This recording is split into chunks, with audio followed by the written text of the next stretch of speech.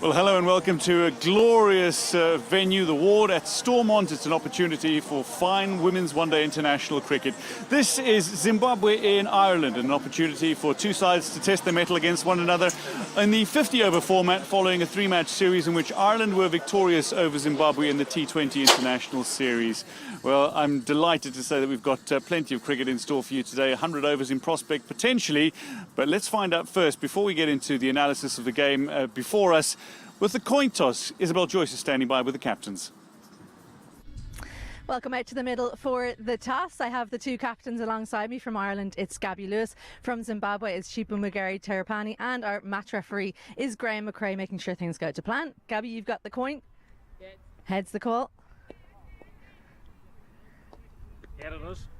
It's a head. Chipo, what are you going to do and why? We're going to have a ball first. It's a new wicket. We don't know how it's going to play, so I think we should just have to ball first. Okay, and you're moving from T20s into one-day internationals. What kind of things are you going to change about the way you go about things?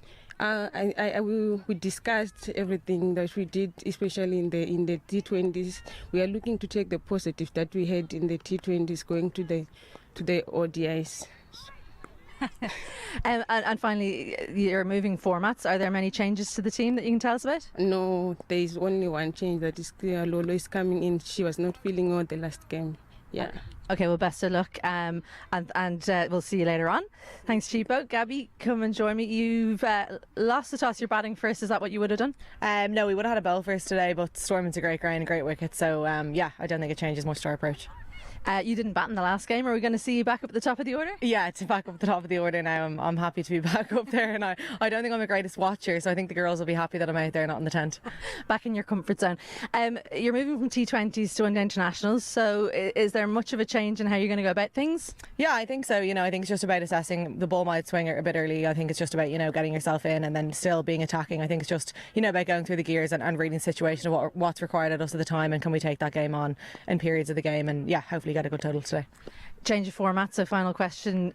Changes to the team from the last T20? Yeah, there's a good few changes from the last T20. I think the main two is obviously Sarah Forbes comes into our squad and she's opening the batting today, and we've got Christina Coulter-Riley in the middle order, and Arlene and Jane are back for bowling for us, so yeah, they're the main. And we'll find out later who they're replacing. Okay, thank you, Gabby Lewis. So the news from the toss is that Zimbabwe have won it. They're bowling first. So intriguing news from the middle. Zimbabwe having won the toss, they have opted to bowl first, maybe perhaps under the overcast conditions that we experienced when we arrived at the Ward in Stormont. Alongside me is former Ireland international Celeste Rack. And Celeste, let's talk a little bit about the match at hand. One-day international series, quite different though from a T20 international series. A few more opportunities perhaps, but let's reflect on the T20 series. Dominant display for Ireland.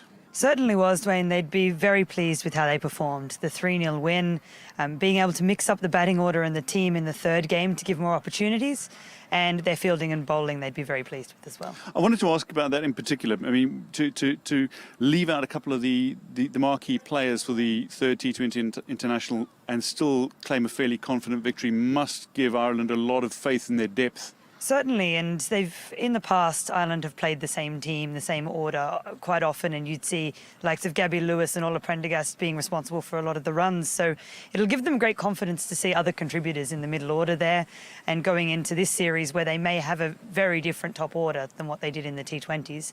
Well, let's talk about that. I mean, we'll get to Zimbabwe in a moment, but Sarah Forbes into the squad and straight into the lineup. She's going to be opening the batting with Gabby Lewis. Yeah, a huge opportunity for her, and the two of them have played a lot of cricket together over the years. They're from the same club. She'll feel very comfortable coming into the side and batting with Gabby Lewis. Let's talk about Laura McBride, though. Really proud moment for Laura McBride receiving her cap international debut today against Zimbabwe. Very, very important moment, significant moment for any cricketer, but for Laura McBride, special day. Oh, special day, and it's been a great series for her so far with the T20s. She's performed really well, and her family and friends will be delighted to see her performing out here today. Let's talk about the Zimbabwe side, though. They've decided to bowl first. They've got a decent lineup when it comes with ball in hand, but this pitch, how is it going to play, and do you think it'll actually aid Zimbabwe slightly in today's game? I was talking earlier to Isabel, who'd seen a lot of the interpros here, and she was saying that the pitch wasn't quite as true and wasn't coming on as quickly as it has in previous years. Traditionally, Stormont has been quite a good place to score runs, but it'll be interesting to see how it plays today, and it may well favour Zimbabwe's bowlers if it is a little slower and it's a little harder to score runs out here today. They might be needing to vary some length, I suppose, some of the Zimbabwe bowlers from the Pembroke pitch. Yeah, they bowled a little shorter than what we'd expected in the T20 series. We thought they'd be looking to pitch the ball up a bit more, and it served them quite well, but it will be different potentially at a ground like this to see whether that short of a length, back of a length serves them just as well as it did. Zimbabwe are relatively unchanged. They're a side, though, that are led by the experience of Chipo Mugeri Tirepano, somebody who's got vast experience behind her. But I want to talk about some of the youngsters.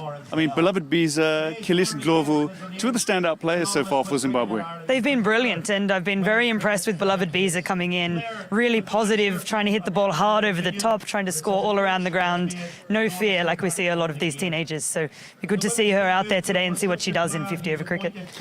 Maybe a little more time as well. She does like to get after the ball, score fairly quickly in T20 cricket, but maybe an opportunity to settle and have a good innings as well. Certainly, and it'll be great to see how they approach the different format today. Some of the Zimbabwean players. I think it will definitely suit Tirepano, who may have wanted to bat a little quicker than what she did. She anchored the innings really well in two of those games, but it'll be interesting to see with more time how they play. Somebody else I want to talk about is Modesta Mupachikwa. She's maybe been a little shy of runs recently in the shorter format, certainly, but this is an opportunity, a big chance for Modesta to get her game right. It's the format that suits her best, for sure, so she'll have been looking forward to this chance. She had the misfortune of having to face Ola Prendergast in form, who was bowling back of a length, and she found her quite difficult to play early in the innings. Came in at number 5 later in the third T20, and then today she'll have a bit more time. Let's talk about Ola Prendergast, obviously a star player, quality all-rounder, somebody who can bat and bowl and contribute towards victories. What do you see her role being for Zimbabwe for Ireland against Zimbabwe today? It will certainly be great to see her get a few more overs and to be able to bowl a big spell with the ball. And she plays such an important role there, whether she's 3 or 4 today, to anchor the innings, take her time. It's when she's most dangerous, really, when she can really build her innings, and she'll be a big wicket for Zimbabwe to try and pick up. And great to see Ireland batting a long way down for today's lineup. But delighted to say that the players are ready, the umpires are ready. We're just about ready to go here at the ward at Stormont. It's the first Women's One-Day International between Zimbabwe and Ireland. Play is about to get underway, and the national anthems will be sung shortly. So let's thank you. Enjoy the cricket, and you too at home enjoy the cricket.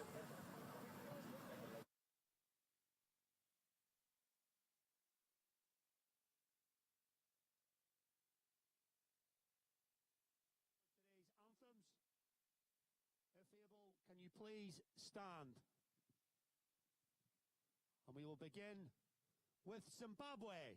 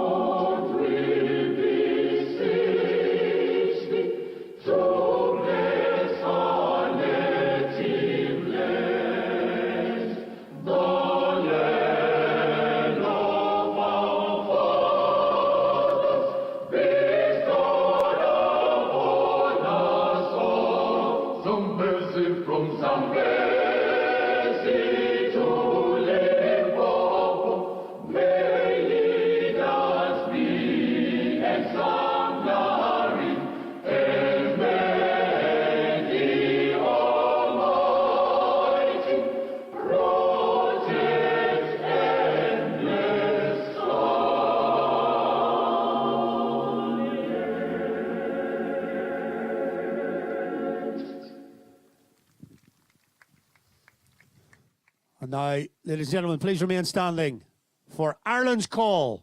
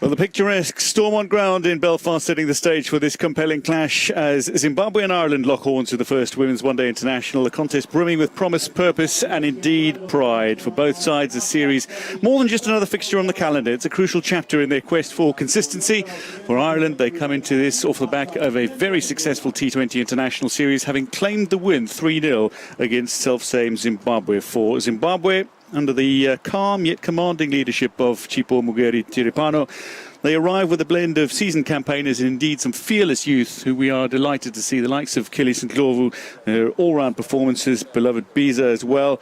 There's some pace of Nomvelo Subanda and the steady and hands of Modesta Mupachikwa behind the stumps. Ireland, though, are a side that are looking to ram home the advantage that they claimed in the T20 One-Day International T20 International Series in this One-Day International campaign. And they've got a core of experienced players. They too have some young talents, and it's an opportunity for Lara McBride to show what she's got on the Women's One-Day International stage here and now. There's a little familiarity with Ireland playing at the ward at Stormont.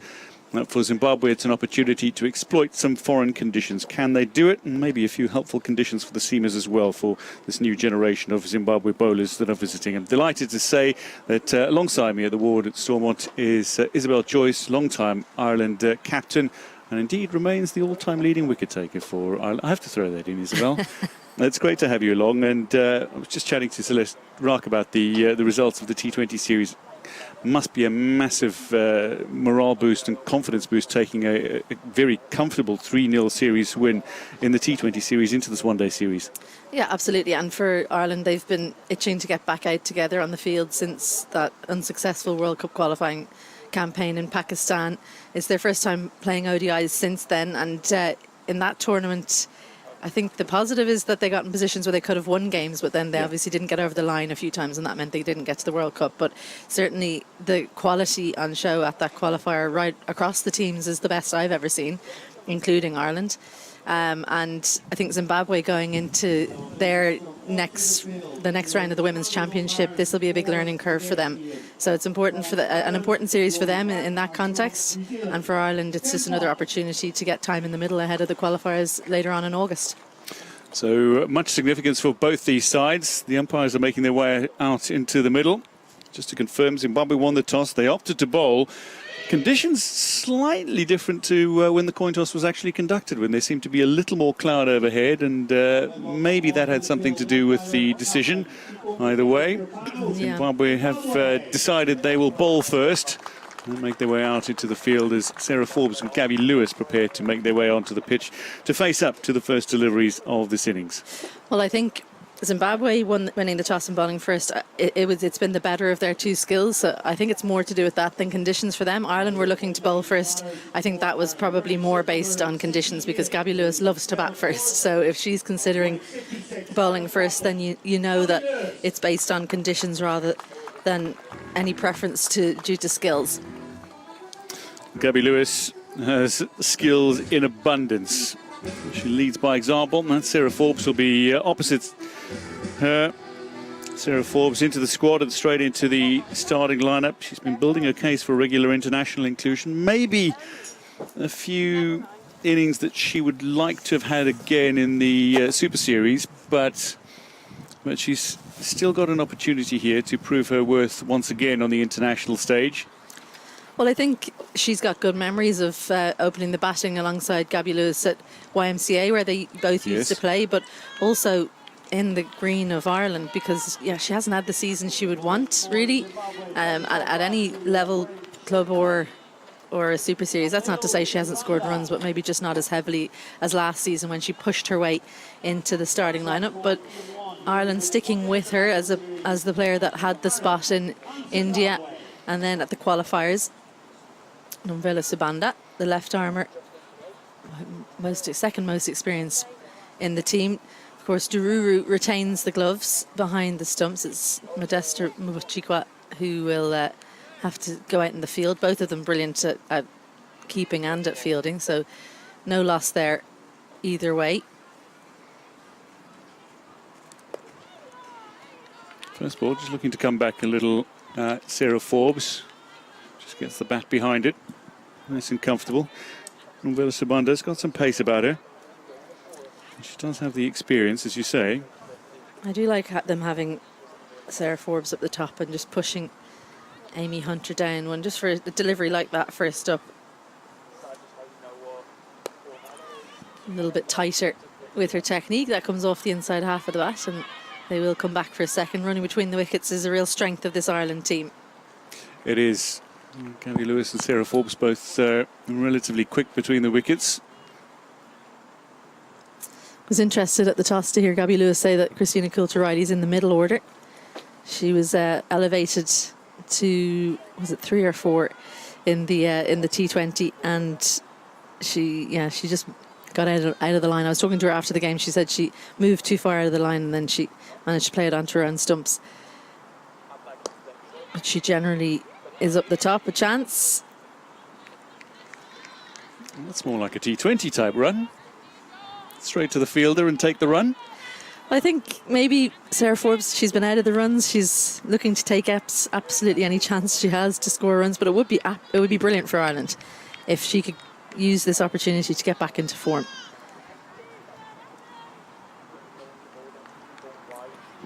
Gabby Lewis on strike. Makes her first delivery of the game.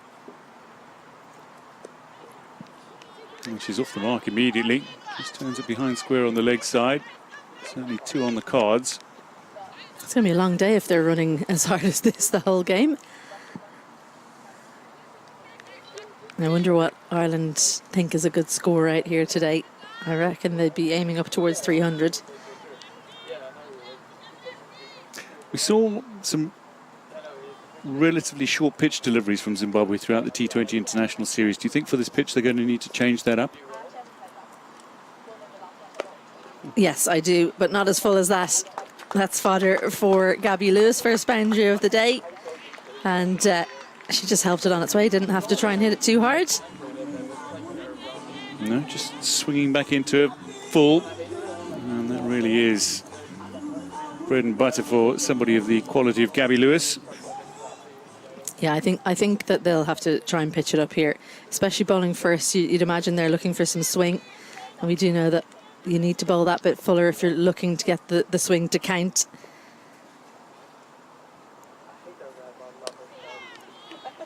but by and large, as a bowling unit, they have looked to bowl that kind of length. So into the first over, Ireland on 9 without loss.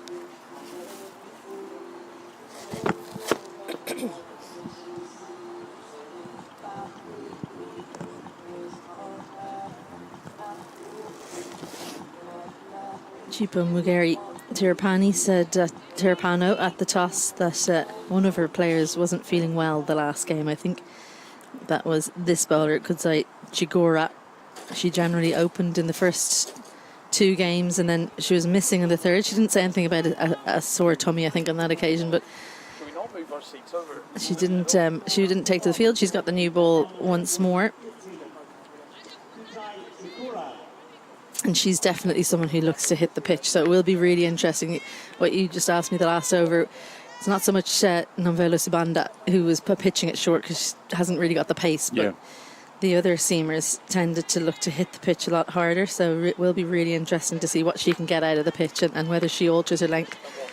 By and large, she had to drop a square leg out very early on in those T20s. She's going with third and fine at the moment.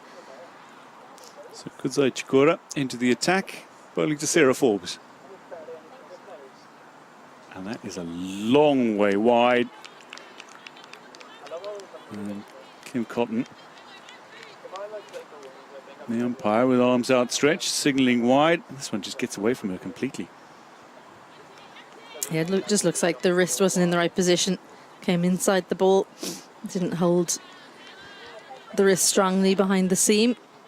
As a keeper, especially for a faster bowler, you're further back, so the angle's worse, isn't it? If you're up to the stumps, you actually have a chance of catching that.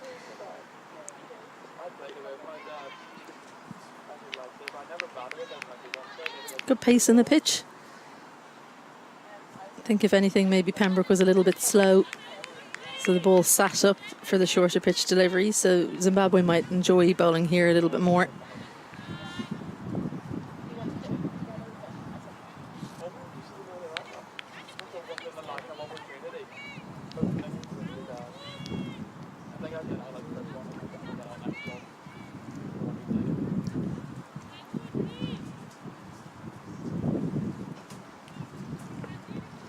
Lewis just taking a little while to settle after taking guard. This one swinging away from her, but she cuts it relatively fine. Yeah, good reach from Gabby Lewis, but that was the first sign of swing from Chigora across the series so far.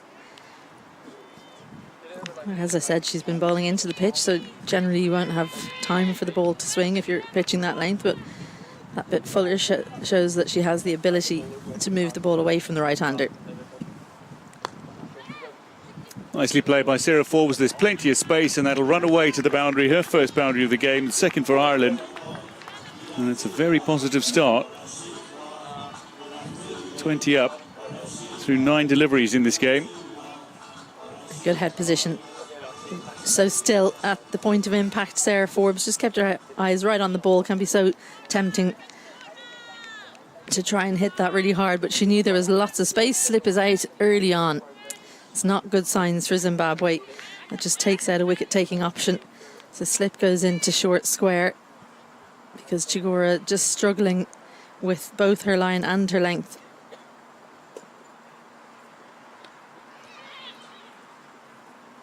This one a little shorter, a little straighter. Still worked away by Forbes. Yeah, the 2 balls ago she swung one away. When she bowls it into the pitch, it looks like there might be a bit of seam movement around. So hopefully a good battle between bat and ball if you can bowl in the right areas.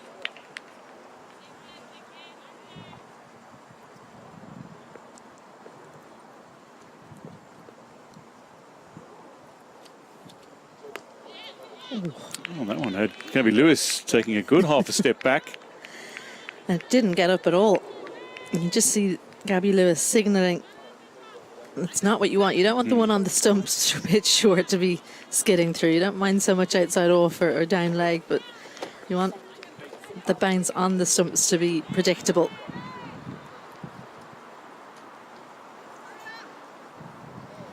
She's still young, is Chigora. She only turns 19 next month. There's a little movement behind the bowler's arm. So Gabby Lewis has just asked for a couple of individuals who are seated close to the sight screen, I think, to move. And they are now. I think Kim Cotton just had to fashion a loudspeaker out of her hands there. I don't think I've seen that in a long time.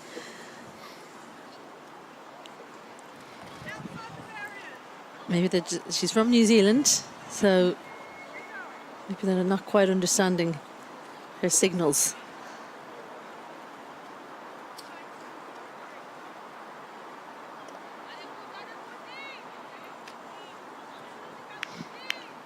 Kim Cotton's happy, Gabby Lewis is happy. Chigora can get back into her over.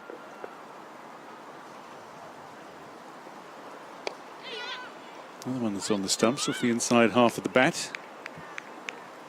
And Lewis takes a single. She scores her runs quickly, whether it's T20 internationals or indeed one-day internationals. 2 overs gone. Ireland 22 without loss.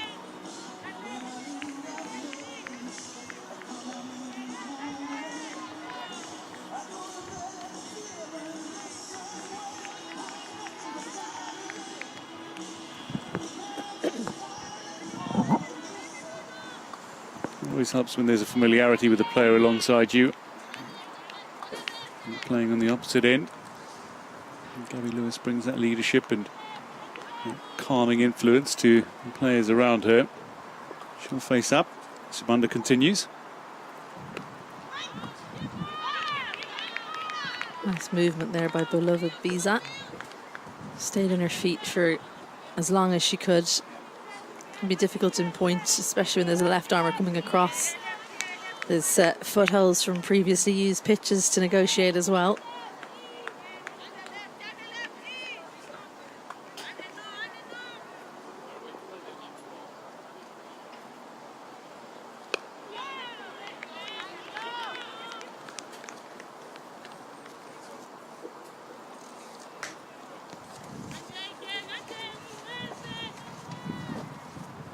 Couple of dot balls, and this is ideally what the bowlers will be aiming for. It's not quite dot ball pressure yet, but you can build to that.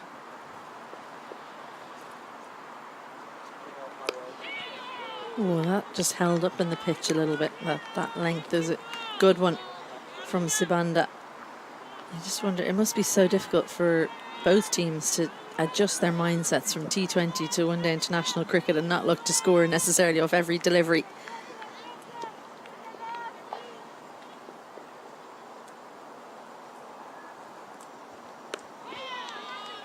This is 4 dot balls to Gabby Lewis is no mean feat. She's kept her line consistent. That's the first thing, and then she's just altered the length ever so slightly.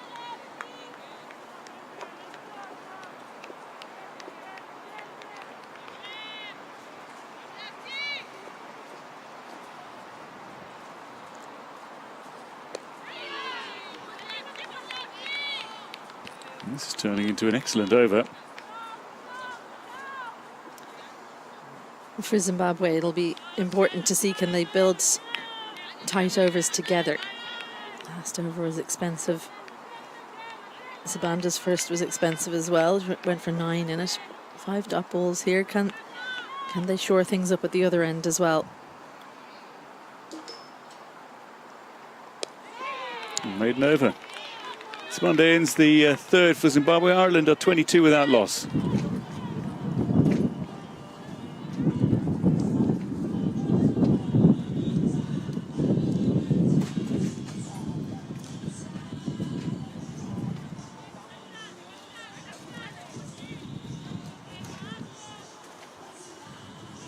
The only ODIs of the summer, today and Monday, because it's T20 time, isn't it? World Cup coming up next year, and Ireland have a qualifier to negotiate after Pakistan series, and they will play South Africa and one days during our winter.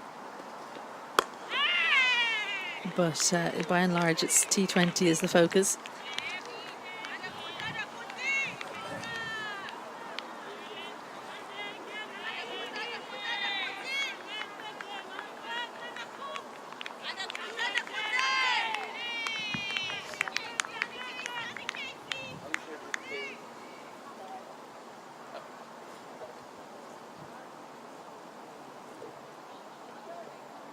Ooh.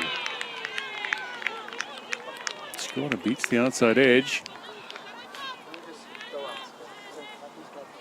Now we're seeing a genuine string of dot balls being laced together by Zimbabwe. A really good comeback from Chigora, because it's not easy when you've had a loose over. Not only was she hit for runs, but she bowled poorly. That was a big wide down leg side and different lengths, different lines. Big appeal. Kim Cotton immediately a shake of the head.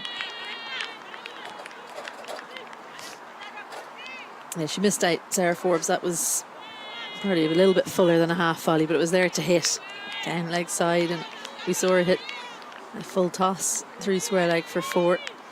They've obviously had a chat though and said, right, we know we didn't bowl well. Let's go back to what our plans were and put our slip back in and try and take wickets. Oh, that is far too full, and she's hit a full one, but that's going to be a no ball. Straight to the field there, and there's a run-out opportunity. Gabby Lewis needed to get back. She was scrambling back. But Sarah Forbes, although she's lobbed one to mid-on, she's not going to be out, given that it was a no ball. Decent from Makusha, taking a good catch. And she nearly got the run out as well. I'd love to see how close this was, because that would have been a comedy of errors if she'd been run out that way. It's the only way you can get out of a free hit or a no ball. That's an excellent delivery. Excellent result for Zimbabwe on a free hit. A good comeback. I'm always interested to see what someone bowls when they have to deliver a ball for a free hit. It's often a change up of some description, but obviously after the no ball, she was keen to bowl it into the pitch.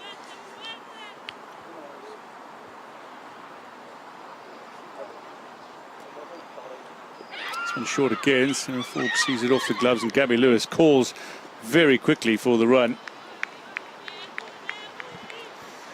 A very good awareness there from Gabby Lewis.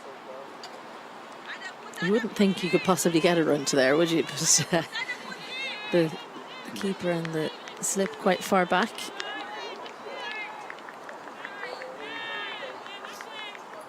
I just wonder, will the ball actually carry to slip?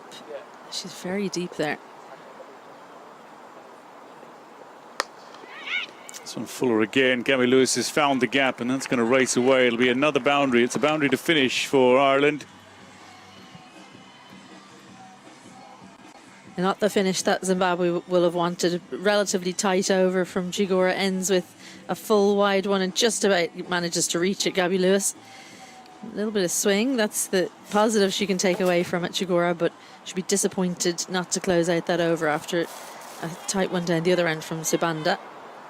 28 without loss after 4. That's an interesting bit of psychology here for Sarah Forbes, because Gabby Lewis has been scoring runs for fun in the T20s. She's in good form generally across the season.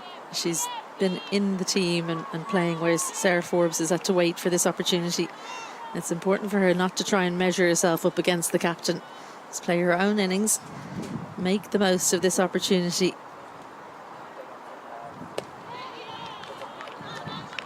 Because those kinds of deliveries, that full wide, full toss, will be easier for Gabby Lewis to latch on to, because she's in good touch.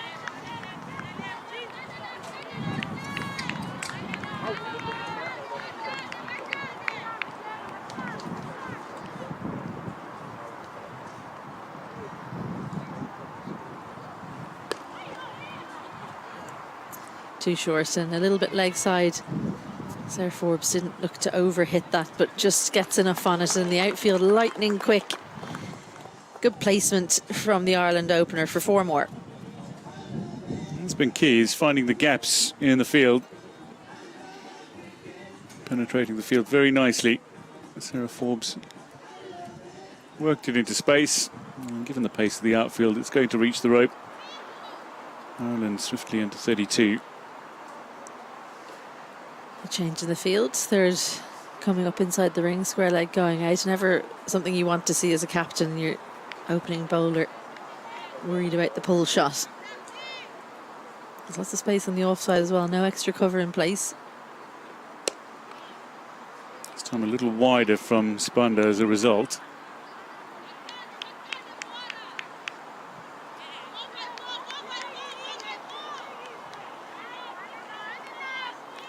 Great start from Ireland, 32 for none, and still more than half of the power play to go.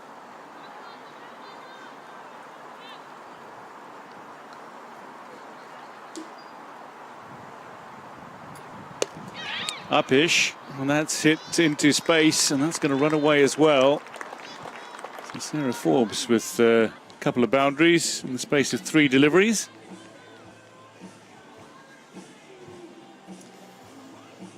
It's an odd shot for an opening batter, isn't it? Kind of clubbed down the ground. Not as pleasing to the eye as we're used to seeing from Sarah Forbes, but good power from her and good placement as well. Lots of gaps on that offside.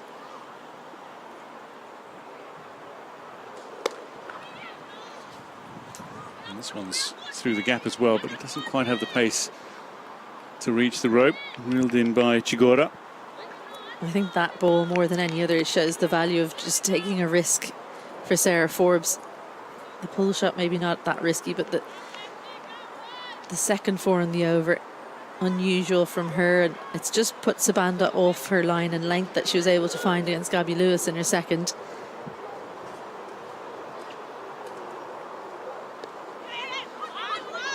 This time doesn't miss out. The ball on her legs.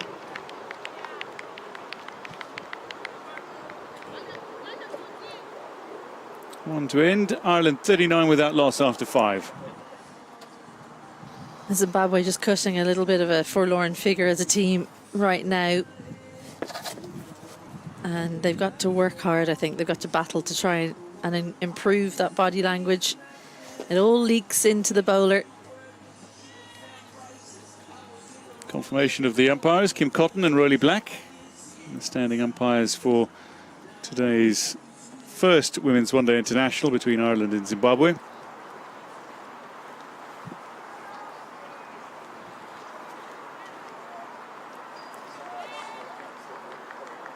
Chigora looking to dispense with the slip now.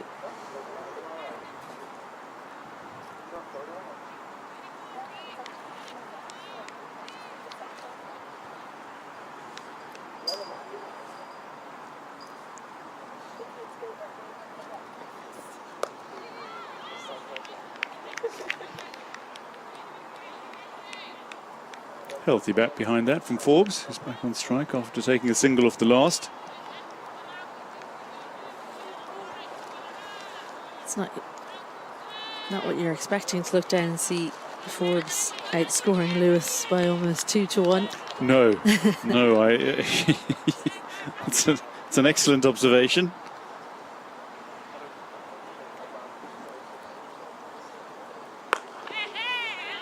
Yeah, the Wasp says 280, but I think Ireland will be looking upwards of that to more like 300, 320. Well, if these two can give Ireland a really good platform, they do bat deep today. Yeah. They do bat deep. I mean, if Christina Coulter-Riley's coming in at 7, Jay Maguire after her at 8.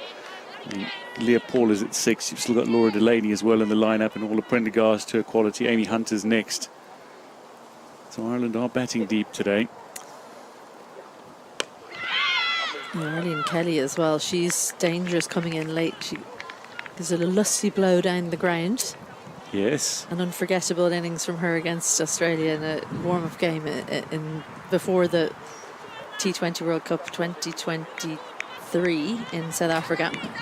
She scored 40 or something. She was just whacking the Australian bowlers everywhere. So she does have that in the armoury.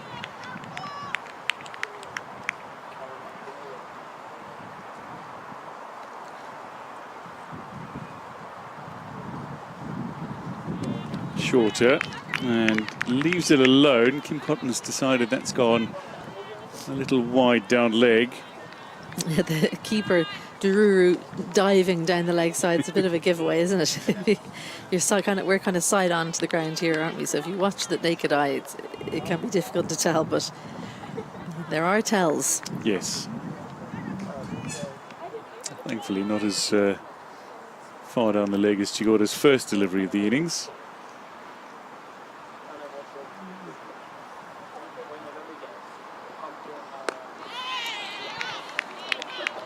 Those couple of back foot defences, the bat's going down a little bit late for my liking. I think she's caught between deciding whether to play a pull shot or to defend it, and that indecision could get her into trouble. Wasn't far away from actually knocking it back onto her stumps there, Sarah Forbes. And how much of that do you think has to do with the fact that she's still, in a sense, finding her feet at top international level? Well, I think it's that the pull shot's not necessarily her strength, and that she's trying to add that in. And if she was kind of at the peak of her powers, playing really well, scoring runs in Super Series, then I think she'd take that short ball on. But when you're not in touch, those shots you don't feel as comfortable with. We've seen her cloth one or two as well, so she's maybe not feeling confident. And if that's the case, maybe put it away for the moment, especially against Chigora, who has that little bit of extra pace. She just looks like she's rushing her ever so slightly. So if she commits to the back foot defence, maybe she can play a drive instead, a back foot drive instead of a pull shot.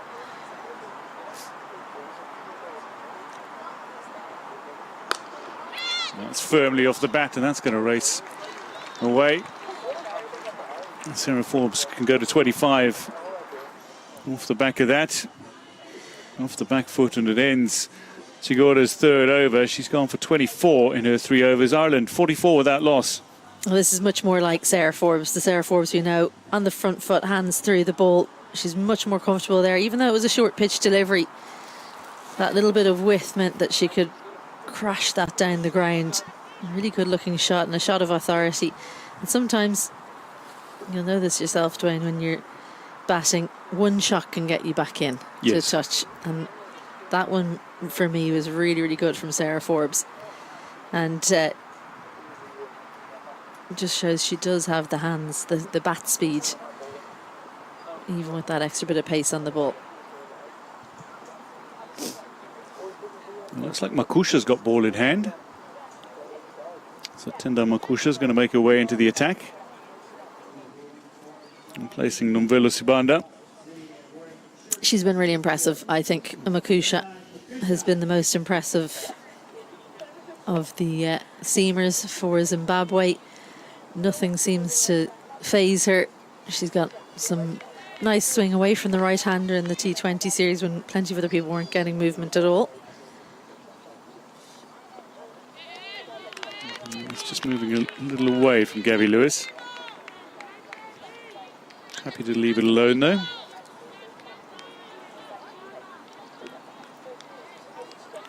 I think she's someone that Ireland will have talked about before the game, because she's a proper one-day international bowler with that swing movement and a little bit more consistency and length. And in that second T20, I think it was, in particular, she was bowling to Orla Prendergast and really troubling her. Beat the outside edge a number of times in 1 over. And it's good to see, particularly from a Zimbabwe perspective, somebody like Tendai Makusha, because that T20 series was her first international series. She's played a few one-days previously. That one moves away from Gabby Lewis again, who in the end I think just pulled the bat back. And she's got a really repeatable action. Lovely gather at the crease. And if you want consistency in bowling, you need consistency in your action. She's got that.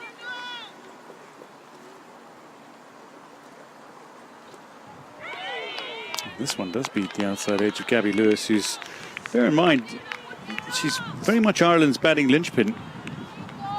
And she's technically gifted top order batter. Takes a bit to beat Gabby Lewis. A fine delivery from Makusha and an excellent start to her spell. Yeah, I'm not really sure why she doesn't get the new ball, to be honest. I know it's relatively new now. But if I was Chipo Mugeri Tirapano, she'd be the person I'd give the first over to. And I think you can see why from this over so far. 5 dots. Yeah, 5 dot balls. Thoroughly impressive. I know she doesn't have the pace maybe of a Chigora, and she's not a left armer. People love opening with a left armer, and Savanda's been good there. But you want your first over sets the tone. So if you can get someone who can just bowl on the spot, get some swing away, I think you definitely hand it to them. This one's cut away. There's a fielder out. And it's Pochikwa who's quickly there. Whips it in. Had a couple of fumbles from her there, just opened the door for Gabby Lewis to come back for two, and doesn't get the maiden first up. Makusha, but a very good start. 7 gone, 46 without loss.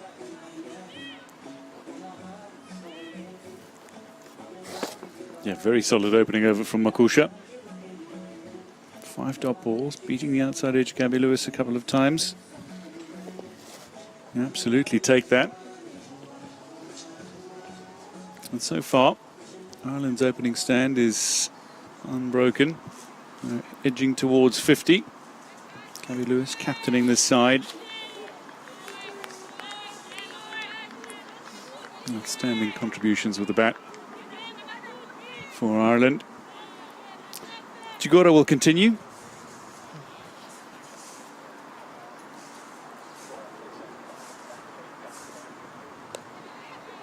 That's very nicely played by Sarah Forbes. Slight movement away, but she was able to adjust and get the shot away fine. The fielder deep is able to gather.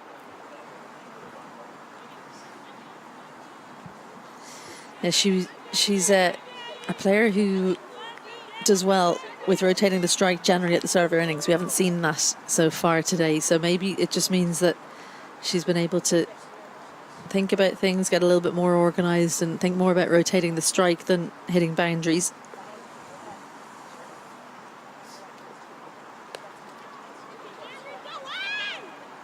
Lewis this time plays it fine as well.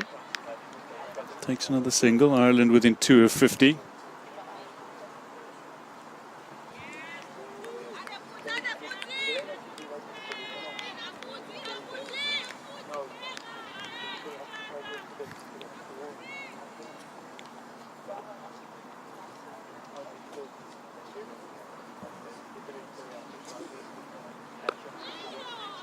This one coming back in. A little shorter, maybe a little movement off the seam from Chigora. Well, you've got consistency at one end, and then you don't know what you're getting at the other, and both are dangerous in different ways. I always say if the bowler doesn't know what's coming, then how are you as a batter going to predict? And that is a big part of playing at the top level, is the best batters can predict what the bowler is going to do and then come up with the plan ahead of time.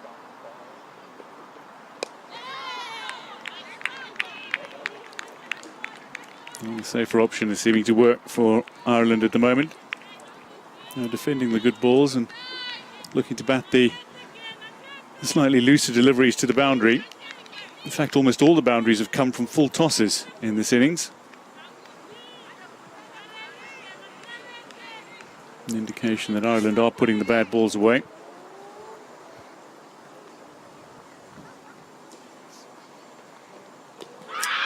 This one keeping very low. Kim Cotton, shake of the head immediately again as Zimbabwe went up for a second appeal of the innings. A little bit of seam movement there. She's had some swing, she's had some seam movement, some that have stayed low, some that have lifted. I think if you're a seamer for Ireland, or a Prendergast, she generally bowls from the city end. She might be considering changing ends. Forbes going along at nearly a run a ball 26. This one moving away. It's there to be hit. And Sarah Forbes has hit it straight to the fielder. It was so wide, wasn't it? That swing just took it a little bit too wide. 48 for none after 8. I think if it was Gabby Lewis facing that, she might have been able to reach it. She's got the longer reach of the two by some stretch. I think for Zimbabwe now, it's all about getting out of the power play and getting the spinners on. I think that's more their strength. They've got Kellis and Clovu. We haven't seen that much of her, but Lorraine Schuma is good as well. Beloved Biza was impressive with the ball in hand in the last game. Yeah, she's very much expected to be the next big thing in Zimbabwean women's cricket, is beloved Bisa, and she showed her ability undoubtedly in the time she spent in Ireland already. Makusha right on the spot. So the run rate that was over 7.5 and over a short while ago is suddenly below 6, which is a credit to most notably Makusha, and indeed Chigora's last over as well.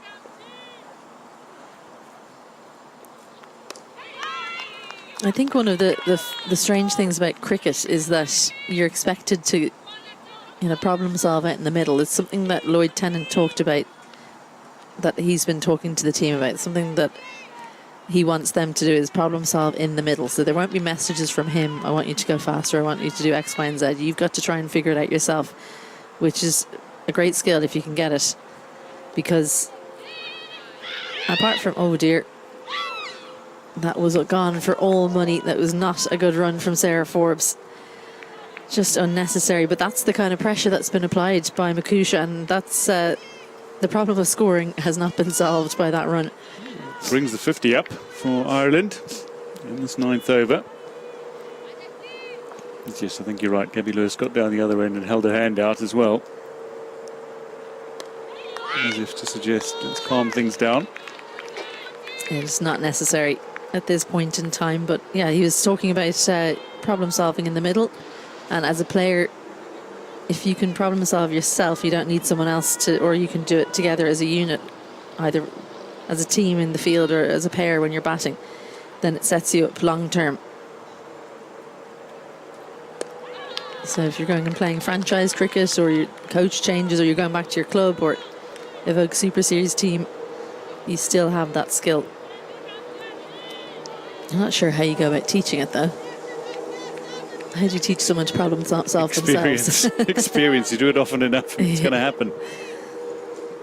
Oh, my experience tells me it doesn't always happen. This is a thick edge, but it's looped over the slip. Comfortably fielded on the boundary. Whipped in by Chigora.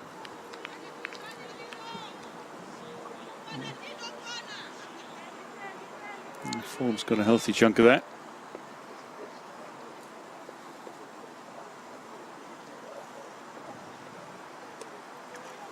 It's going to be called wide.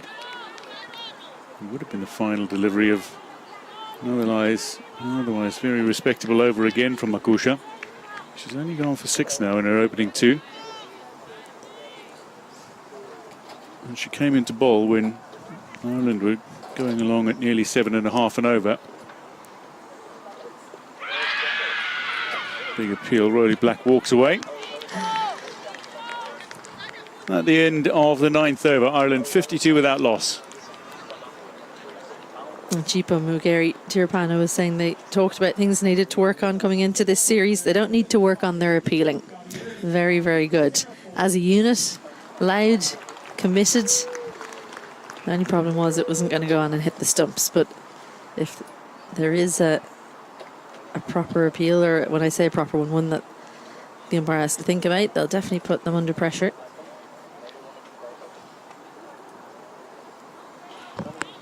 Order to continue.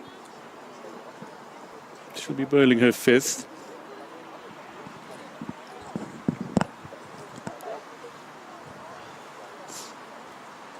This will be an interesting over because we just don't play that many one-dayers or 50-over cricket in general in women's cricket. So much focus on T20, so the fitness element comes in.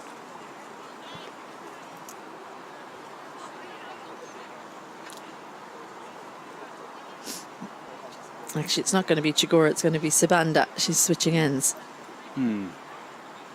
It's a little hand over the ball. Gone are the days when people bowl 10 overs through, you know? Yeah, these days, in the days of T20 cricket, there are a handful of bowlers that can't seemingly bowl more than 4 on the trot. Yep.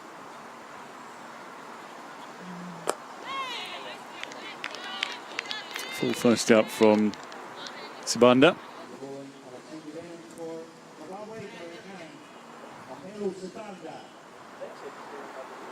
A gentle pace, gentle swing, but that lack of pace can make it difficult if she can be consistent and bowl a good full length.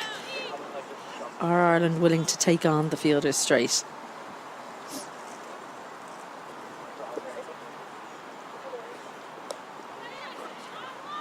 Nicely played from Gabby Lewis. There was maybe the chance of two, but very quickly onto the ball. From Forbes, rather. Good work in the deep there, because I was thinking two was nailed on, but good anticipation in the deep. And I think their ground fielding has been good, Zimbabwe. What they've been disappointed about has been their catching.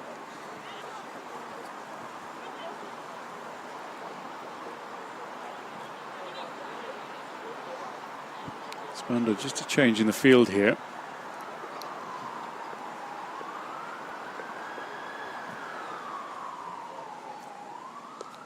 She's bowling to a stacked offside field.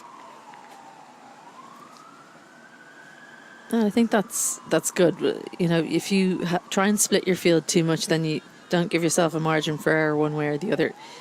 With her packed offside field, she can afford to push it across Gabby Lewis that bit more and hope the ball swings back in.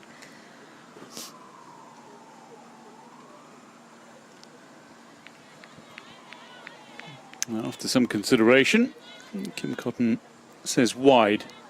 No argument from Sabanda. I think she was surprised it took that long to signal it. But yeah, as a left arm in swing bowler, sometimes you push it out too far, hoping it'll come back, and it doesn't.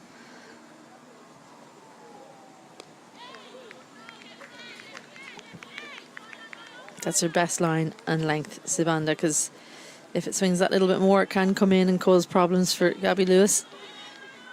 Not full enough to drive, not short enough to go on the back foot.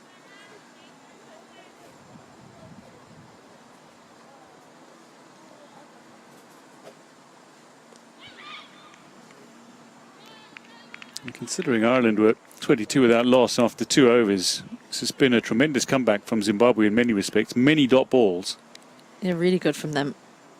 Gabby Lewis 16 from 26, so I think they'll be pleased after winning the toss and bowling first. You don't want to be 22 down in the first 2 overs, so yeah, they've fought back valiantly.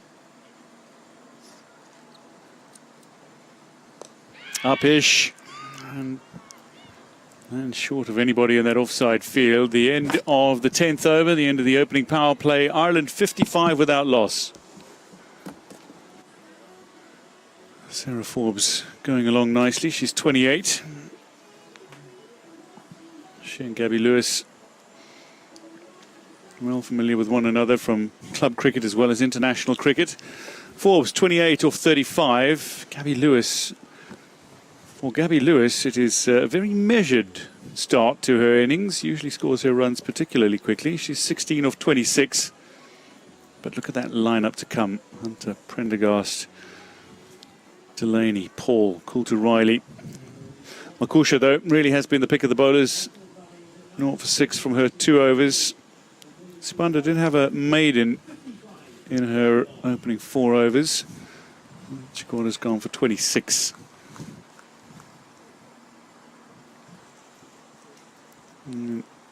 As Isabel Joyce makes her way from the commentary position, Celeste Raak has made her way in. One Ireland international replaced by another.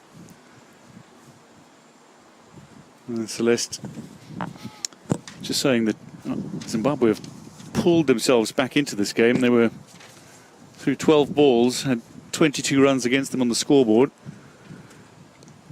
55 after the opening 10 as Lewis works this one away for a single down to fine leg. It's been a very impressive comeback here from Zimbabwe. They were 44 for none after Ireland were 44 for none after 6, and now only 55 for none after 10. So it's been a lot. There's been a lot more pressure on these two batters now, and you can see Forbes is a little less likely to get herself off strike for ones. And as a result, Gabby Lewis has had much less strike. She has. I haven't seen quite the change of ends that we're used to seeing with Sarah Forbes, who's rather adept at rotating strike. And that's credit to some of the bowling. Mankush has been a big part of that for Zimbabwe. This one holds a little straighter after getting it to move away largely from the right-handed batters.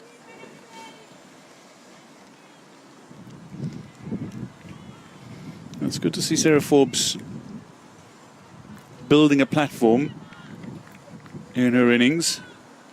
Called in after the T20 series for the one-day international series and is 28 not out. She did something similar in the series last year against Sri Lanka as well, where she batted really nicely. I think she made 30 odd in the first one-day international against Sri Lanka. She did indeed, and it's great to see her really trying to make a name for herself as a one-day international specialist. And to be taking this opportunity, it's hard being left out of the squad for the first format. Yeah, when the core of the squad is the same across T20 and one-day internationals.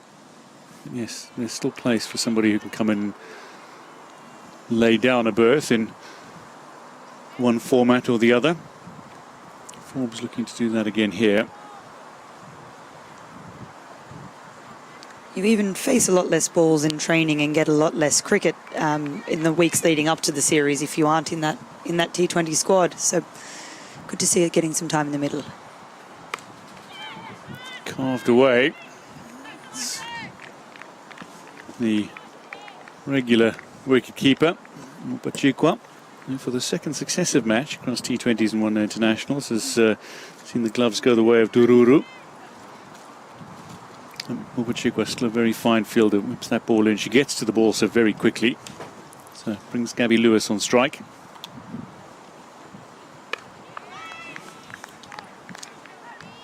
And that'll be no run. Dot ball to finish the 11th. Ireland 58 without loss.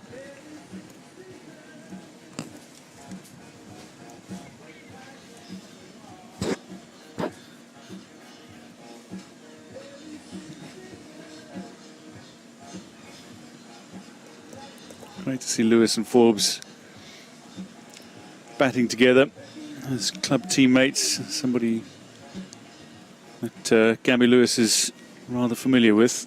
Maybe just settle things for Sarah Forbes. It's great to have a friendly, familiar face at the other end. Makes it feel like it's not as big a deal, big an occasion when you look up and you're, someone you've played club with for years is at the other end. That's a lovely shot, but it's gone straight to the fielder. That's the length that Forbes and line that Forbes was struggling a little bit with earlier in her innings. She was taking a really big stride forward early and not getting ahead over the ball. Arms were coming around the front legs. So that's just to show that a few overs on, she's starting to feel more comfortable and her feet are moving a little better.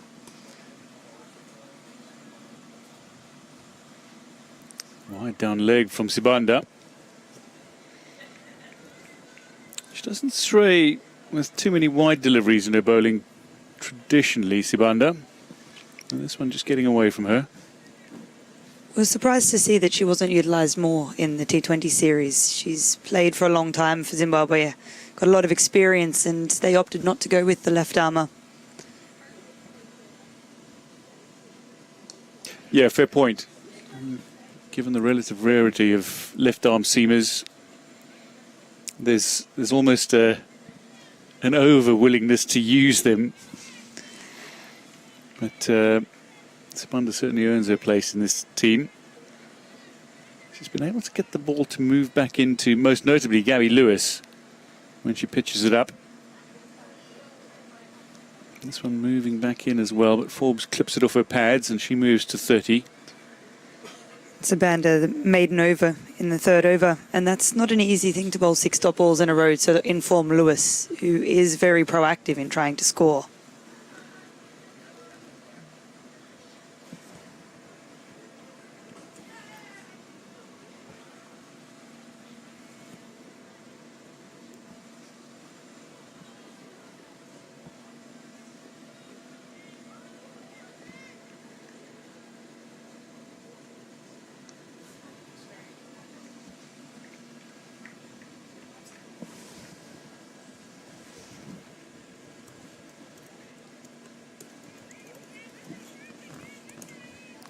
Just wonder what's going through Gabby Lewis's mind at the moment. She's a remarkable cricketer with incredible ambition, resilience, insight into the game. Technically so very proficient. But very, very seldom do we see Gabby Lewis 17 or 30. It's a strange territory for her at the moment. As you say, she's got the experience. She's now got the maturity with so many years, considering her young age still, so many years in the game. And she knows she can catch up later on. She can score very quickly. So I'd expect she wouldn't be panicking at this stage. She'll be making a clear plan to increase the scoring rate as time goes on.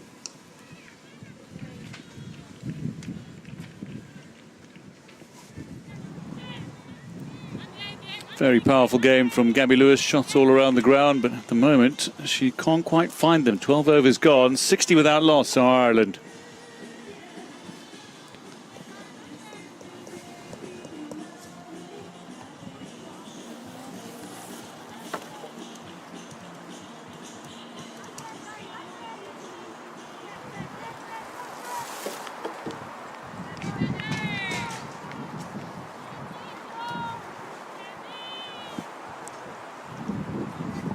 Makusha continues into her fourth over now.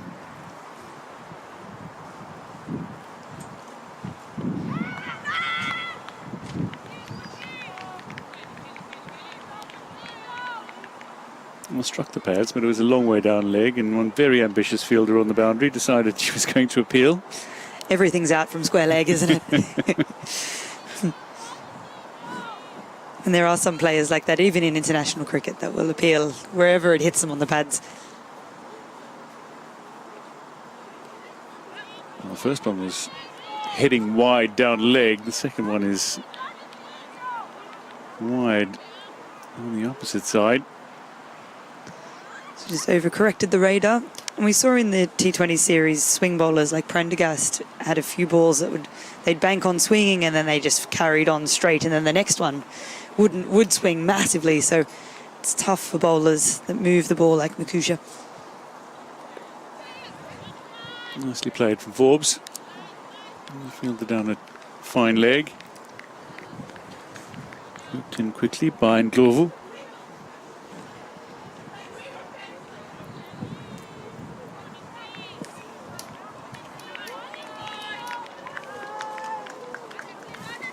Makusha brings so much maturity to an innings, particularly with her bowling. It's hard to believe she's only been an international for less than a year. Again, another lovely delivery. This time Lewis is able to steer it into the cover region where Upachikwa does the fielding. So many young players and new players there compared to when Zimbabwe played their first ODI against Ireland in 2021.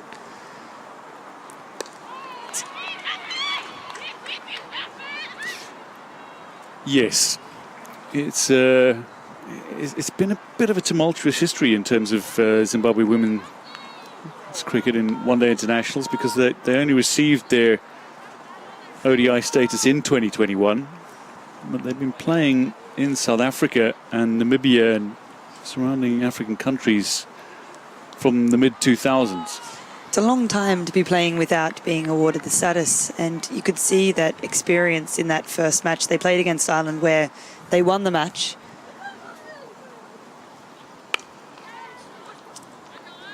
And that was a huge celebration of what they can achieve and what they've worked towards in gaining that status and getting more matches against more countries around the world.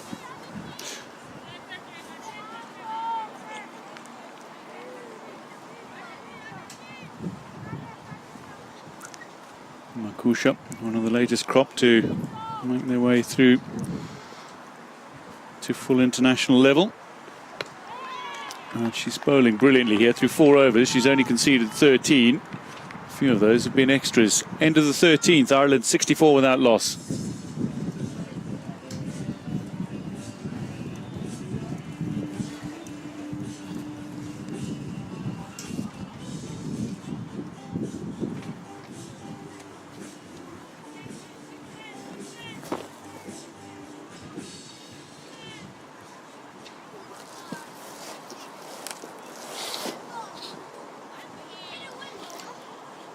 Just wonder when the spinners are going to come on. Sibanda's going to continue. So she'll be bowling her 6th over. Gone for 25 in her opening 5. But included in that was a very fine maiden. It's hard to want to change much when they're really tying these two batters down. Maybe that was illustrated by Sarah Forbes' shot.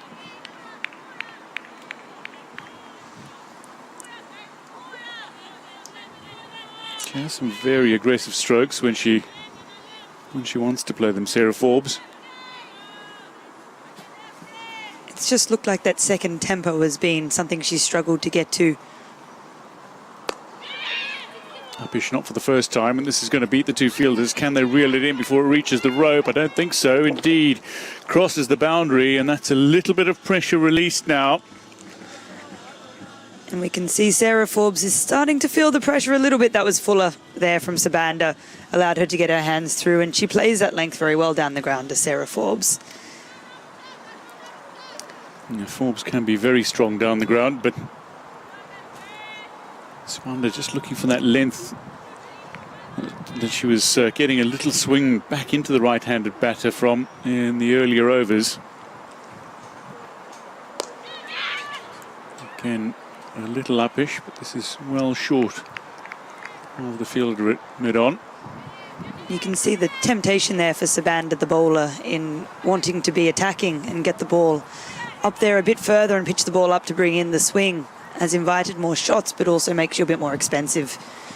Sometimes it's hard to know whether to keep going with your current plan and keep soaking up the dot balls, or whether to attack and try and swing the ball a bit more.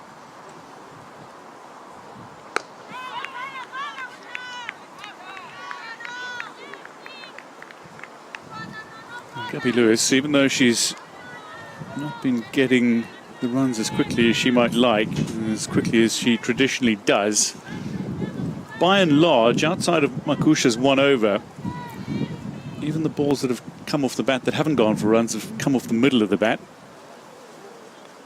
And as I say that, she finds the edge to Sibanda, drops short of Dururu. And you're right there, Dwayne. She's looked very assured, even though she hasn't scored at the rate we typically see, until that ball, of course. But there've been no risks taken by Lewis. She's looking like she's very much in control, albeit not playing as an expansive game as we'd expect.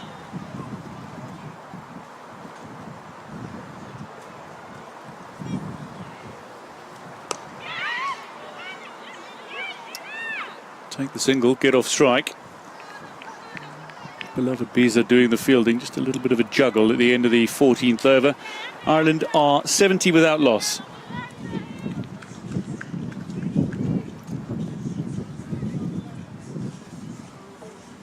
But Makusha Celeste has gone for 13 or 4, and a handful of those 13 have been from extras rather than off the bat.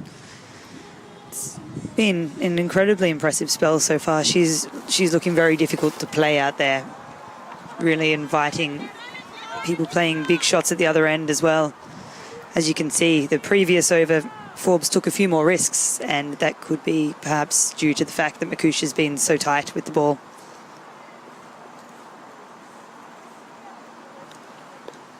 Oh, that's beautifully played. Gabby Lewis, it's a little bit of a chase on. And very nicely done. In the end, I think Ndlovu got around to collect it. We mentioned before what an exciting player Ndlovu is in all 3 facets of the game. We've seen a lot of impressive fielding from her in the T20 series.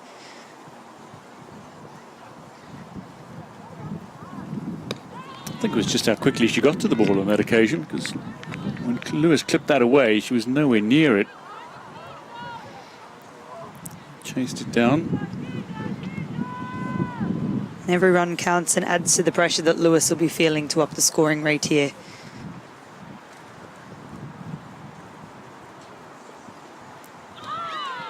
But as you say, as Dururu sees Lewis out of her crease, has a go at the stumps, hits, but Lewis was back comfortably. If there is one batter in this Irish lineup, though, that can score heavily towards the back end of her innings, it is Gabby Lewis. She's got the ability to score remarkably quickly at any stage, really. And maybe this is why we're talking about it as often as we are now, because this is very uncharacteristic to see her 21 of 40. This will skew away off the outside of the bat. It won't reach the rope. Chigora.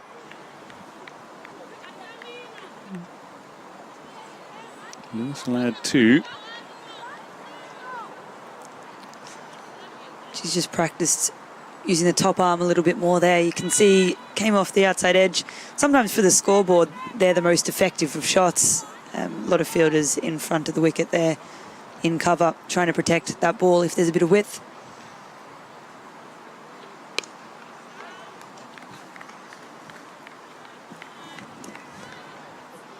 Makusha split her field a little more evenly than Sibanda. She's got a 5-4 split offside. Sibanda having been bowling to a stacked offside field. Lewis is going to put that away, surely, and indeed.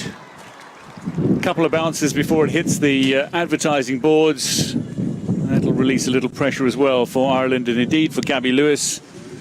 End of 15, Ireland 78 without loss. And that's exactly how Lewis would have wanted to end the over. Uncharacteristically short of a length there from Makusha. She's been so good with her length so far in a spell and just dropped that one a little bit too short. After some great discipline in her opening 4 overs, that one went for 8. Boundary to finish.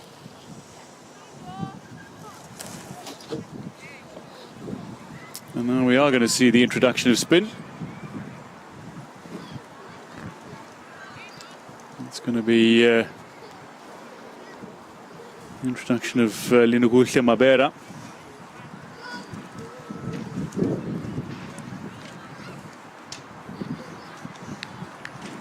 Mabera missed out in the last game, didn't get selected, and she'd been very impressive in the first 2 matches with her off spin.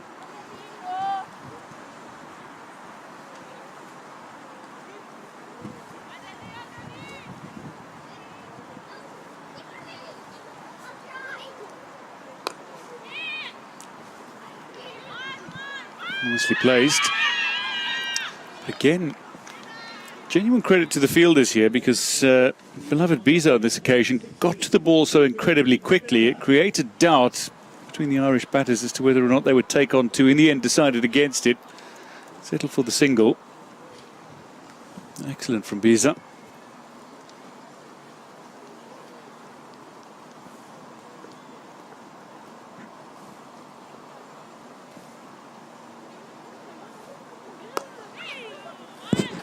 Mabera doesn't take a lot of wickets, but she bowls very economically. And right now, that'll help create further pressure on the Irish batters, if she can bowl in that mould.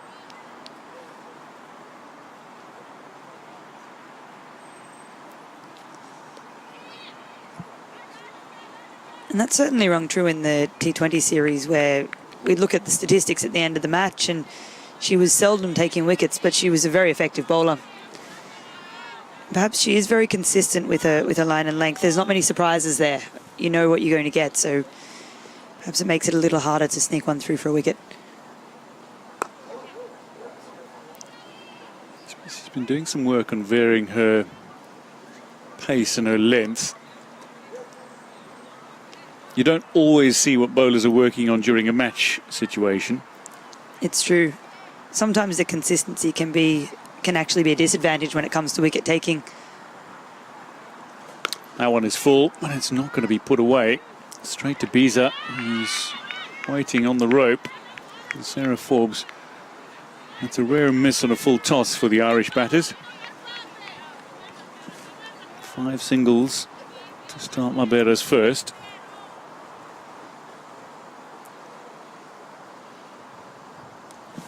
That is hit beautifully. A little bit of space opening up, and that's excellent fielding. Out on the ropes. I think it's Makusha. brilliant stop. A full strength dive to deny the boundary. End of the 16th, Ireland 85 without loss. And with that, drinks.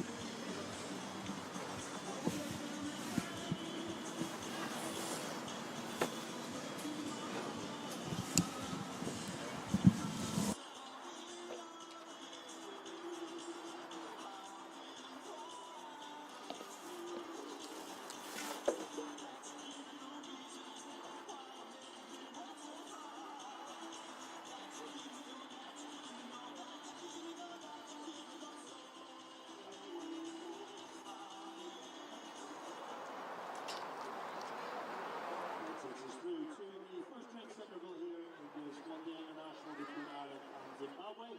Ireland having been inserted to bat have moved on to 85 without loss from 16 overs. Not out batters currently Sarah Ford on 40 and Gabby Lewis on 31.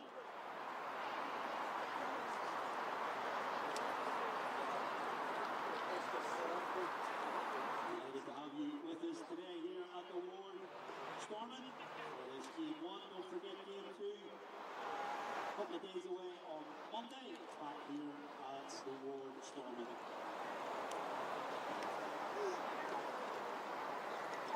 There's plenty on offer here today. The kids inflatables over at the main entrance. There's some kids here today. Why not take them over and give a bit of go at the cricket?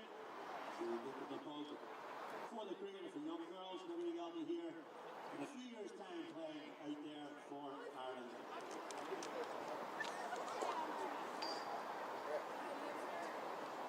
I'd like to thank their current sponsors, Toyota, Powerplay, shirt manufacturer Macron, and DMG Media. I'd also like to thank their principal sponsor, Serta, for their continued support of the women's game throughout Ireland. Serta are on a mission to be Ireland's major energy provider.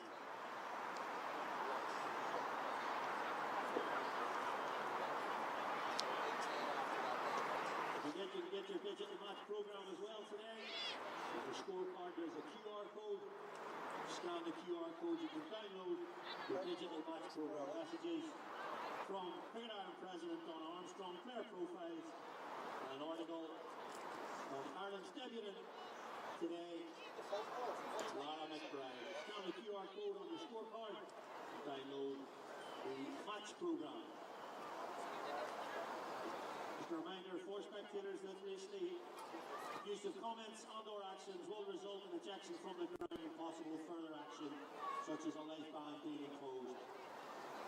We will also ask all spectators to remain off the field of play, during the mid-innings break, and indeed at the end of play today. The cooperation with these directives is greatly appreciated by everyone at Cricket Ireland.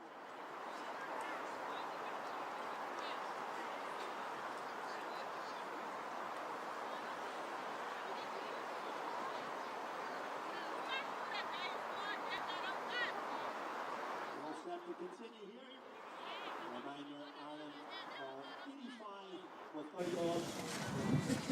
So Ireland find themselves going along without loss, but maybe not scoring at quite the rate they would like. They're 85 without loss through the opening 16 overs. At the drinks break, Zimbabwe have pulled it back nicely after threatened to let it get away in the early overs. We're going to see the introduction of spin from the opposite end as well now. Killis Ndlovu makes her way into the attack.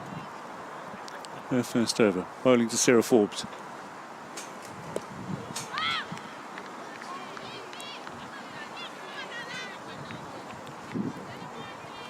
It's handy having multiple different types of spinners in the one team. You've got the right arm off spinner from the one end and the left arm orthodox from the other.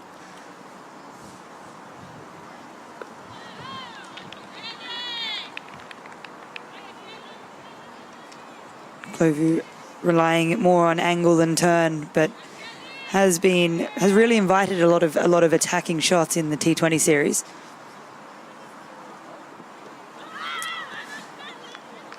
We saw batters willing to take her on, take a few risks, and it's going to be interesting to see what the plan is to her in this format when batters can afford to be a little more restrained and not have to take the calculated risks they would in T20. Obviously cut away. It'll speed away as well, and I think it'll reach the rope before the fielder does. Only just covering the ground sharply was beloved Biza again, just couldn't get there. Mubachikwa chasing from short, and Biza round the rope, but Sarah Forbes has another 4, and she's within 6 of a half century. We've seen the arm ball there from Nklovu. She likes to send 1 or 2 through a bit quicker and over to stop herself from being predictable for the batters. Unfortunately for her, the faster you bowl them, sometimes the faster they go to the boundary. A bit more pace on the ball there.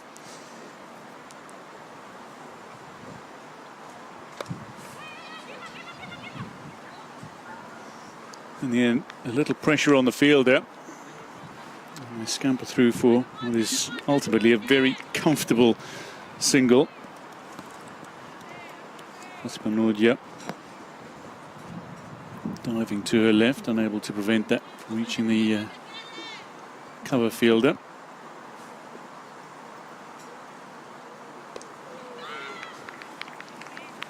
Forbes 5 away from what will be only a second one-day international half-century. At the end of the 17th, Ireland within 10 of a century, 90 without loss.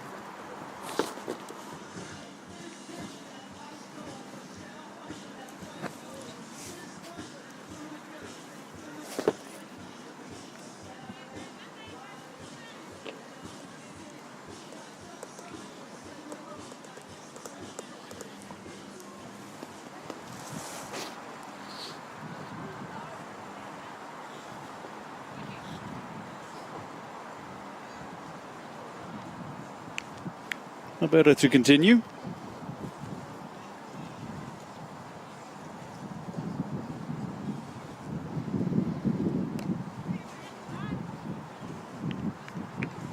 On leg side, straight to Makusha. Forbes goes to 46.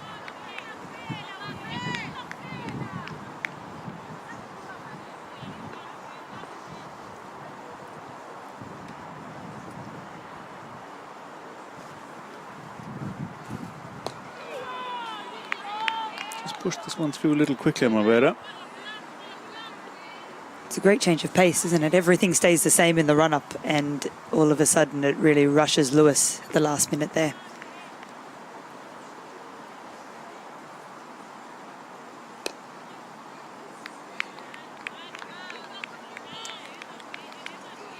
You know, it didn't catch the bat quite as Gabby Lewis would have liked when she's practicing the shot as she's running down the wicket to take the run. She's so quick to get back, and that wasn't that short. She still managed to get it away.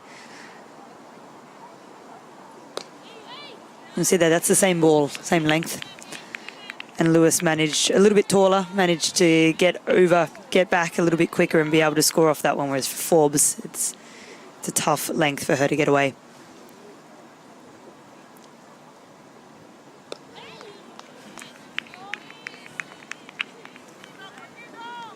This is what we spoke about earlier, the ability of Mabera to bowl dot balls, to bowl economically.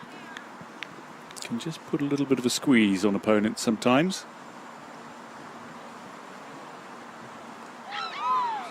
Takes the outside edge, but there's no fielder there.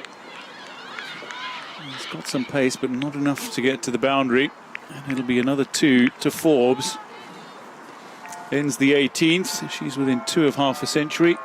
It's 94 without loss.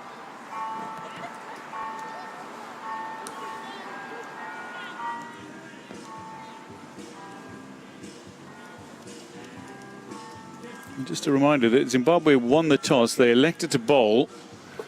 They've not got the reward that they might have liked. Mabera has started very economically, as we discussed, as she tends to do. Nklovu has also looked quite good. Makusha, of all the bowlers, has been the best so far. She's bowled in great areas. She's really troubled both batters in terms of scoring throughout her 5 overs so far.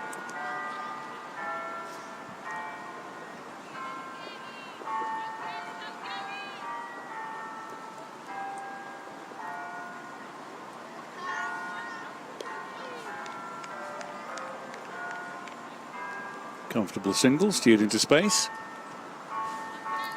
Just goes to show how good Gabby Lewis's hands are there. It was a tough ball to get away, and she's just put it nice and square, no risk, gets off strike. A little bit of movement from Kelis Ndlovu. Nicely taken by Dururu.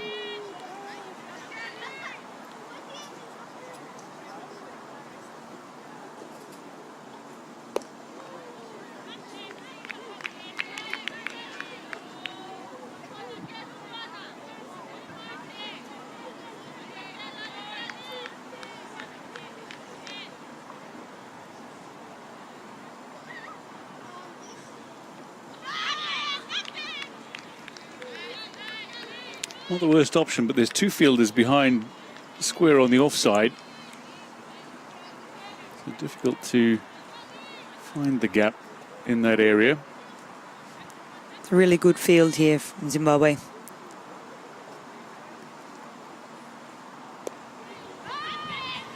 We've seen earlier on when Forbes has faced 3 or 4 dots in a row, she's had a bit of urgency to get things going and has taken a few risks.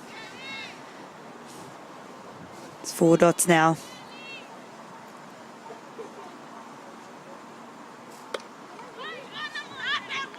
Straight to Mupachikwa. Just one off that over. End of the 19th. Ireland 94 without loss.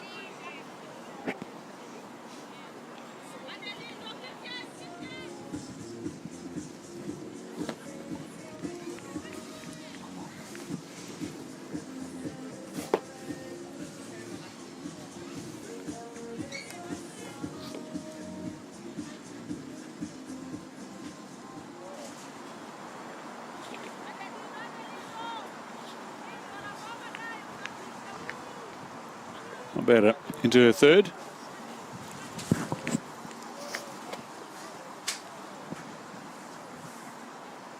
Oh, Gabby Lewis walks down the wicket. Can't squeeze this past Lorraine Chuma though.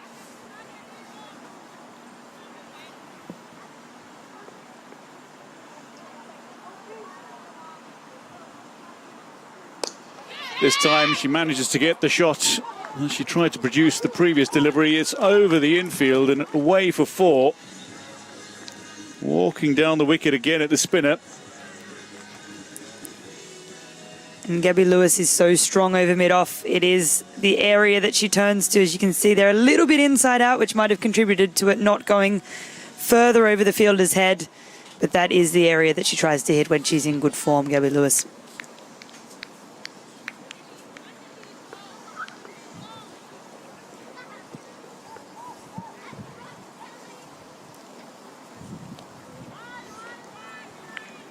We'll just take the single, being Sarah Forbes on strike. Approaching her second half century in women's one-day international cricket.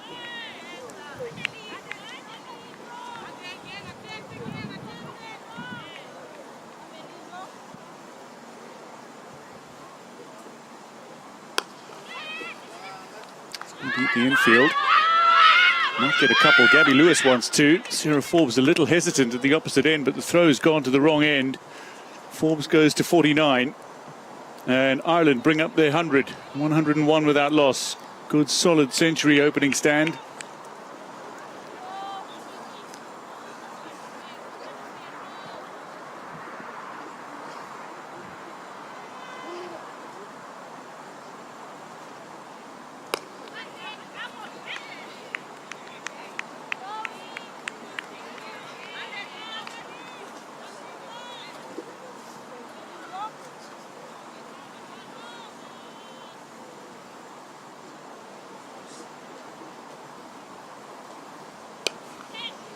And she'll reach her half century now. Sarah Forbes goes to 50 of 68 deliveries, her second in women's one-day international cricket.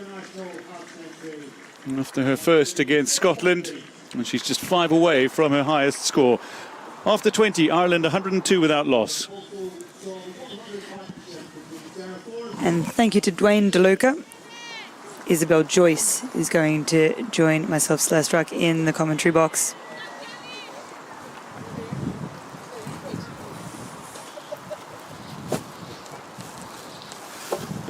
And Clover to continue. Delighted for Sarah Forbes. We were talking about the fact that she maybe wasn't in the form that she would have wanted ahead of the series.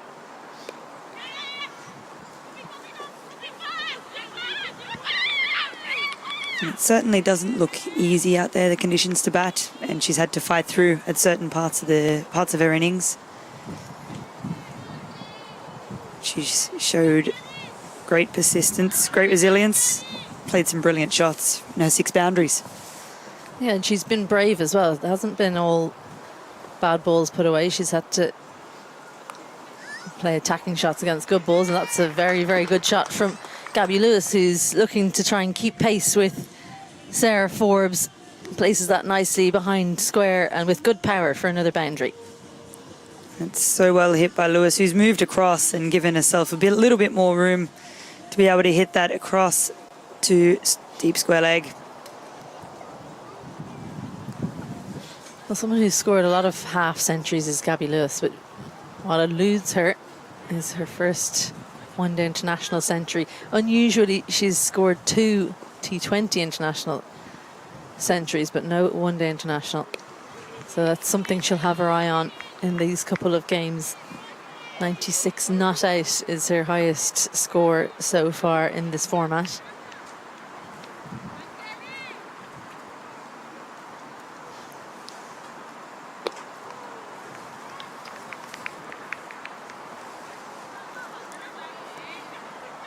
And that would be a rare trivia stat to know if anyone else has been able to score 2 ODI T20 hundreds. Great power again, sends it forward to that fielder. Just so much power from Gabby Lewis. It was so full, she had to bend the back knee to get the power through the ball right up under her eyes. She's looking like she's motoring now. And she is so strong to spin, Lewis. You can see her head over the ball. Beautifully played through cover. And as soon as the spinners have come on, she's managed to capitalise on it and cash in.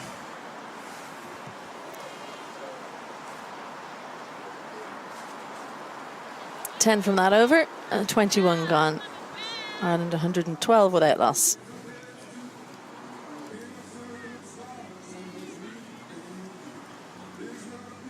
Well, this isn't the kind of start, well, first 20 odd overs that Zimbabwe would have wanted, winning the toss and bowling first. Sarah Forbes has been strong right the way around the ground. I think what'll please her is that she's been able to access the leg side. She's traditionally strong down the ground and through the offside, but adding more shots to her repertoire.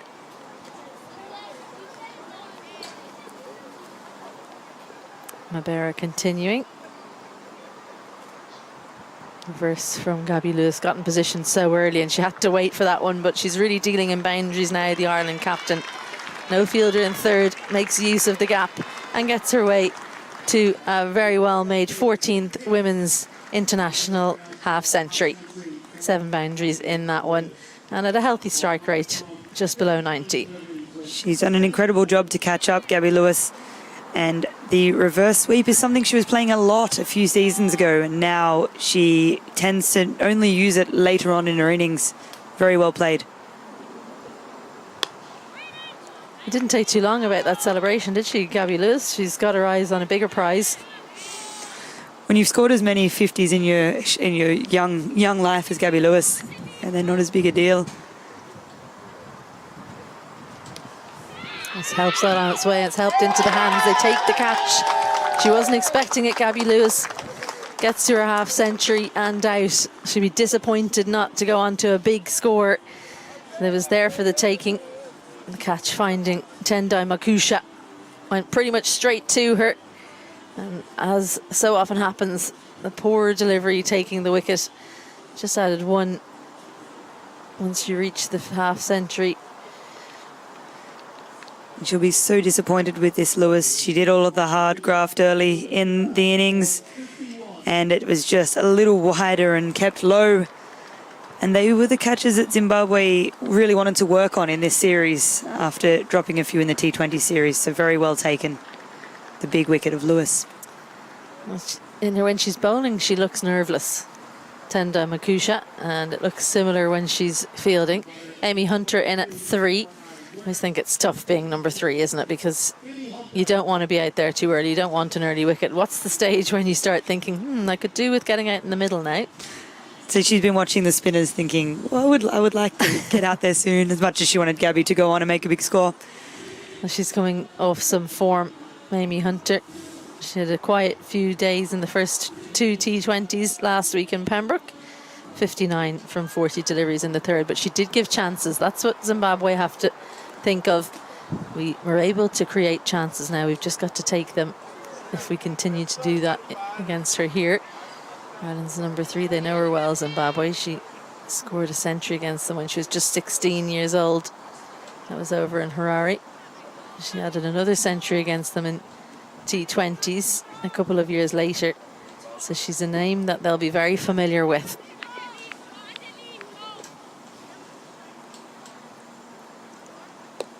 Great start.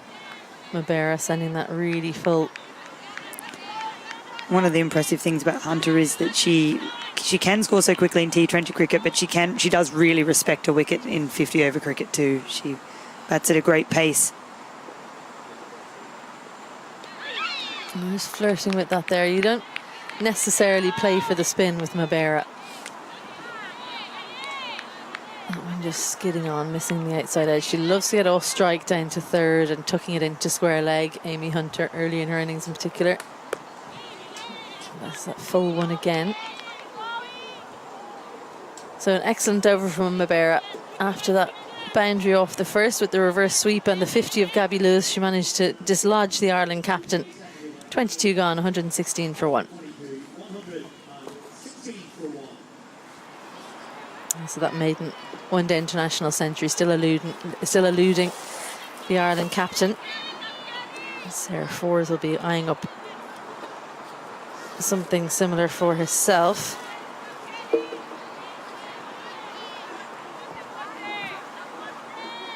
Kellison Clovu, the left-arm spinner, continues.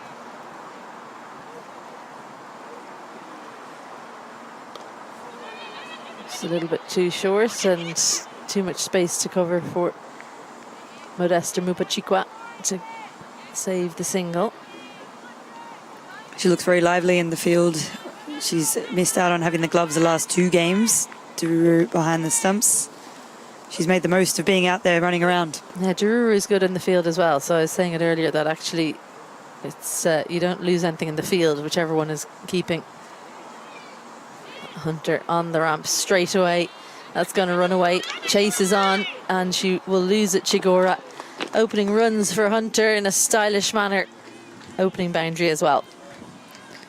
No surprise that even in an ODI when she's 4 balls into her innings, Amy Hunter is very comfortable stepping away, exposing all 3 stumps and ramping over ahead.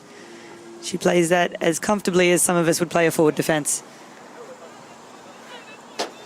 Yeah, she's so good there. She's just trying to force a change in the field. I think maybe mid-wicket could be put there to plug that gap.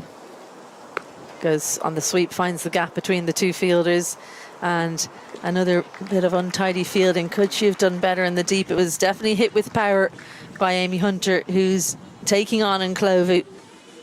And Amy Hunter's other strength there at the sweep, she's very strong on the sweep. She's hit that extremely well.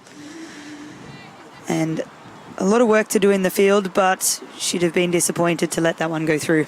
She did all the hard work to get there. And Pasapanodia, the fielder right there in the deep.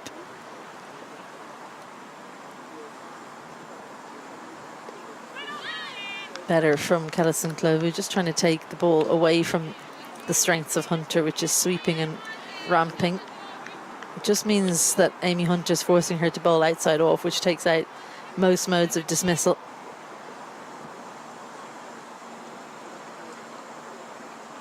Moves across and finds that gap over the keeper again. I don't think she's hit this quite as cleanly. So Chigora manages to keep it to 2. It's an expensive over from Kellison Clovu, and she's not out of it yet. One of the things Ireland, I think, have done really well is take down their premier bowler, Zimbabwe. Callison Clovu is their star. She's the only other human on the planet to take 5 wickets and 5 balls, other than Curtis Camphor, who did it earlier this season. Quicker and punched away. Bulova Biza out in the deep keeps it to 1, and an expensive over. 12 from it comes to an end. 23 gone. Ireland are 128 for 1. Sarah Forbes still out there. She opened the batting, played some assured shots, but looked maybe a little out of touch early on in her innings. She'll be delighted to have passed 50, and she's close to her highest ever score in one-day international cricket, 55. She's only played 16 matches before today, so she's still very young in her career, the 22-year-old. So spin is not the way, says Chipo Mugeri Tirapano. She's turning back to her opening bowler, Chigora, who's warmed up by chasing the ball off those ramp shots from Amy Hunter.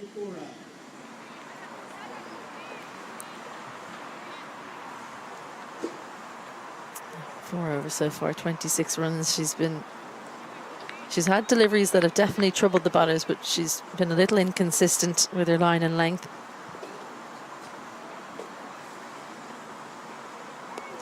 Starts with a wide, not quite as big as the wide that she started her first over with, but a wide nonetheless. You're already on the back foot as a bowler. First over went for 13. It's hard coming on when you've been a little expensive and you're trying to drag it back from there.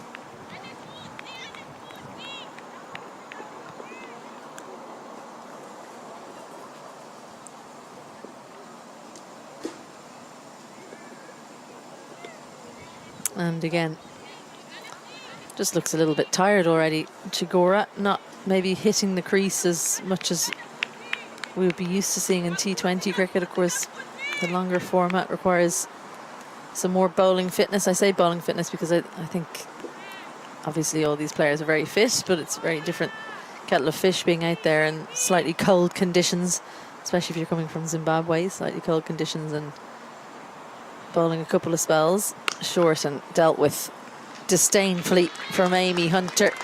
She's hit that off the back foot with real authority, found the gap forward of square leg, and she's really getting going quickly, the Ireland number 3. Amy Hunter's making it look easy out there to score quickly. And this length is a length she really enjoys. Bit of width as well, allowed her to put that in front of square quite easily. The field is square, and quite a square fine leg, third and cover out. So Amy Hunter knows that this is going to be probably short-pitched bowling, as she bowls one pretty full on the leg. And it is an interesting angle with Amy Hunter. I'd expect her to comfortably hit the ball in front of square off this pace and this length. Yeah. So they've got the field very square, as if someone's going to be a bit bouncier, a bit quicker. I think it's a good field against Sarah Forbes because Definitely. she's so strong on the front foot, looks a little bit hurried on the back foot.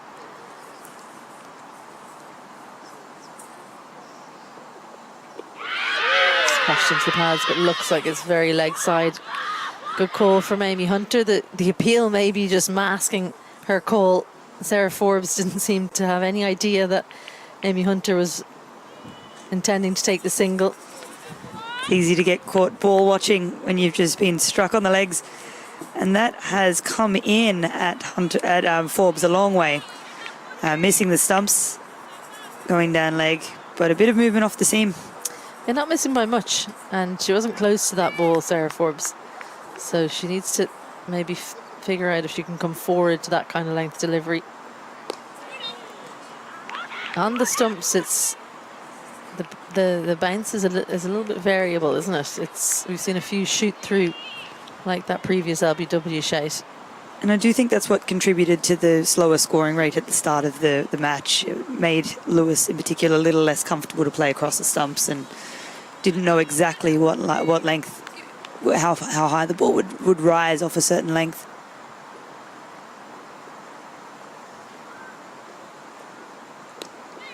Has this gone between the fielders? No, straight at Tendai Makusha in the deep. There's 2 wides at the start of the over. This is the pain point now for Chigura. She's got to try and finish out the over, and the extra couple of deliveries are costing her now in effort.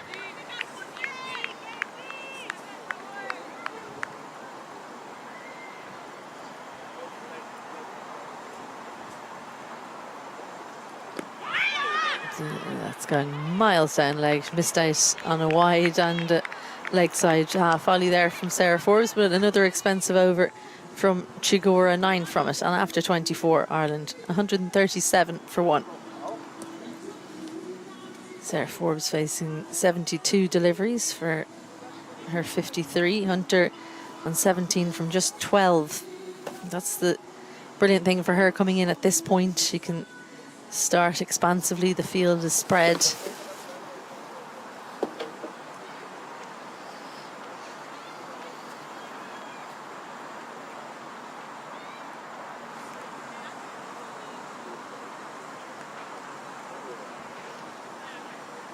They're going to continue with Kellis and Clovu. Amy Hunter seemed very comfortable against her last over. Some ramps, some sweeps. She's going to go bowl over the wicket now, Kellis and Clovu. The 45 has gone into position, so mid-wicket is out. Lots of space on the leg side. Goes for the sweep.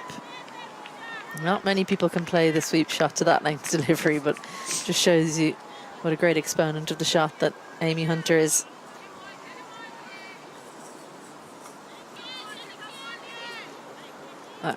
Mid-wicket goes back in for Sarah Forbes. No 45 for her.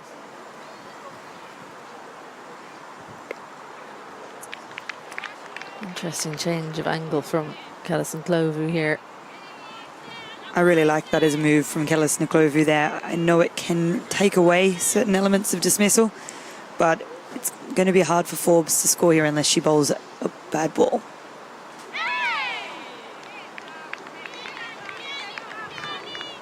It's Amy Hunter came in and commanded where she wanted the field, and this is Niklovu's chance to take that control back now. Coming over the wicket. He's beaten the outside edge a couple of times. Short, so Forbes able to punch it leg side for a single, but it's a good start to the over. I wonder, will Amy Hunter take a risk, maybe change things up, look to score a boundary off Zimbabwe's best bowler.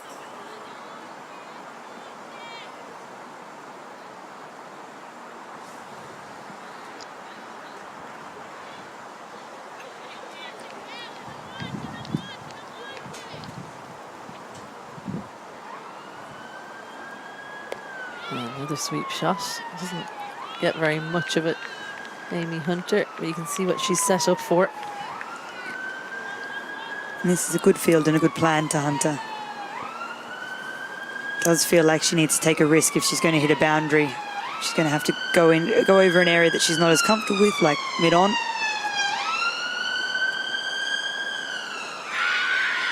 Sarah Forbes looking to just make use of that vacant space. Doesn't manage to do it. Probably just got too far inside the line. So a good comeback from Kellis and Clovu. 3 runs from it. 25 gone. Ireland 141 halfway through their innings. You talk about that change of angle being a good option to negate Amy Hunter's run scoring ability. Why do you say that? What's she taken away from her there? She's made it harder to play an effective ramp there. Its ball is going away from her. Hunter had to get quite far across even previously to get the ball there. So that brings the stumps into play if she does try to ramp. And it makes it hard to play anything other than the sweep for Hunter, which is what the field is set towards. Yeah. Chigura continuing. Went for 9 in her last over.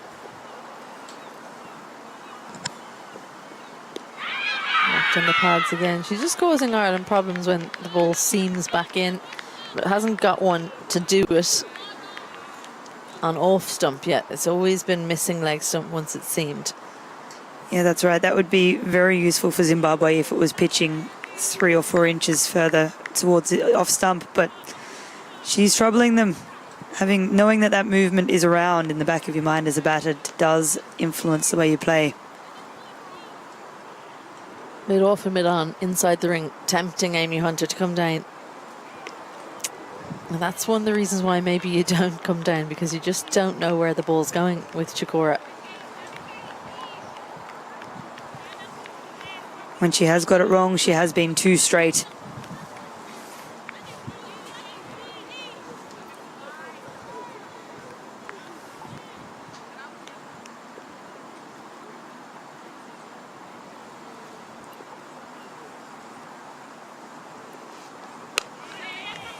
That's a better line there. 15 wide so far in the 25 overs, and that's a lot more than they would have liked to have bowled by this stage. Yeah, well, if they keep at that pace, it's 5 extra overs they're going to have to bowl. So you're struggling for time then. If they're over time, they're going to have to bring a fielder in. You're struggling for tired bowlers.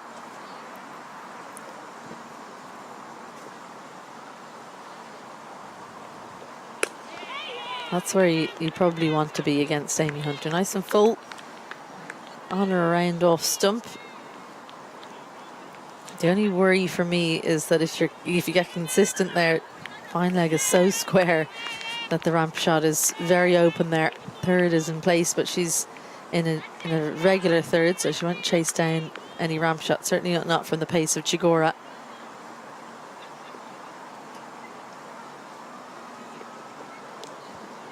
That's why that field is quite square, but she's too square. Doesn't cut it off in the deep there. And Amy Hunter just gets inside the line there, helps it on its way, very intentionally sends it backward of that fielder for yet another 4.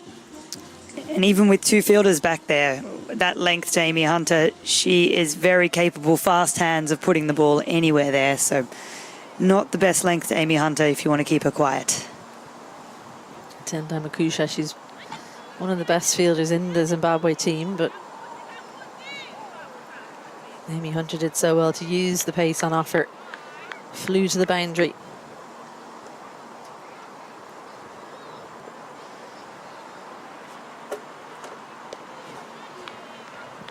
And then the typical Amy Hunter dab down to third to get her off strike. It was looking like such a good over before that one, just slightly too short, a little bit too straight.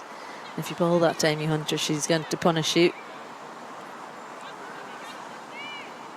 Sarah Forbes hasn't had much of the strike since Hunter's come in. Almost like she's having to start again against Chigora, whose pace did trouble her a little bit in the opening spell. And that length is troubling for Sarah Forbes. Good finish to that over, 6 from it, 26 gone. Ireland 146 for 1.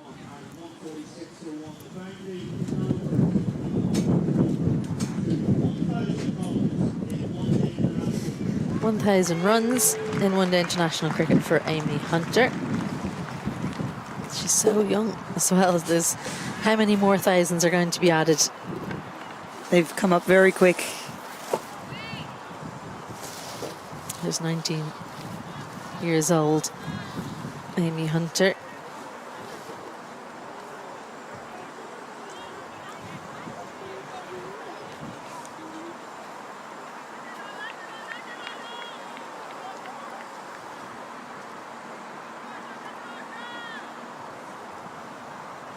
Lorraine Schuma, the leg spinner. It's her first ball. I think this is a good move. Just something different. She does tend to get a bit of drop on the ball. It's a good start from Schuma. And these 2 batters do bat quite differently from each other. Hunter, stronger square. Full toss. That's a big thick edge from Amy Hunter. Keep your eye on Kim Cotton, because that looked like it was a no ball from the leg spinner. Didn't come out right at all. And she meant to hit it over long on. It's gone through third for 4. And not what you want from the second ball of your spell to Amy Hunter. Lorraine Schuma has let that go. Big full toss, and Hunter has managed to take 4 runs from it as well. That's going to be a free hit now for Hunter. She'll be delighted she got the ball to the boundary. It means she's facing. No change in the field. Down the pitch and whacks it straight mid-on inside the ring. Back-to-back fours for the Ireland number 3. And Hunter will punish you if you get it wrong. We've talked so much about her sweeping and her ramping, but Hunter is also so strong hitting at the side screen. Seen a lot of balls dispatched just straight of mid-on there. So even though it's not typically the number 1 fielder they have back to her, she is capable of hitting very hard through that area. You know, what you want in women's cricket is 5 boundary areas because you're only allowed 4 out. She's able to hit anywhere leg side, mid off, mid on. And one area I'd say that you wouldn't say is her strength unless it's on the back foot is cover. So I think maybe if you can be brave, can you bring cover up for Amy Hunter? Sarah Forbes adding the sweep shot to her repertoire, but not something she's that comfortable with yet. Whereas cover would be somewhere she's much more comfortable, so they complement each other well, these two. Yeah.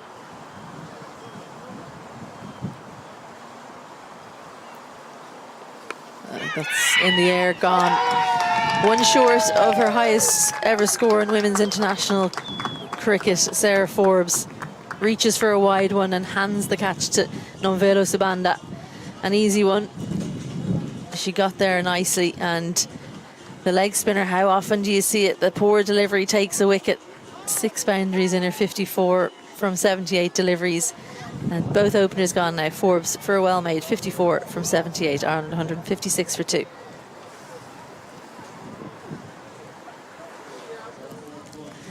And a disappointing end to a great innings here from Forbes. Leg spinner has gone short and wide, and it's something we see often. Well caught there. So before Zimbabwe need to take their chances in the field, and so far they're 2 from 2 with the catches. Yeah, definitely. As a coach on the sideline, you're absolutely delighted with that, aren't you? That's it. Ola Prendergast out at number 4. She will have been in the pads for a very long time, since about 10:30. And Walter Chawaguta, the coach for Zimbabwe, will be pleased to see 2 catches taken. He won't be so pleased with the scoreline, but 2 relatively new batters out of the crease, 1 on naught, and obviously Amy Hunter doesn't look like she's new out to the crease, which hasn't been out there for very long.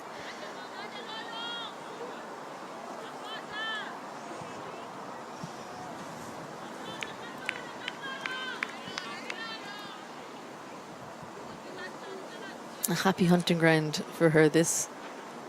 Ola Prendergast, a stylish 100 against Sri Lanka last year. Off the mark straight away. 39 in one-day internationals for Ola Prendergast. She's just 47 runs away now from 1,000 in the format. 122 not out against Sri Lanka, her highest.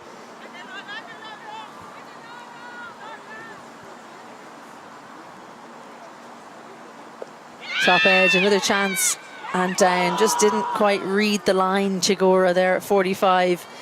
Good plan, field set. It was almost 2 in the over for Shuma. She's gone for 12 in it, but she's taken the wicket, almost had 2. And the introduction of the leg spinner has brought about chances, just as it's brought about runs. Hunter here, reaching top edge. And unfortunately, there wasn't a huge amount of quick foot movement there in the field.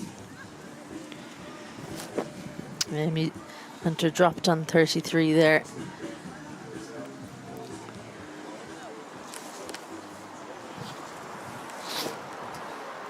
That would have been a really big moment for Zimbabwe had they managed at the fielder, Chigora, who's got ball in hand now. She'd been able to maybe take a more direct route to the ball. She had to move to her left, not her favoured side, but creating chances is Chuma. She needs to maybe find a way to shore up the runs. That no ball 4 probably is the part that she'll feel she can put right going forward. Chigora continuing. Good start to the over.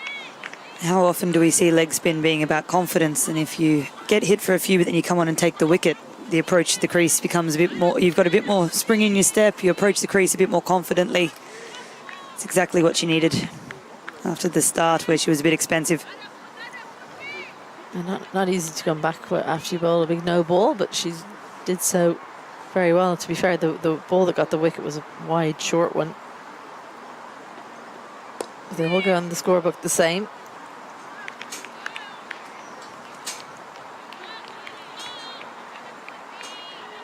And Vela Sabanda getting some running repairs on the boundary. I think she had to kind of dive on the square, didn't she? So hard this summer because of the... I'm not complaining about the sun, but then I don't have to be out there fielding. So I'd say that the fielders would like it to be a little bit softer out there. It's been nice for us the last few weeks. A bit chilly today, though. Yeah.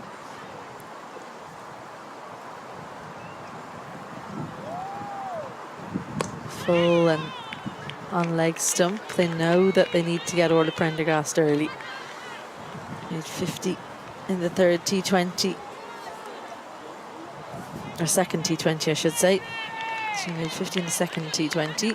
Herself and Gabby Lewis piling the runs on, and then came in late in the third T20. 24 from just 9 deliveries on that occasion.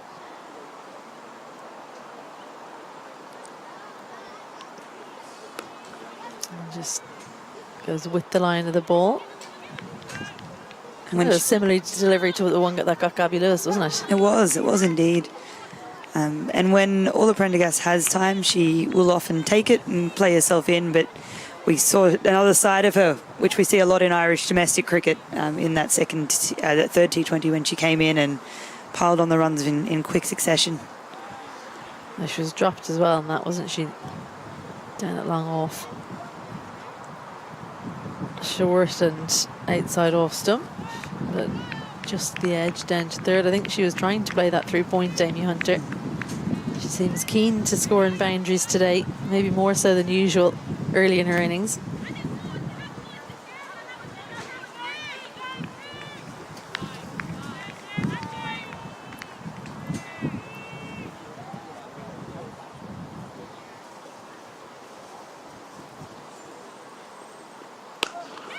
That's clubbed down the ground. Good fielding and a mix-up chance, and that was gone if it had hit.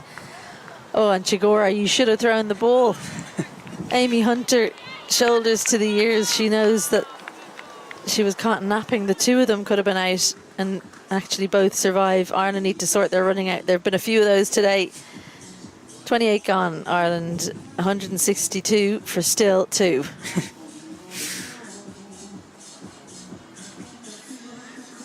What do you make of this, Celeste Rack? It was all happening. Yep, caught napping. Bit of a mix-up, I think, with how hard she hit it. She thought that was it.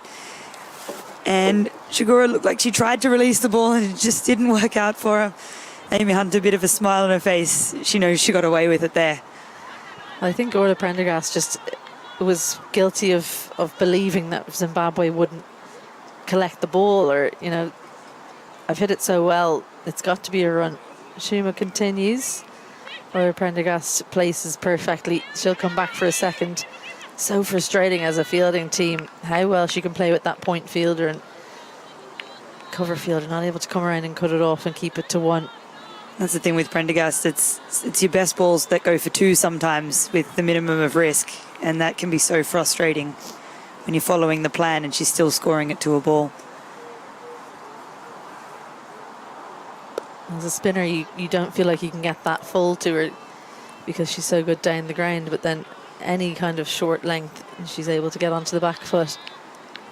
She's hard to bowl to, and it does feel like she's got so much time, and she plays the ball on the up so well, so it's so hard to find a length that she can't drive that is also not too short.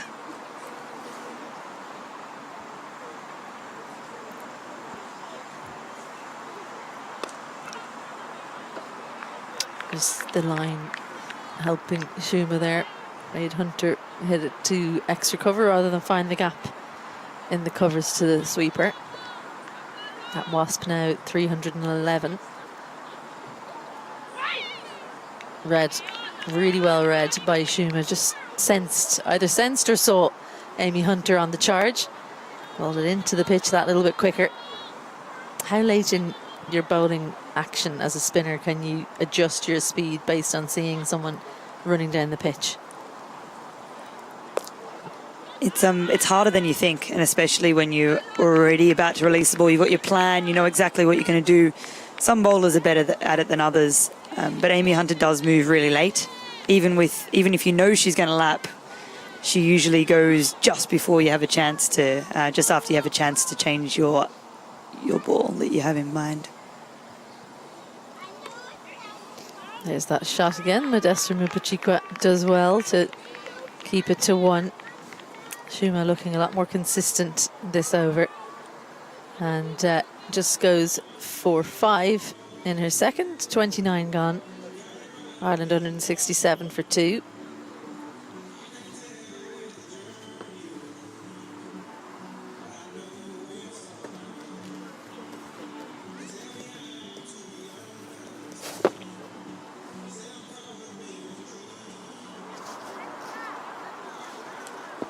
"36 one-day internationals for Amy Hunter.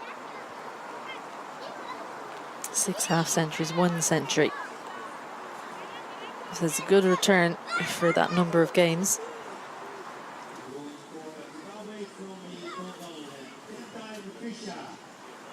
Tendai Makusha, this is a big moment because of all the Zimbabwean bowlers who've troubled Orla Prendergast, it's been Makusha. She's bowled half of her overs so far. No wickets yet, but just the 21 runs. It's a pretty good economy. And this is a good bowling change. The matchup between these two has been really interesting. Prendergast just on 7 from 7. Still early in her innings.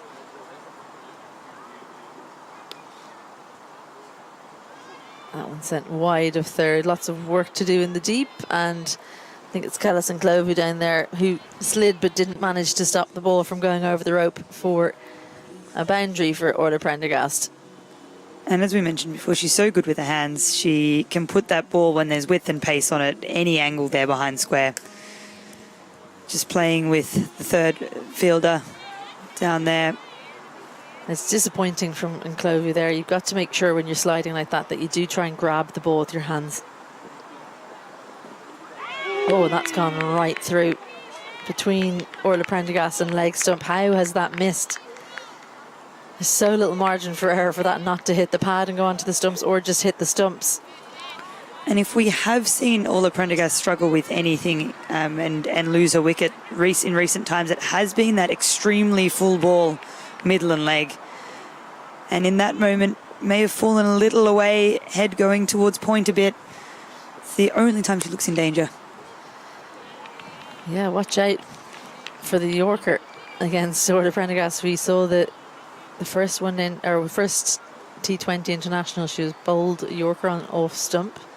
That one's caused her trouble there. It looks like she just doesn't pick up that it's a Yorker until it's too late. It doesn't get the bat down on it. Little tickle. Dururu manages to get enough on it to stop it going to the boundary. And a lot of teams have struggled to have plans to Orla Prendergast, so it's the first time I've actually been able to say anything in particular that she's struggled with consistently.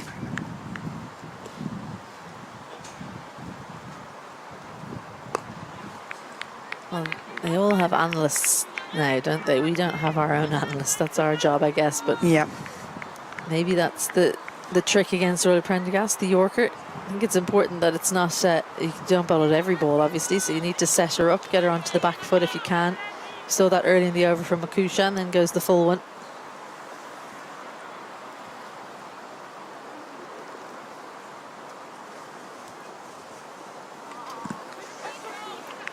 Looking the full delivery again. It's not a bad option against either of these batters, actually.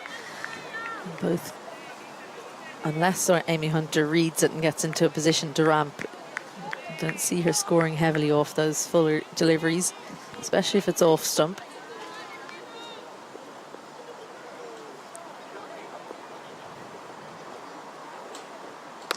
Short though, you're not onto the right length there.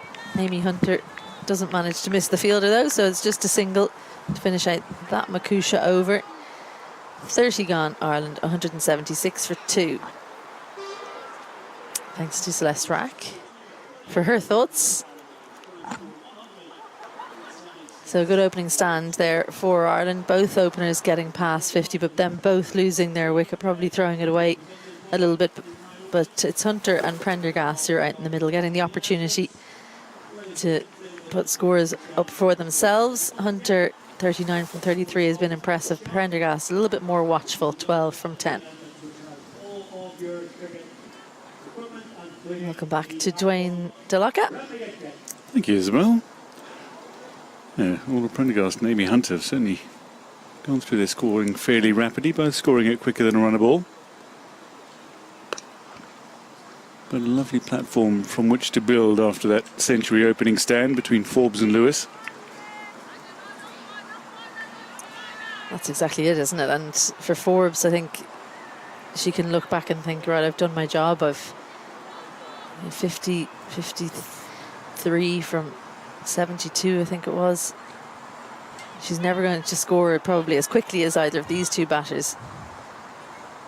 I'll never say never, but at the moment they'll score more quickly than her. But coming in with the ball older, some more tired bowlers, the field spread, they're the ones who are more likely to be able to score boundaries when the field is spread. And the ball just doing a little less than it was in the opening moments. This is going to go away to the boundary. It's an excellent effort from Biza, but she's got a full hand on it. The ball is skipped over the rope for 4. Have a look at the hands here. This isn't a bad ball, but against Orla Prendergast, any kind of width, and she just gets such good acceleration through the ball. Beat the fielder, the point fielder on the right-hand side, and beat the cover fielder on the left. Means you've placed it to perfection.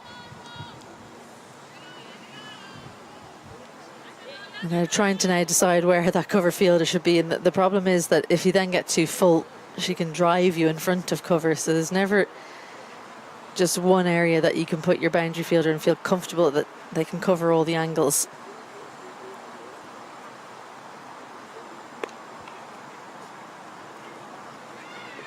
Take the one, they might get 2 here.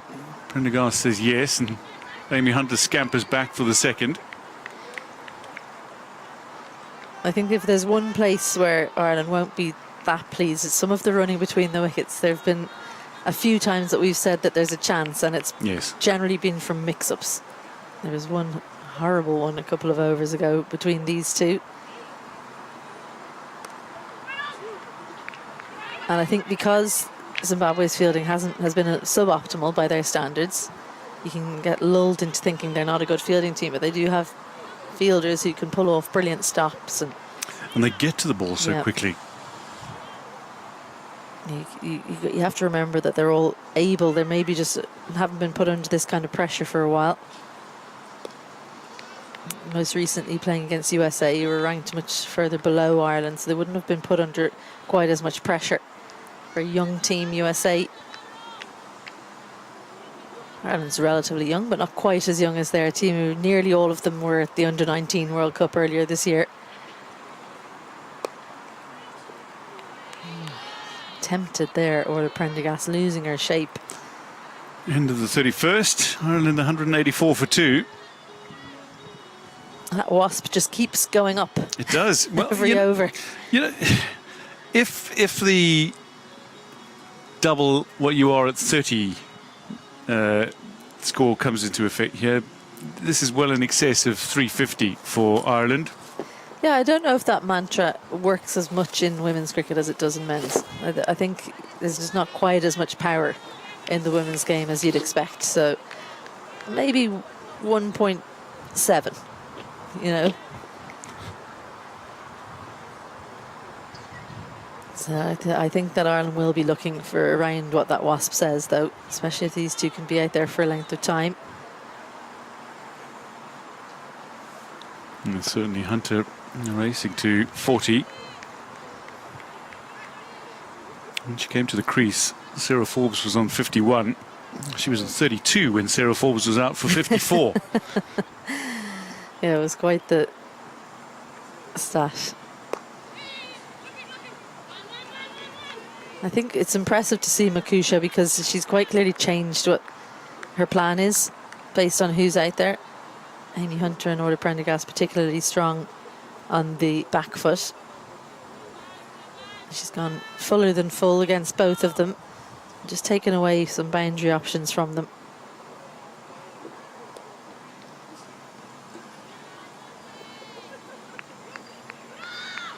Oh, a lovely shot from Orla Prendergast, and she's managed to earn 2.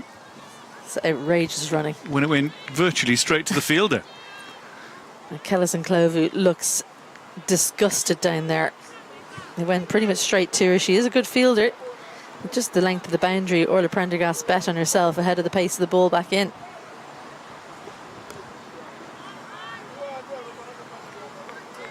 Straight down leg.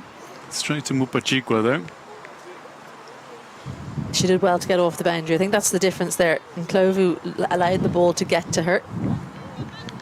She didn't look to try and get to the ball a little bit more quickly.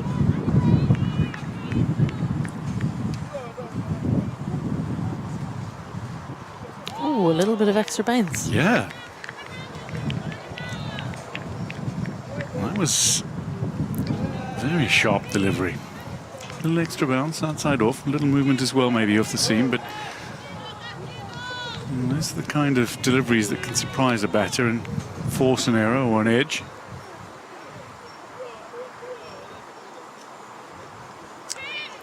That though is not what you wanted. Wide down leg. I think this is where maybe Mupachiko would be a better option than Dururu. She's better at that movement down leg side with the gloves on. Generally, Dururu diving rather than looking to stay on her feet. That means she can't gather cleanly, and every time it's a wide, you can add another one on pretty much. Yeah, it's true. The dive does look a little more spectacular sometimes, but moving your feet quickly really is the secret to collecting the ball cleanly when it's wider, down leg or very wide outside off. Well, that wide one earlier in the over outside off with the extra bounce. So difficult to change your mindset because we've seen consistently today at that end. Short. It sounded good, and it's chipped up just over the fielder. That's a long way short of the way it sounded. Just set you up for a real howler there, didn't it? Lorraine Schuma did really well in mid-on. She gave herself every opportunity, and what was most impressive was how she turned as she jumped up, turned, and went to ground on her front. So she stopped herself from that little whip of the head back. 193 for 2 after 32. Just on that point I was making about the bounce at the city end, outside off, there's quite a lot of bounce. On the stumps and down leg, pitch looks a little bit more dead. So to change your mindset based on the line as the ball's coming down is very difficult. So a good plan could be to bowl consistently outside off and then bowl slightly shorter on the stumps and see can you push the batter back and get an LBW. Certainly if I was Lloyd Tennant, I'd be seeing if there's a bowler in the lineup that can execute that plan.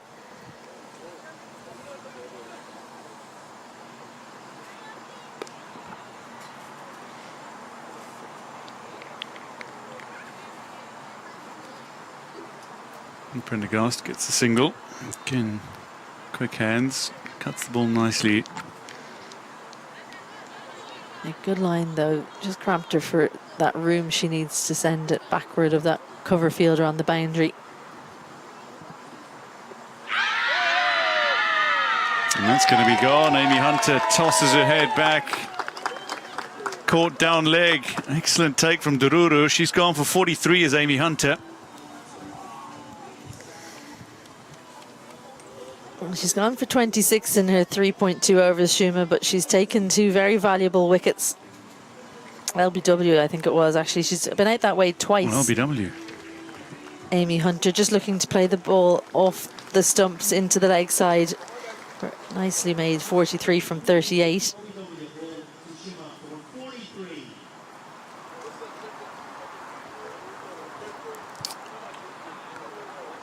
Yeah, look at that front. It is LBW, yeah. That front leg Apologies. is telling you pretty clearly where the placement is. It covered most of middle stump and all of off.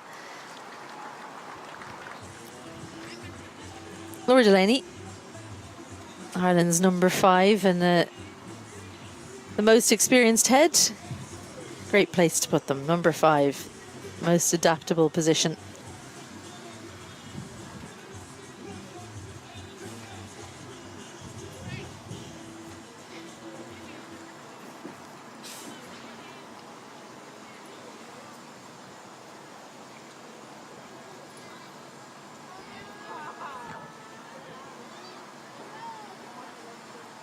Ireland 6 away from the 200 mark.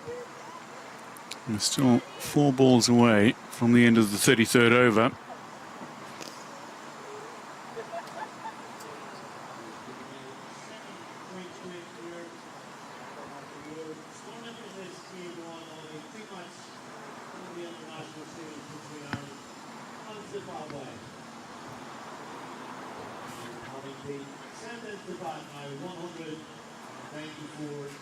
So the players enjoying drinks.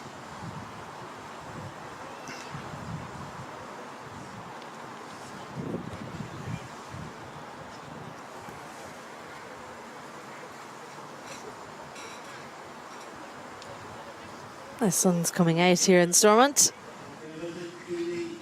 Hopefully that heats things up a little bit. Dwayne, we're always in the windiest spot. We can always find it, no matter where it is, in any cricket ground. We know how to find the wind. It's nice actually for Laura Delaney that the drinks is happening now before she starts her innings, right? Because there's nothing worse. You get a few deliveries, you maybe get a boundary away, and then you have to stop for drinks again.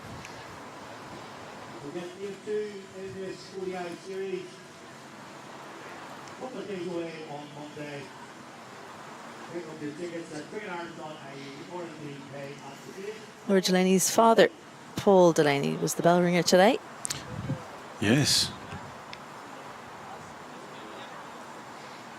Massive honour. I think probably given the honour because of his coaching ability, but deserves it for contributing with a son and a daughter to the Irish cricket setup. Proud moment for him watching his daughter out there. Chuma continues. Looks to fire it in a little quicker this time to the new batter. Takes the single load as Delaney first up and brings Prendergast back on strike.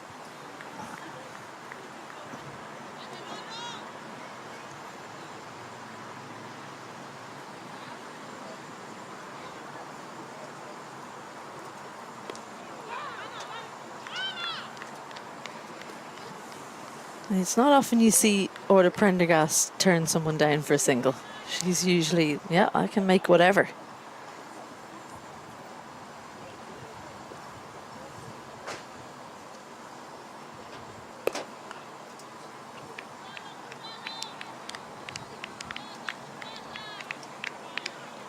She's got a very easy way about it, doesn't she? Tendai Makusha in the field. Moves very gracefully, good at anticipation as well.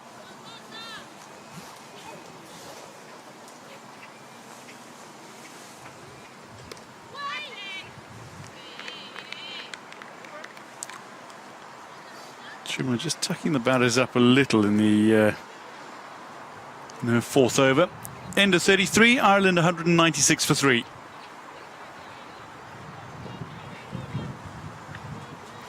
So breaking the partnership, removing Amy Hunter.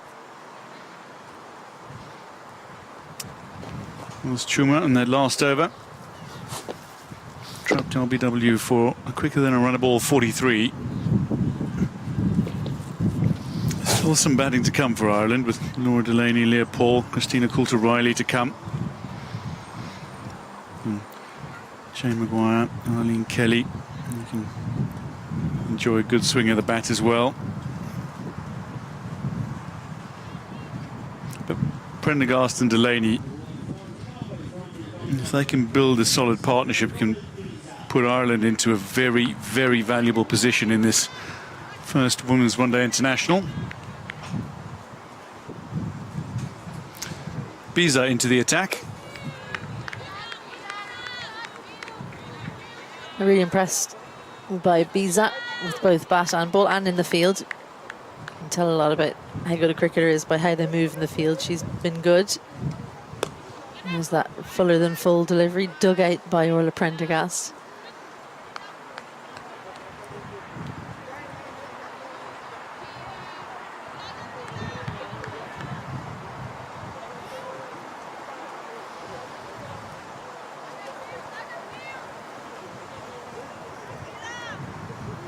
I had my jacket off for all of 2 deliveries there. The sun going back in. It's just teasing you, is he? Well, you know I like to make it all about me. Laura Delaney running really well there. A bit of confusion in the deep means they'll come back for a comfortable 2.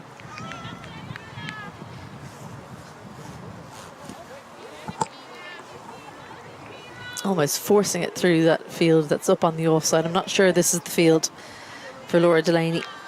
Cover is such a strong area for her. The sweep shot's a much more difficult shot for her. She's been trying to add it to the repertoire, but probably not quite comfortable yet. Need to go straight down the ground.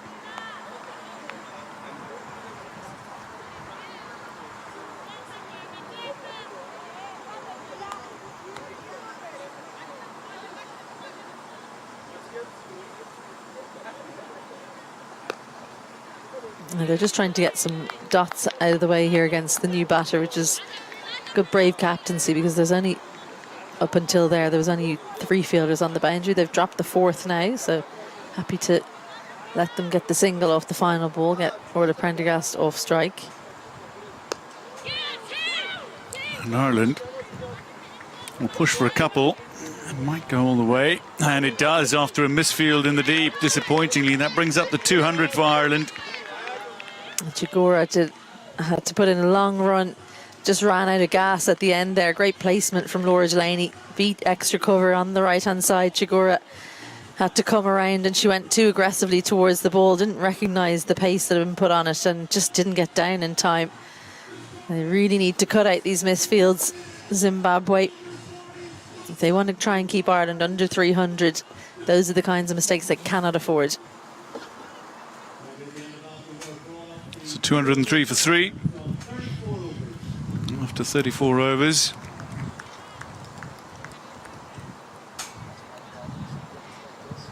The century opening stand that set this innings up. And contributions down the order: 50 and 54 and 51 for Sarah Forbes and Gabby Lewis, 43 for Amy Hunter. Prendergast is there with 25 and Delaney's just joined her. She's on 7. Chuma continues. She's just found the right line, hasn't she, the last couple of overs, that length. And she doesn't turn the ball away. Absolutely not. There's more about the drift in. She's getting it to go in towards off stump. Any wider than that, and she knows there's options to score. As you said, puts a wider one, beats the infield. Biza diving, can't stop it, and Puchikwa collects on the boundary.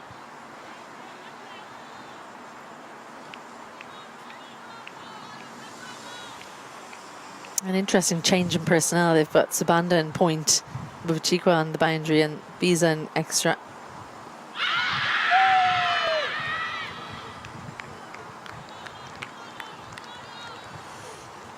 I don't think this was too far away. Laura Delaney, heart and mouth time.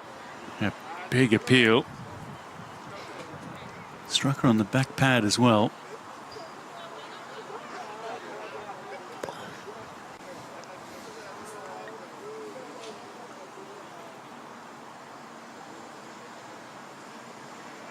Someone just walking behind the bowler's arm there. It is an open ground here, so it's a leisurely walk as well. Heading to the gym. Couldn't have been a worse colour either. In his all grey.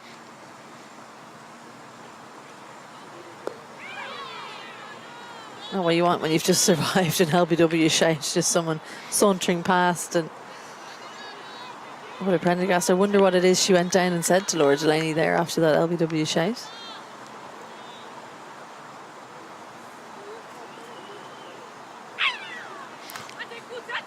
How did that miss? It was one of those deliveries. Teruru misread it. She looked like she went to try to stop or catch the ball, had it got anything on it, but got nothing on it. Yeah, did she get nothing on it with the bat? Or maybe. I'm just having a look. I think she must have hit it. I think she meant to hit it down leg side though, so Nora Delaney, it's something that she likes to do against the spinners, to try and change the field. She's managed to do that mid-wicket out and into 45. Given us buys. Yeah, looked up too late to see the buys. End of 35. 15 overs remain. Ireland 206 for 3.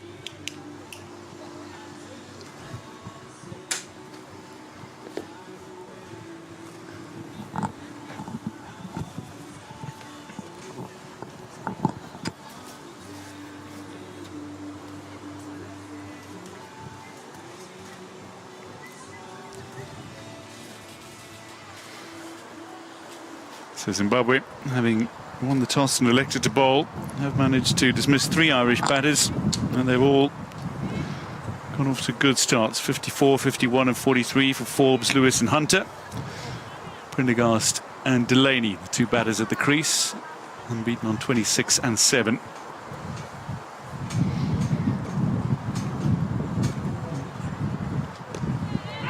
As well, Joyce has made way. Celeste Rock back in the commentary position as Sibanda threatens to throw, loses her footing and slips. And as I say that, I think it might be because of some of the drizzle that has just started to come down. Celeste, you brought some rain with you, have you? Yeah, the clouds, it keeps going between the sunshine and dark clouds. Hoping this sunshine can win out in the end as the rain starts to fall. At this stage, it's only light. You see the 2 umpires conferring.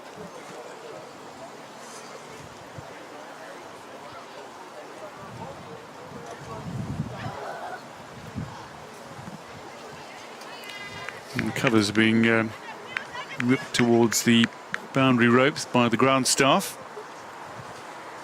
They're ready to make their way on at a moment's notice. Prendergast, meanwhile, cuts this away. They'll still run away for 4. Uses her hands so well there. Incredible hand speed. Waits on the ball and then all of a sudden the hands come flying through. She's so tricky to bowl to anywhere outside off because she can manipulate the field in that region so easily. And that's where Chuma's really found her line and length. She's been cramping Delaney, bowling to that off stump. She has been bowling in really good areas. Has been troubling Delaney. Laura Delaney, another player who plays really well with width. Spinners to give her width. She capitalises there and also uses her feet really well to hit down the ground. Quite proactive against spin, but if you can cramp her up, it's your best chance of creating dot balls and wicket opportunities. Fuller. Delaney just prods this down the ground.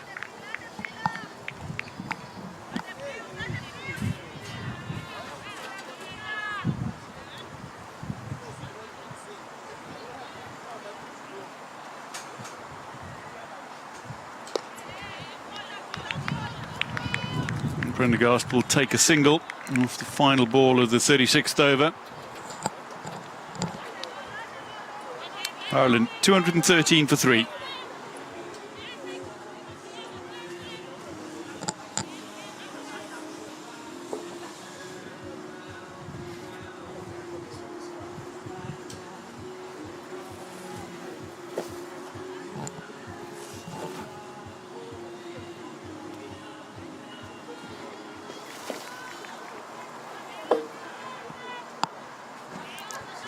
Few umbrellas that have popped up in the space of that last over. We went from sunshine to drizzle to rain, back to drizzle, and now it's clear.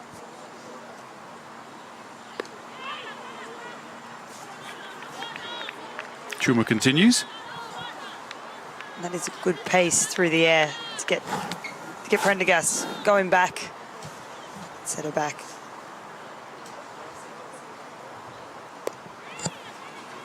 It just means that Prendergast can't dictate to Chuma where she's going to hit, and Chuma can keep in control and keep her in a crease.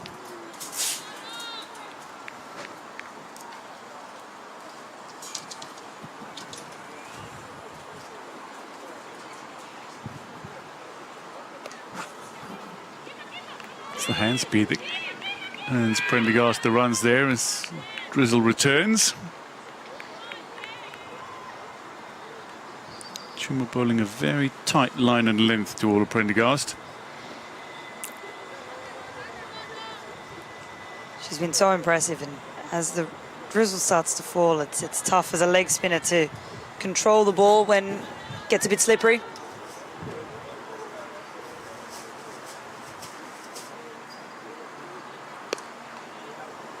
You see her drag that one down a little bit.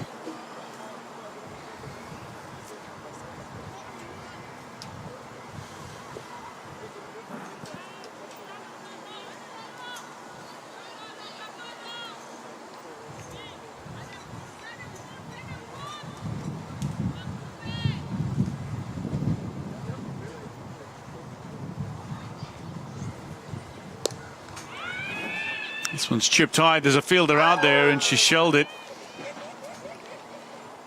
Disappointment for Zimbabwe. The throw is accurate, hits the stumps, and they're going to earn an overthrow as well to add insult to injury here. Manola Prendergast has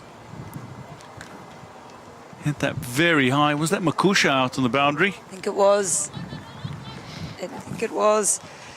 Such disappointment for Chuma, where she's created a wicket chance. And Zimbabwe had, prior to that, been quite good with their catching today. It's a tough chance, hit hard.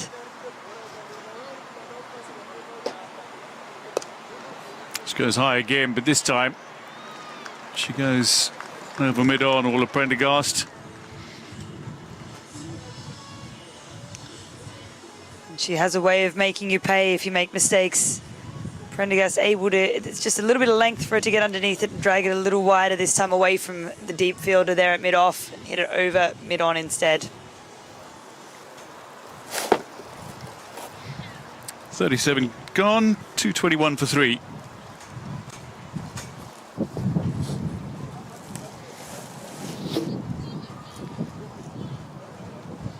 And here we have the dropped catch, the missed chance. She was still moving when the ball was coming down. Perhaps got onto her a little quicker than what she thought. It's a hard enough catch if it's hit that hard and you want to be completely still when you have a grasp at it. So disappointment for Zimbabwe.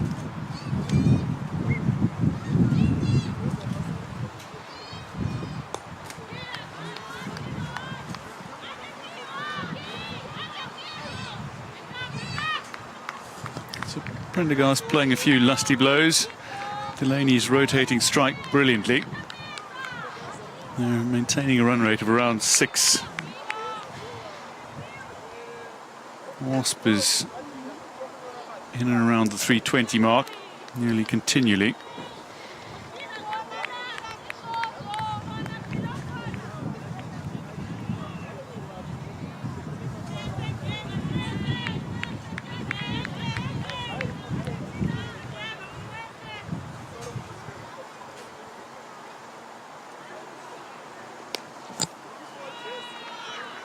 And that is going to beat the infield.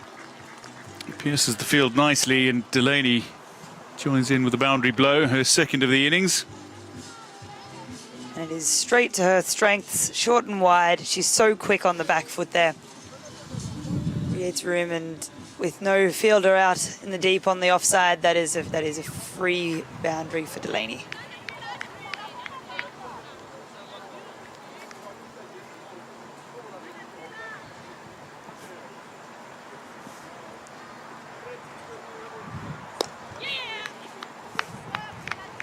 As much as Biza bowled a loose ball that was put away by Delaney last delivery up.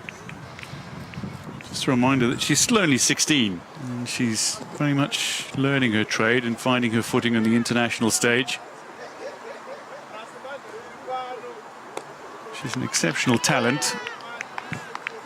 She has been incredibly impressive in the ODI series, and again today, I know that ball wasn't directed where she wanted to bowl, but she bowls at a good pace. She has great change-up. She's got a great cricket brain, which we can see.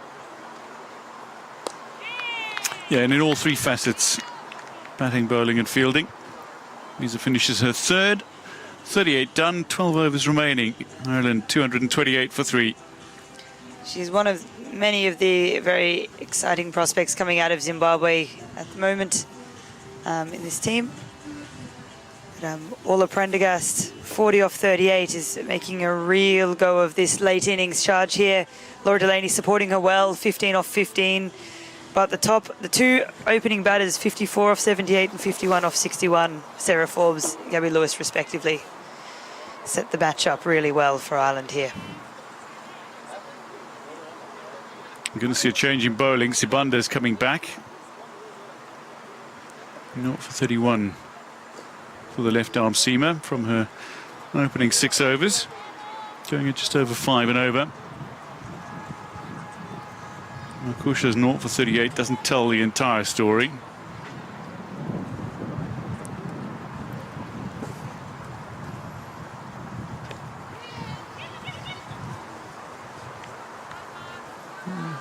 Delaney played that cut shot. It was straight to the left hand of Biza. And Ola Prendergast called for that run straight away. Delaney trusts her inherently. She charges through.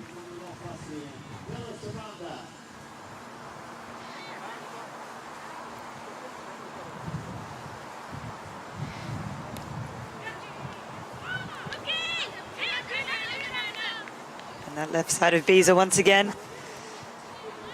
It's only when you realise that they've moved the left-hander there that you think, oh no, that was a terrible decision. But Biza, very much right-handed. It's a tough one for her to get around and get the ball back in quick enough to affect a run out if they take off quickly.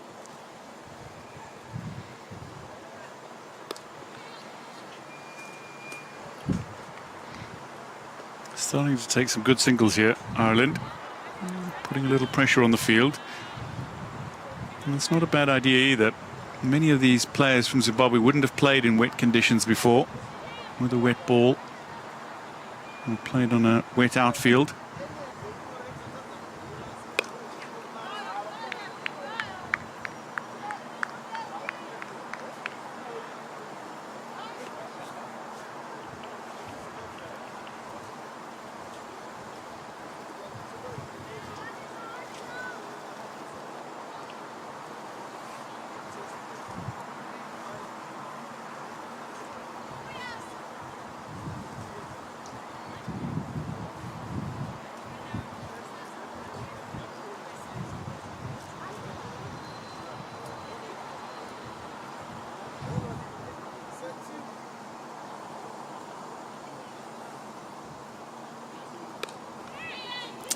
Very, very firmly cut away by Delaney. Races past the fielder on the cover boundary. There's yet another example of Delaney using her hands so brilliantly. She's so quick onto the ball outside off when given a bit of width.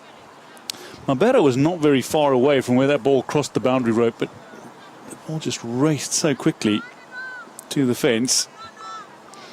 And even on slow wickets and when bowlers aren't particularly quick, Delaney does get a lot of power.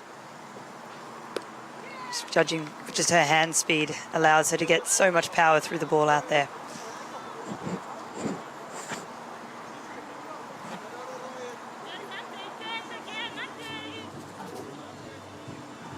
End of 39, Ireland 237 for 3.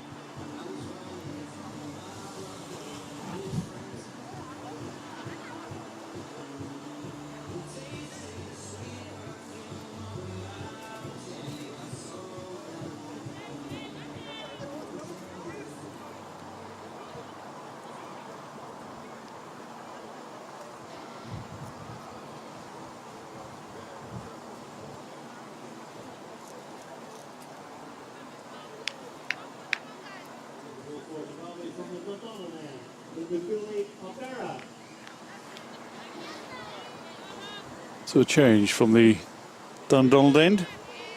Mabera back into the attack. And 4 overs have gone for 22, but she did pick up the wicket of Gabby Lewis. She made the initial breakthrough.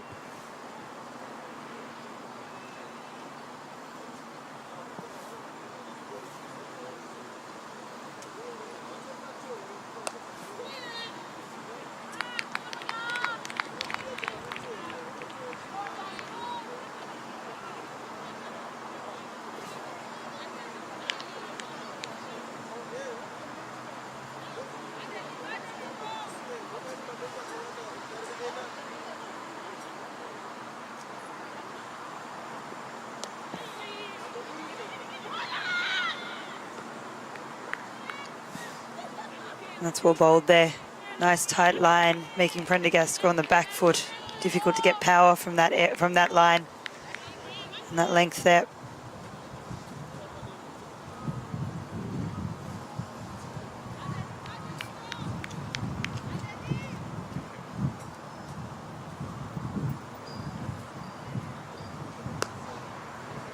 Steps out, finds the gap, and the ball races to the rope. Beautifully played, Laura Delaney. And this just shows how difficult Delaney can be to bowl to when she's in great touch. Not particularly full there. She's really created the length she wanted. After being so strong off the back foot in the previous overs, it's hard not to want to overpitch. Delaney's punished her there. Great shot.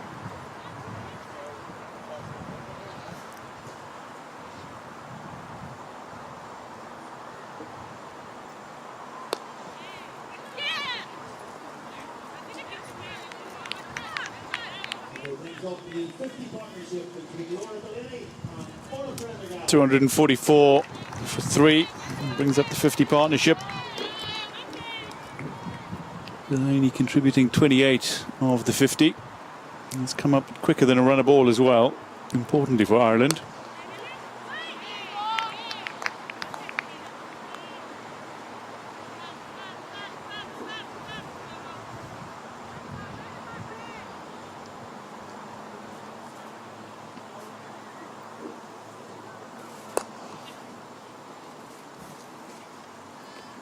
We'll just take the single. Will Prendergast, she'll maintain the strike. 10 to go. Ireland 245 for 3.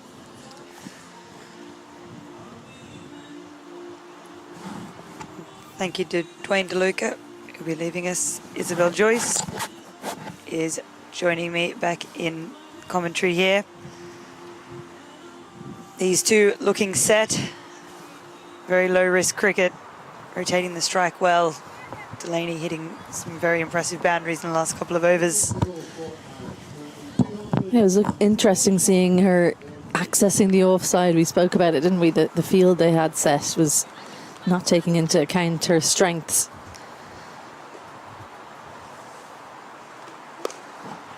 Well, that's the strength of Orla Prendergast. She's just she's got such amazing timing.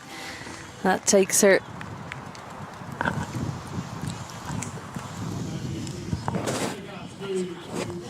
Yeah, it does take her to 1,000 runs, and it's incredible these milestones all these young internationals are getting to. So long left in the game, already to 1,000 runs. You wonder how high, how far she can go.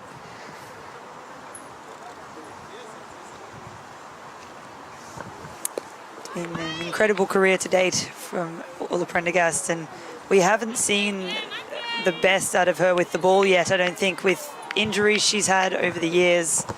Very few games she's been able to play in a row where she's been able to bowl a full allotment of overs in ODI cricket. So there's so much more to see from Orla Prendergast with the talent she has.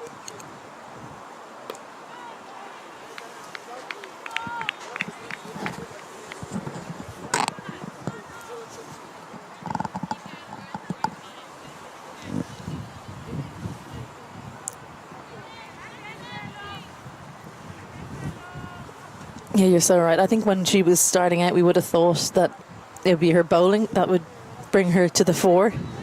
And maybe in franchise cricket it is that the bowling that people are looking at more, but Her batting has been the most impressive thing probably over the last 12 months or so. Just checks her shot ever so slightly there, better length from Sibanda. 250 up in the 41st over. So 9 overs, just over 9 overs to go. Wasp is up around 330. Do you expect Ireland to get there? I do. If these two can stay in and continue this partnership, that should be what they're looking towards.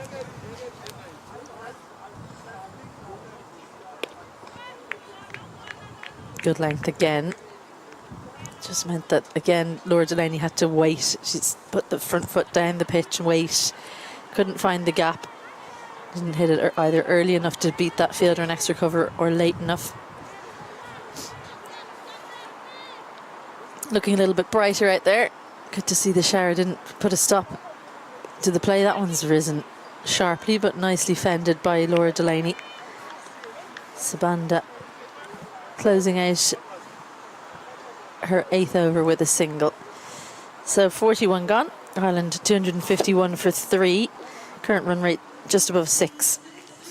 And you'd think they'd be looking to score at maybe, what, 8, 9 and over from now? I think that'd be pretty right, and especially with these two, both of them in great touch at the moment. Prendergast 49 of 47, Delaney 29 of 24, both hitting the ball really well. They'd want to be trying to push that 9, 10 and over, I think.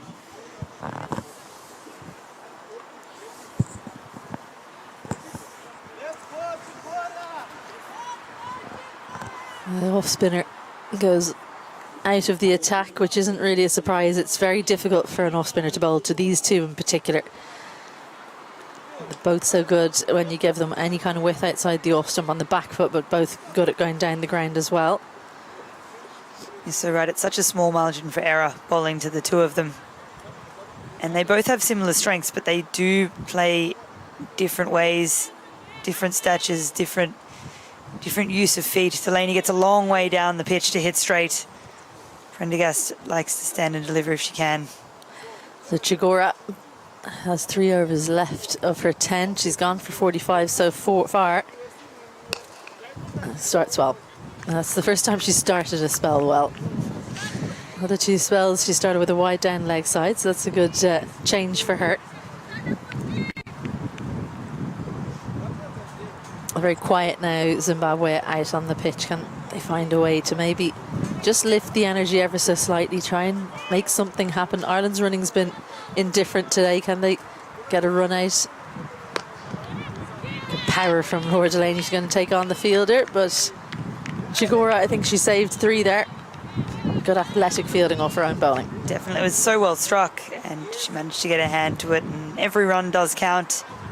Good for her confidence as well, starting the over well, saving 3 there herself. Field change for Orla Prendergast, 3rd up inside the ring. It's a dangerous field because she's so good if you give her any width at finding the space through point and backward point. Long off back.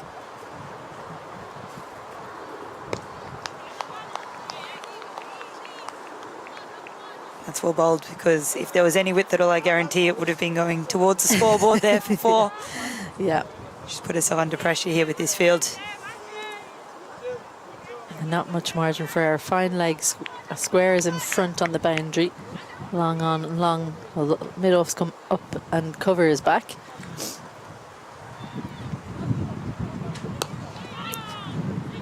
Can't beat the fielder.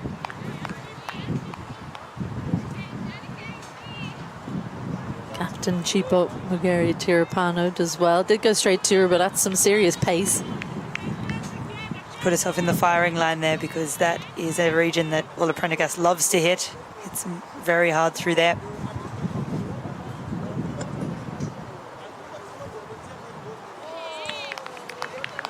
Three dots in a row.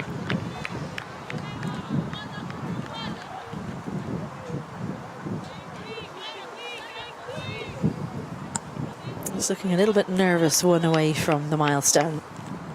That was the delivery, wasn't it? It was a little bit wider, a bit more bounce maybe than she was expecting. I've spoken about it a lot, I know, but that channel outside off seems to add something to the pace of the bowlers. Cover up now, mid off back.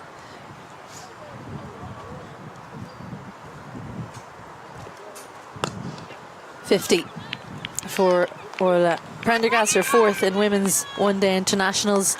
She'll get there with a single. She had a few dots to negotiate first, but she's got there, and it's been really entertaining. 50 from 51 deliveries, 5 fours, and it's her 4th in women's one-day internationals. A happy hunting ground for her here in Stormont. A brilliant innings so far from Prendergast, and she's playing that role really well of when the openers are dismissed, she's able to pick up where they left off, and you never really feel like there's a bit of a slump after the wickets have fallen. So she's an impressive touch, Orla Prendergast. 1,000 runs, and in that 1,000 she's made 1 century and now 4 half centuries.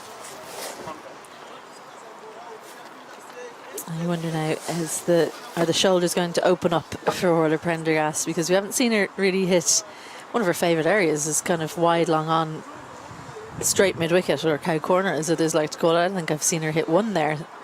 No, she's been very classic and correct so far, but we know how well she can hit the ball through that region, and with only 8 overs remaining, she should be eyeing it off. Cover long off, long on, mid-wicket out on the boundary, quite a square mid-wicket, so the gap is there between long on and that fielder in the deep on the leg side. Oh, and a chance down. Oh goodness, the catching from Zimbabwe.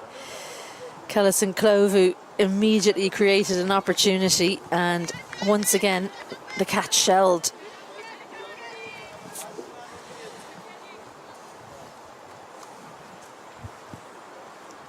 Down the pitch and goes this time.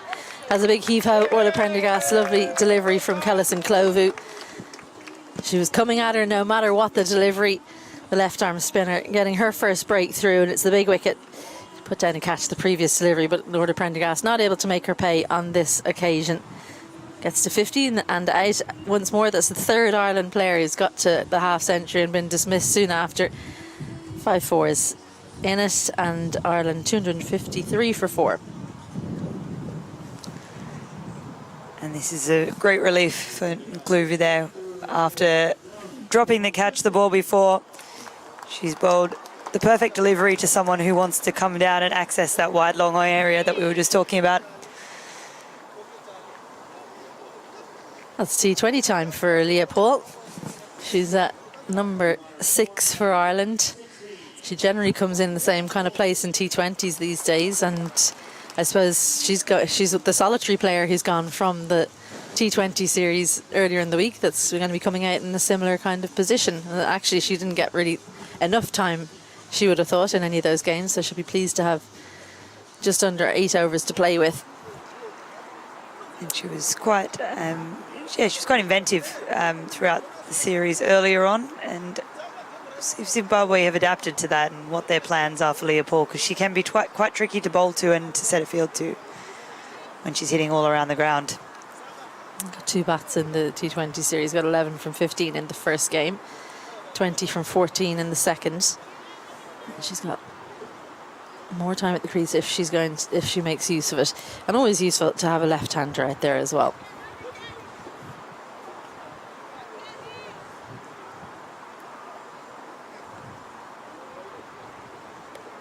Thin edge, won't beat the fielder. Chance again.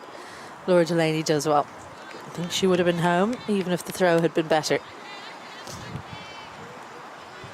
She's quick between wickets, Delaney. Good anticipation of the run.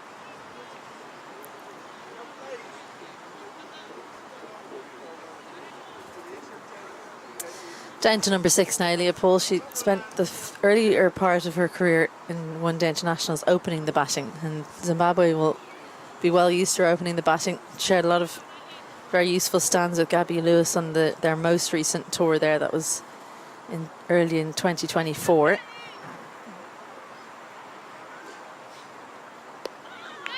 In that period of her career, she might not have been someone that they would want to send in with 8 overs to go in an ODI. So it really shows how she's reinvented herself and she's now someone who can score quite quickly. A huge range of shots.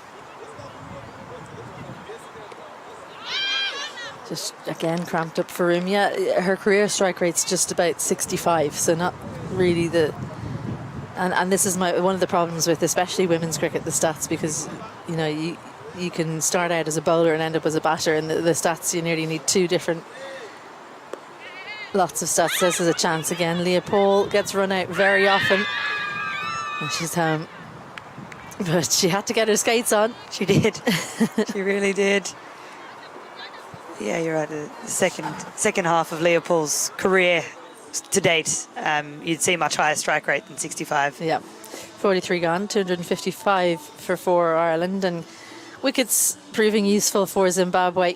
Just when it looked like Orla Prendergast was going to put the foot on the gas, Kellison Clove comes back into the attack and gets rid of her. And Laura Delaney hasn't looked that comfortable against Kellison Clove or Lorraine Chuma. Those two bowlers seem to have found the best length for the spinners. The off spinners not as successful.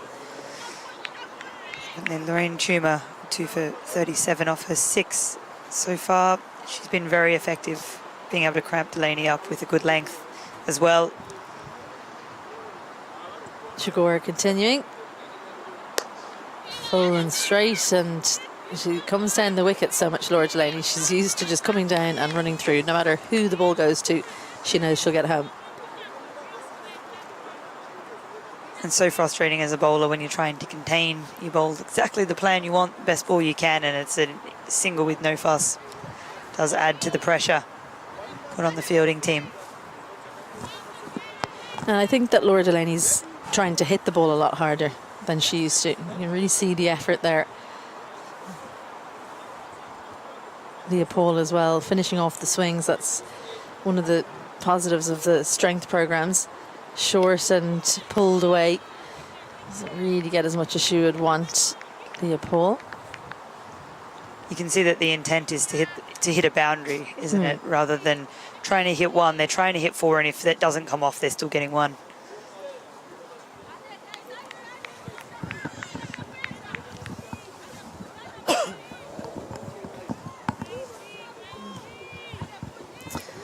It's the time in the game with the left-right combination that the fielders tend not to like, but the umpires have to do a lot of movement as well. Roddy Black having to run across from square to square.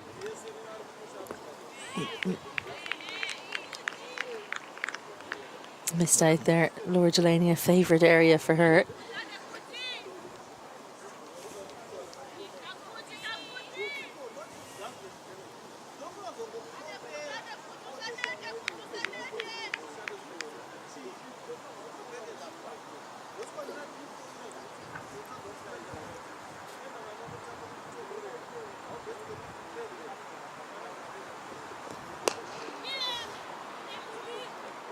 Again, another quick single to those fielders on the one and mid-off, mid-on, and I think she looks a little bit frustrated, doesn't she, Lorraine Chuma? But that was well to her right. It's a single all day, really.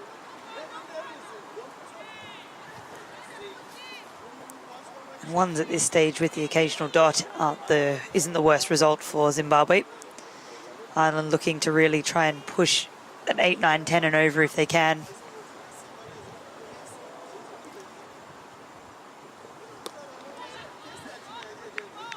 Good delivery that to Leah Paul, because she's only managing to get a single. Yeah, you're so right. This is, I think Zimbabwe look a little bit down, but they should be pleased with how they're going about this. It's about kind of damage control. 259 for 4, still 6 overs to go. So if any over that goes for less than 6, whatever the current run rate is, it's just below 6 is actually a good result.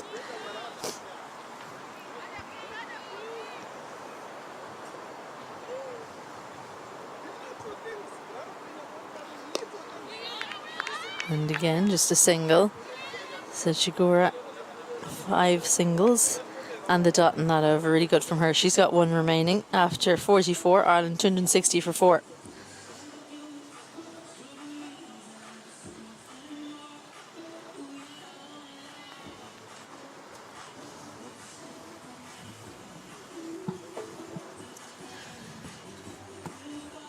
Alison Clovu has 4 overs remaining, so she won't bowl out, but she can close out the game from one end for her captain. One for Chigora left. She's probably going to finish her spell the next over, but then someone else is going to have to come on and finish things off. Zimbabwe won the toss and decided to bowl. Both teams wanted to bowl first. Leading edge and an easy chance. Caught this time. Alison Clovu put one down earlier. Takes the wicket this time. Delaney looking to tuck it into the leg side. Gets the leading edge. And another Ireland batter gets set, but then gets dismissed. 34 from 34. A runner ball from Laura Delaney at number 5. She's the 5th to go. 4 fours and a strike rate of 100, which she'll be pleased about. Ireland 260 for 5.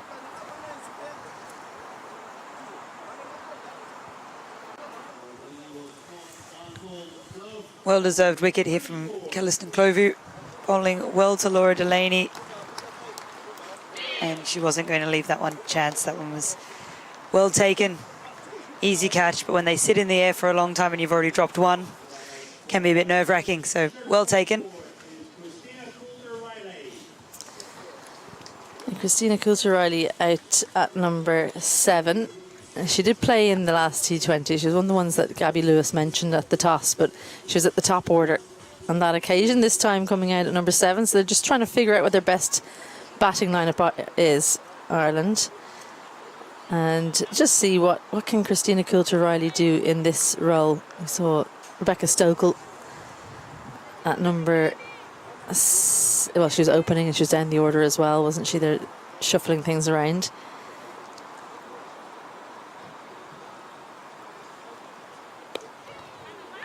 Oh, they should run a single, but Christina Coulter-Riley says no, and Leah Paul, well, if that had been collected cleanly by Clovu, I think that would have been another wicket for Ireland, as Zimbabwe just seemed to be getting back into the game here since the 40 over mark. Only added 15 runs since the 40th over. It just goes to show what losing wickets does to you. Perhaps a few nerves from Coulter-Riley coming in with only a few overs to go. Taking those quick singles early on might not feel as comfortable. Well, when you haven't had a lot of game time, sometimes it's you're doing too much practice in the nets, and you're spending that time after you play a shot thinking about the shot, rather than, doesn't matter where it goes, is there a single? And that's what happened there, I think. Short and tucked away off the mark. There should be a couple here. No one down there at fine leg. Keeper Daruru gives chase. It'll be the fielder in the deep that gets there first, though. And a good 3.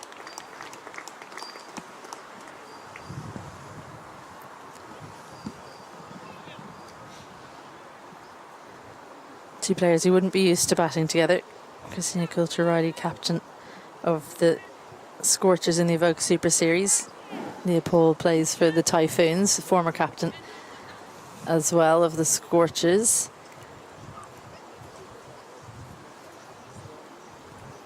Good time to bat though. Just over 5 overs to go. Sun coming out here in Stormont. Still 5 wickets on hand. Ireland should try to press their advantage. Long off, long on, mid-wicket and square out for the left-hander.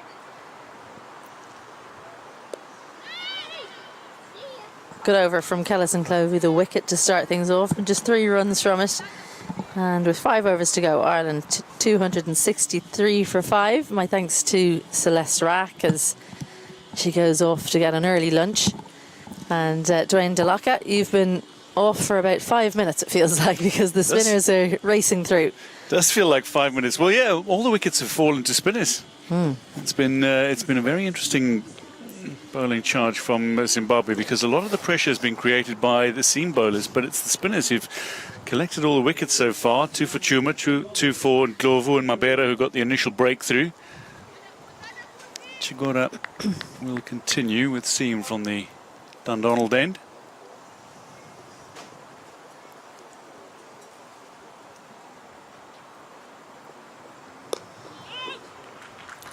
And Leopold just backs up so much. She's almost in trouble there because that was hit straight to the fielder. You should never be backing up so much that if the ball gets hit cleanly to a fielder, you're in trouble at the non-strikers, unless it's the bowler. We shall pass that message on to Leopold. She would giggle if you said it to her. She knows that she's a run-out chance.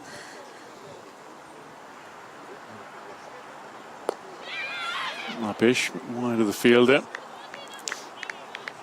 Two very fine batters at the crease still, despite the fact that they come in at 6 and 7 today. Christina Coulter-Riley, recently a good solid 80 against India. Leopold, the all-time highest scorer in women's one-day international cricket for Ireland. A massive 137 she scored against Netherlands. So two incredibly capable batters at the crease still to try and close out this innings. What has been concerning is the Wasp has been steadily heading downward in recent overs. This is chipped up, it should be comfortably caught. It's a little bit of a juggle, and Leopold is out for 3. Yeah, looking to get things going, but Linda Kulop-Mabera, she had a bit of an ice cream there, didn't she? An ice cream cone. It was sitting on top of her hands, but she managed to hold on. Bit of a giggle from Chigora as a seamer finally gets a wicket. Then a few deliveries left in her spell.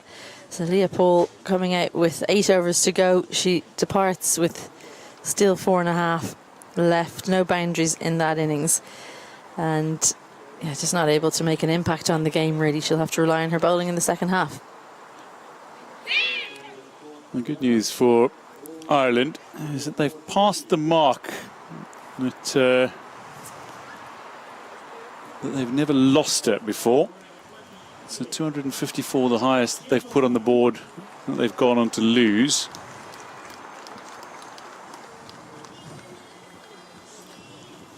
Next in for Ireland, Jay Maguire.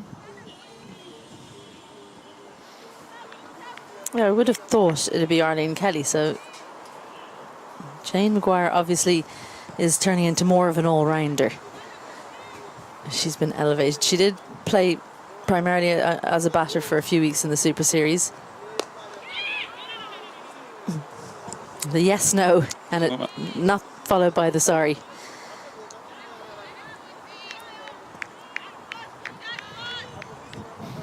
And somebody with a magnetic personality who's an excellent swing bowler is Jay Maguire. Now needs to come in and make some runs.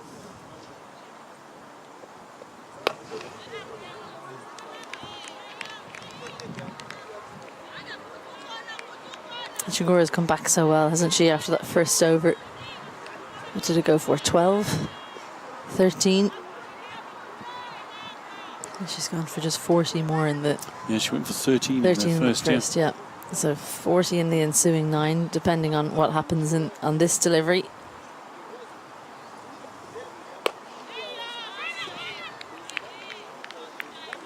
Regardless, Zimbabwe in recent overs have picked up 3 Irish wickets. That's the end of 46 overs. Ireland 264 for 6. There's Wasp. No, the last 5 overs, Ireland 13 for 3. Yep. It's been a really good comeback from Zimbabwe. It just shows you've got to think one wicket and you never know what happens. They took that 1 wicket, then another and a third, and it's just completely halted this Ireland lineup. 2 new batters at the crease. Christina Coulter-Riley with not a lot of international cricket under her belt. She did make that 80 against India, the highest for an Ireland wicketkeeper.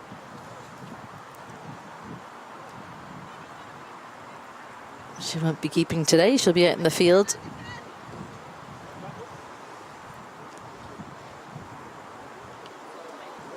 Wild swing at Ndlovu. Just bowling across Coulter-Riley. One of the problems at this stage in the game is people think they have to hit 4 every single ball, and then you face more dots than you realise, and all of a sudden Zimbabwe have them 13 for 3 and 5. Stumped, gone. Coulter-Riley down the crease. Killis Ndlovu has her 3rd of the innings. 3 for 36. Very good return for the left arm spinner. And just not what's needed when there's been wickets tumbling. Just try and rotate strike. Try and get something going. Coulter-Riley goes for 4 from 8. And Ireland gone from 253 for 3 to 264 for 7. 13 for 4 in the last just over 5 overs. Good work from Daruru behind the stumps. It's not really the option against left-arm spinner bowling over the stumps. And I wondered why Jay Maguire was out first, but now we see her, Arlene Kelly.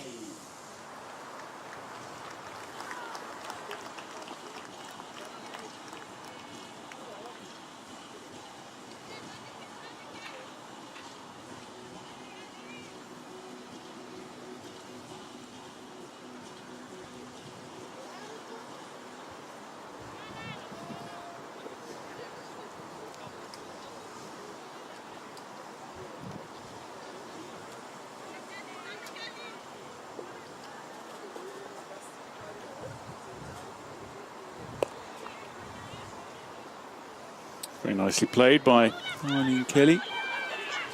Struck it very firmly past.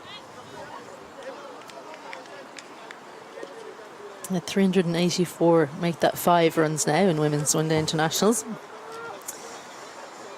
And by contrast, Jay Maguire has just 76, so you can see why Yes. I'm perplexed at the order of things. You know, Arlene Kelly's had a good couple of knocks of 30 plus in the last year or so.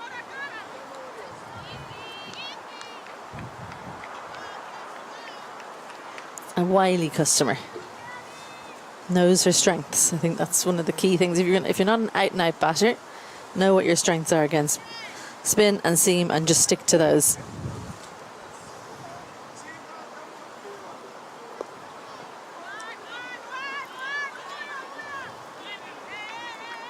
That Wasp down to 290 now, and it was up to 340 at one point. Yeah. When Orla Prendergast and Laura Delaney were together.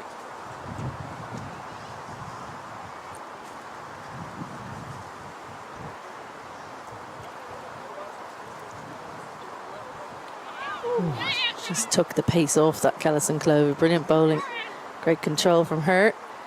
Well, Jay Maguire only just about got in before the ball reached there. I was about to say good call from Arlene Kelly, but Jay Maguire got there eventually. 47 overs gone, 268 for 7 at Ireland.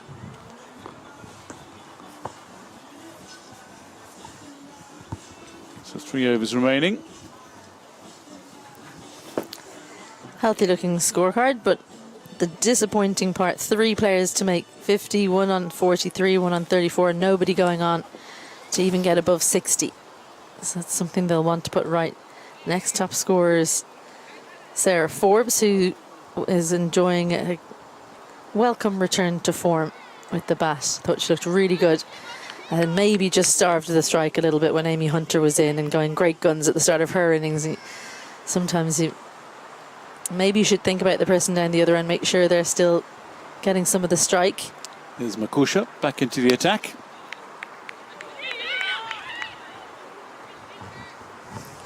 Real lower order running that. Just hit it and started to run. Jane Maguire.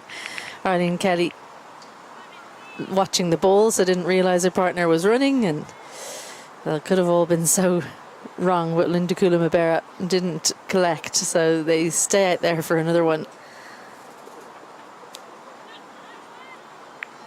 Arlene Kelly nicely over the top of that. Cuts it down to 3rd. I think the key for Arlene Kelly is she has a couple of boundary balls. If it's full and she's got arms, they're the ones she'll send to the boundary, generally over mid-wicket or straight. Yeah, she plays some fine shots straight, certainly, Arlene Kelly.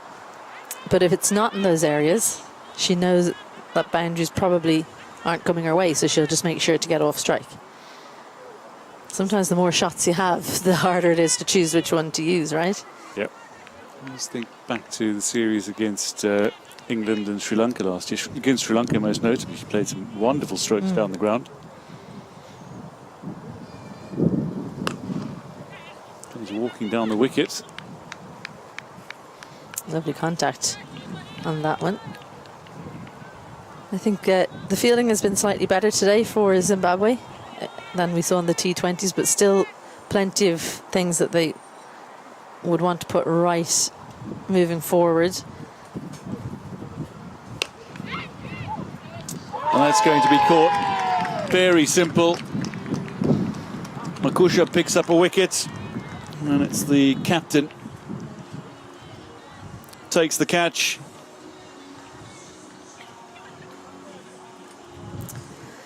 Chipumueri Tiripana with a little bit of a reach up into the air. Plucks the ball out of the air. And Jane Maguire didn't look fluent at any stage and got this too high up on the bat, looking to score late boundaries. Well, actually too far down the bat, a little bit toey. And an easy catch, but well taken by the captain. 3 from 8 for Jane Maguire. Cara Murray, the new batter out at number 9, has a real strength over extra cover in particular.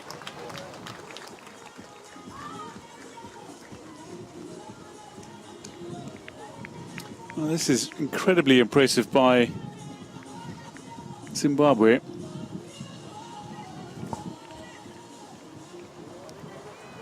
After 30 overs, Ireland were very nicely placed. They were nearly at 180. Staring at a very large total, but Zimbabwe have pulled Ireland back.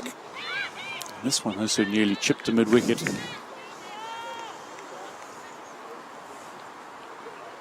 Good way to end the over. Dot ball after a wicket. 2 overs remain, 12 balls to come. Ireland 272 for 8.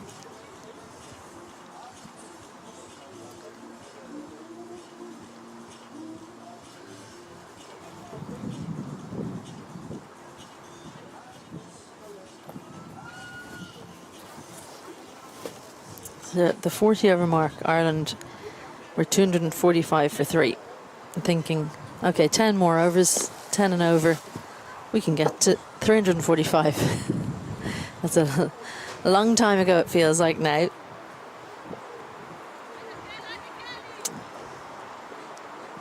Glovu to bowl the penultimate over.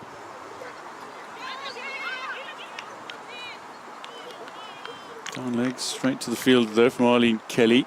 Happy to take the single, brings Murray on strike. I think thinking about this game moving forward, when Captain Chipo looks back, she might think, I left some overs of spin that I could have used. I might look to change that around come Monday. Murray hits it high. 2 fielders looking to converge on the ball. Neither gets there. Lands between them.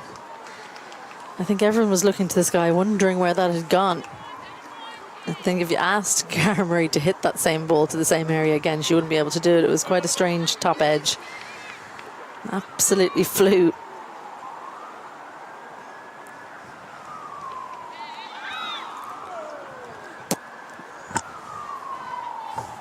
Well, Glovu and Dururu antagonised over that.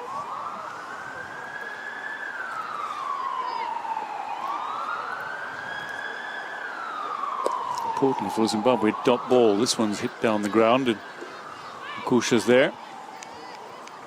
It's got a great arm from the boundary, so nobody's going to risk it. That was another very odd shot from Cara Murray, wasn't it? Looked like she was trying to sweep it, just slapped it down the ground. Yeah, that's the miss-stumping. Not enough time for it to really make Zimbabwe pay, but they'd love to have got another one and got number 11 out into the middle. Dururu's defence did seem to keep a little low. Wicketkeepers union from you there, Dwayne, huh? Always look after each other. Just throwing it out there. Yeah, no, you're right, you're right. And it turned too much as well. Now let's not get carried away. That's going to be wide. Flick the wicketkeeper on the way through.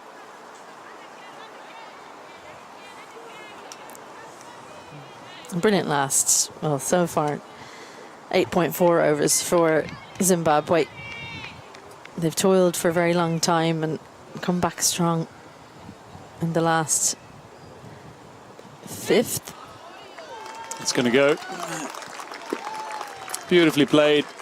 Murray down on one knee. Just helps it over the fielders in the circle. This is when that mis-stumping really hurts as a bowler. Just shuffled a little bit to the offside. Cara Murray knew exactly what shot she wanted to play. Got the elevation. She's hit pretty much everything in the air so far, so she knew she could get it over that fielder.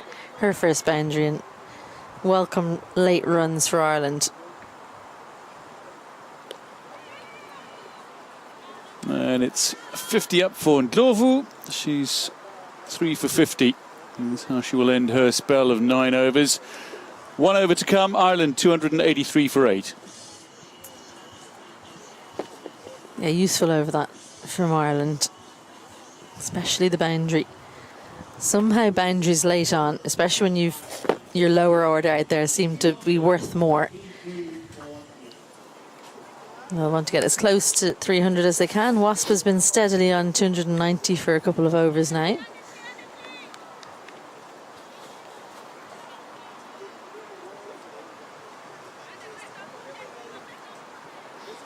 Makusha will bowl the final over. She's got a wicket in her last. And she starts with a dot ball. 5 balls remaining in the innings. Into the pitch, I think that's what she's going to go for. What we haven't seen from the Zimbabwe seamers is any kind of change-ups in terms of rolling the fingers over or back at the hand slower balls, but they have changed their lengths. Bowled. A wild swing. Makusha puts it on the stumps and gets her second reward of this game. She was very impressive at the start for Zimbabwe. Initially looking to pull Zimbabwe back into this game after Ireland had threatened to let it get away. She's picked up wickets in successive overs at the end of the innings. Ireland lose a 9th. 283 on the board. Well, there's one person who won't mind that wicket going down, and that's Lara McBride coming out for her first bat on ODI debut today. And she's out there because of this. Full straight is always a good bet against the lower order. Cross the line from Cara Murray. I'm not sure what she was looking at, but it certainly wasn't the ball. And Lara McBride gets an applause from the crowd in here today. Usually she comes out in the top 2 in youth cricket and in club cricket, but international she's very much in as a bowler. Wonder what the message was from Lloyd Tennant. Just get your first run. That's what I would say. Yeah. Field spread, get yourself one and get down the other end. Gets a nice little full toss to welcome her. She should go and buy Makusha a drink after the game for that. Full toss on leg stump. Thank you very much. She's got her first run in Women's One Day International Cricket, the 19-year-old Lara McBride.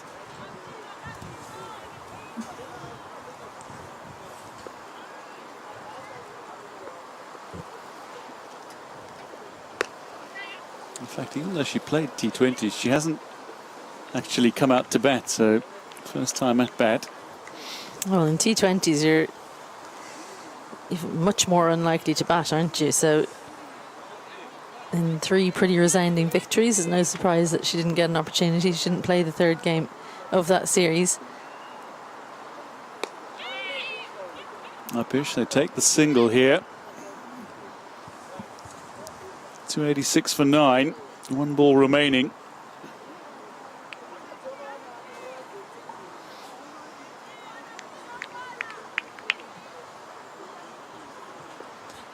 So last ball of the innings. Kelly on strike.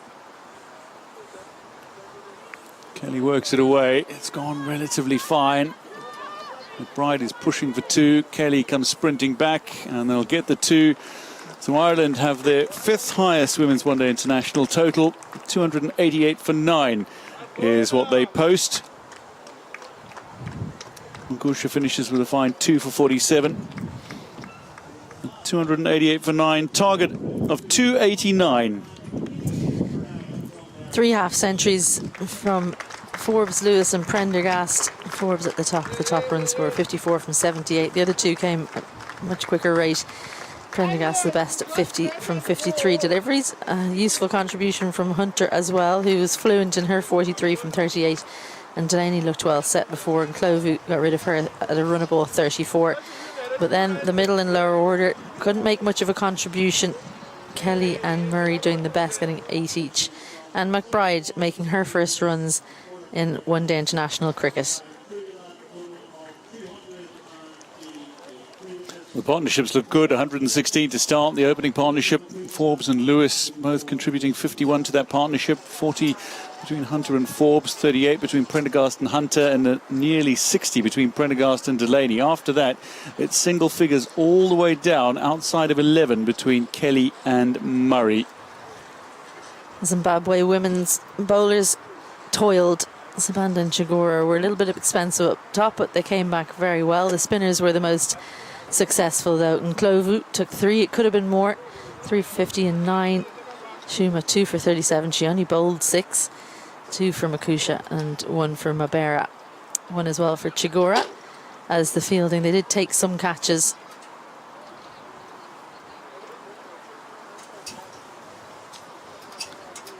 So Zimbabwe's reply coming up in around 25 minutes time. The target will be 289.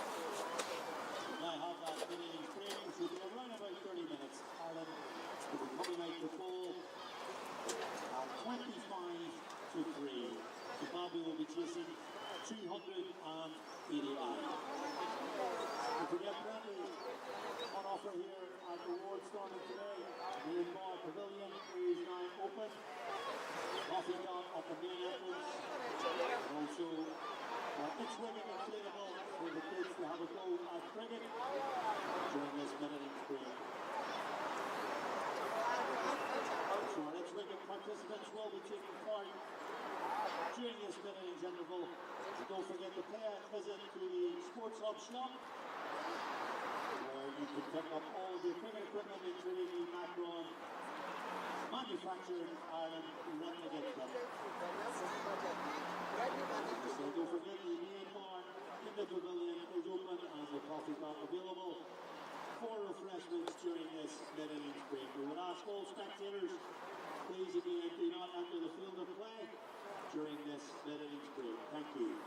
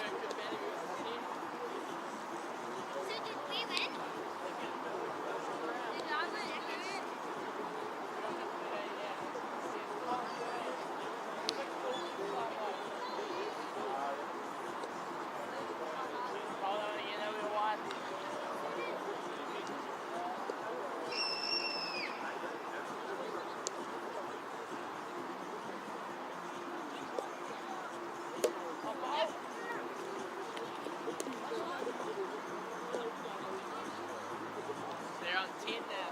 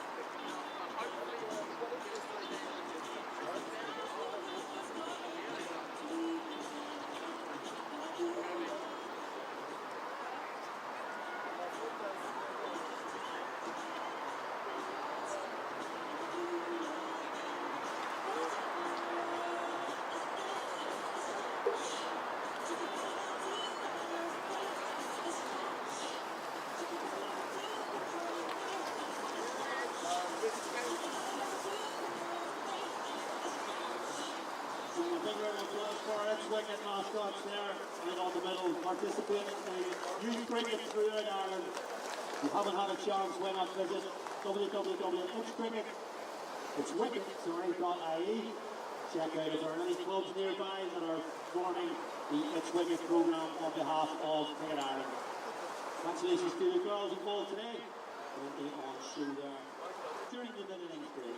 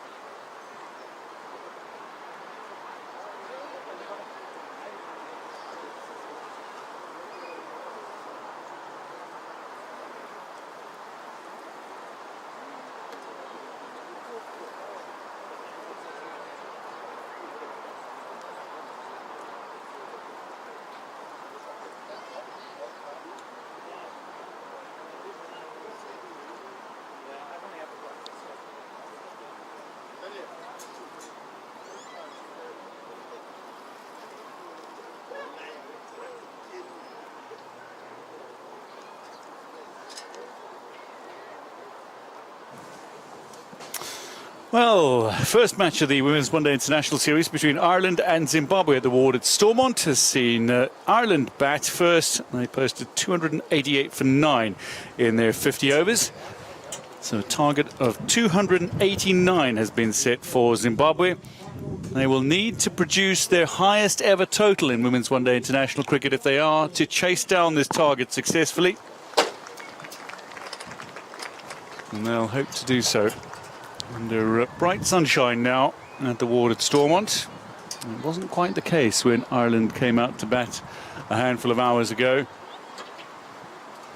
And the umpires making their way out, Kim Cotton and Rolly Black, out to their respective ends. Ireland looking to take to the field, and they're doing so without their captain, Gabby Lewis.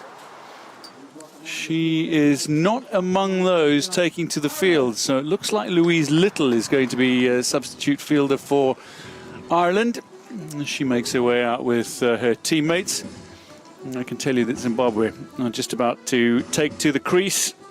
Celeste Rock is alongside, former Ireland international, and really positive bowling from Zimbabwe at the death. I mean, the last 10 overs so thoroughly impressive, dismissing 6 Irish batters for only 40-odd runs to close out the innings. Will they take some of that momentum, you feel, into their batting? They will, and they'll take a lot of positives out of that innings. It can be the hardest time of the match to really turn things around when you've been toiling away and there have been 5 big scores from the top order. They did so well to bring the momentum back their way. And even though it's a tall order, trying to score the most runs they've scored in one-day international cricket, they've got the momentum on their side now. Chiedza Dururu and Kelly Ndlovu make their way out. Well, Prendergast will open the bowling for Ireland. Stand out with the bat. She made 50 before being stumped by Dururu and being bowled by Ndlovu. Maybe there's something in that. Kilis Ndlovu's first wicket of 3 in the innings. So, Prendergast to open the bowling. Zimbabwe, target of 289. Dururu facing up. Looks for the cut shot off the slightly wide, relatively short pitch delivery.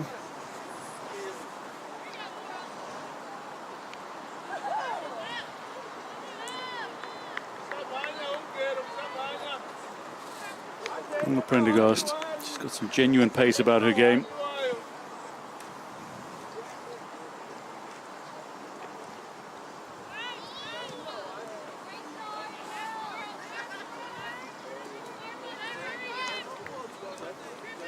Star with bat, star with ball, and certainly one of the most exciting all-rounders in European cricket.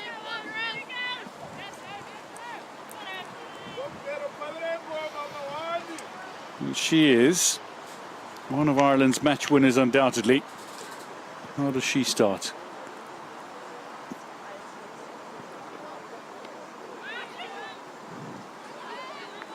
Dururu under some real pressure in the opening few deliveries here.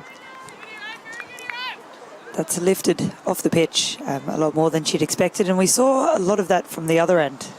But Ola Prendergast decided to bowl from the far end and is extracting a bit of bounce out of the pitch as well.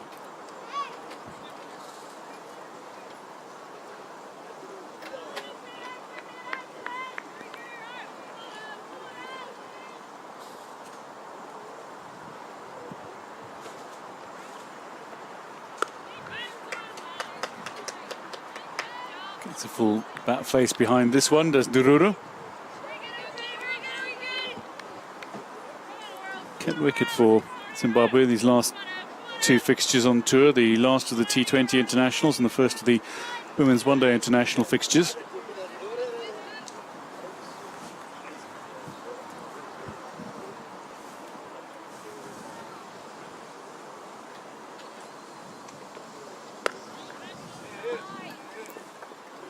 Still no run. Good solid over that Prendergast is putting together here.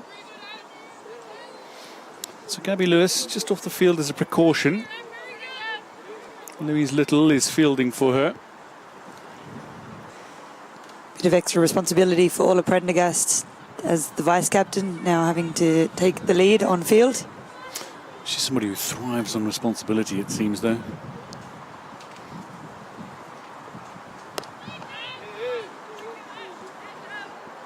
Fine opening over from Ola Prendergast, a maiden to start.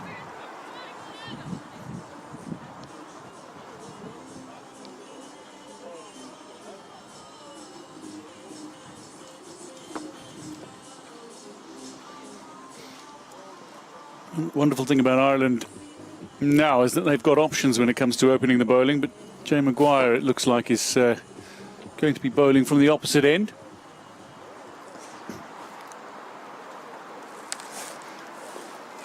Back into the side after Ava Canning was used in the final T20, given a chance with the new ball. Jane Maguire brings the ball away to the right-hander and into the left-hander, so the opposite of what Ola Prendergast is doing.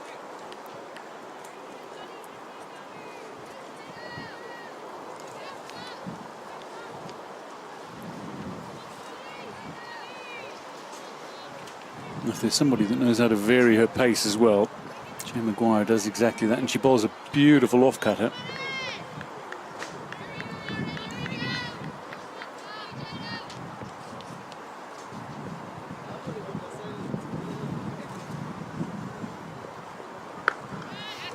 Listen, Ndlovu looks for the expansive shot first up. There's some aggression about her game, whether batting or bowling. That's what you like to see. She's such a competitor, and she had been. But the players, Irish players, went hard at her in the T20 internationals, and she wasn't as successful with the ball as we'd perhaps expected. But today, she's turned that around.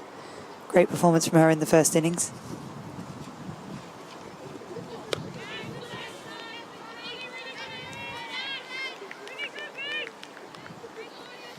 Yeah, 3 good wickets for Ndlovu. She was very much a part of that drag back by Zimbabwe, getting themselves back into the game when Wasp was threatening to go to around about 340.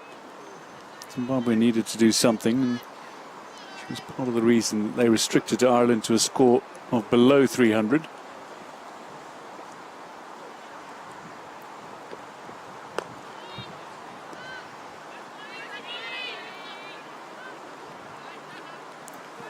All of Zimbabwe's spinners have been impressive on this tour, but today Lorraine Schumer was great as well. On a nice tight line to Laura Delaney and to Orla Prendergast. Put them under a bit of pressure.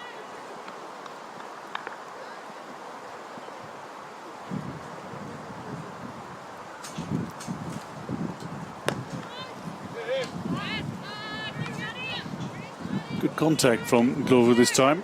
Straight to the fielder, Laura Delaney. So 10 dot balls to start.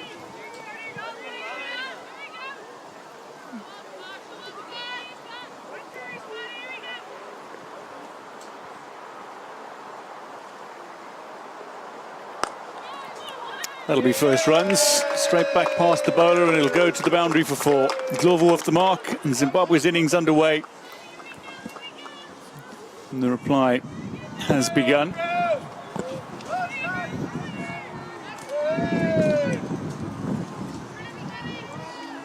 And it's positive cricket from Ndlovu here. Jane Maguire looked like when she looked very disappointed when it went past her. It was hard to tell whether it was a chance or whether it was just the fact that it went past her for 4, but it looks like she may have had a slight chance there. Yeah, it does. And this one is caught very nicely indeed. And it's well fielded. Down at fine leg. Ndlovu goes to 5, the end of the second over. Zimbabwe a 5 without loss in reply to Ireland's 288 for 9.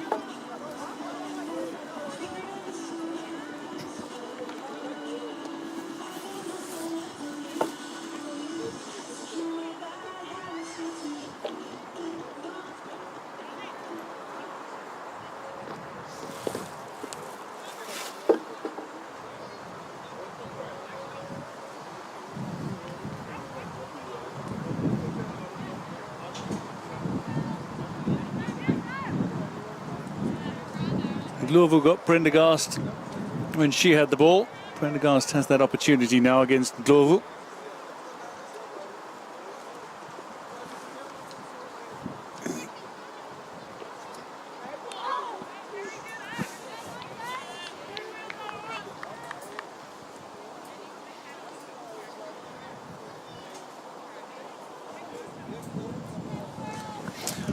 I think in a sense they can almost be compared, Ndlovu and Prendergast. They both have an X factor about their game. They both, although some years apart, they both regarded as some of the brightest young talents to come from their respective countries.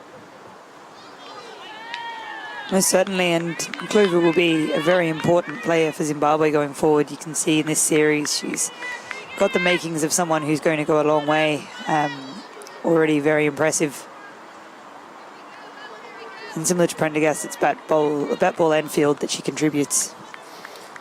Yeah, while she only took 1 wicket in the T20 International Series, she put together a good string of scores. She was 20, 46 and then 9 in the third T20I. And she batted aggressively.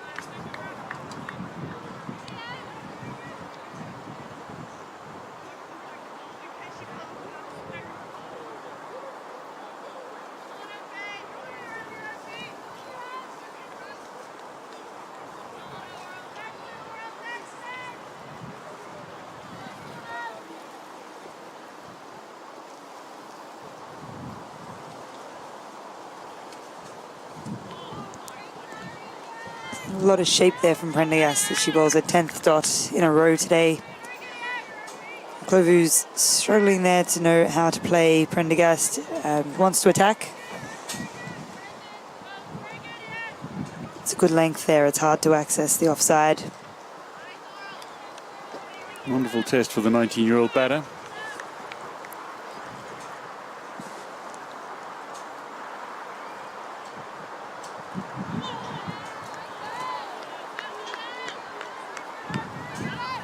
Once again, that shape away. Prendergast is so used to bowling to right-handers in Ireland and bringing the ball back in, but she's just as effective to the left-handers bringing the ball away when there's that late swing.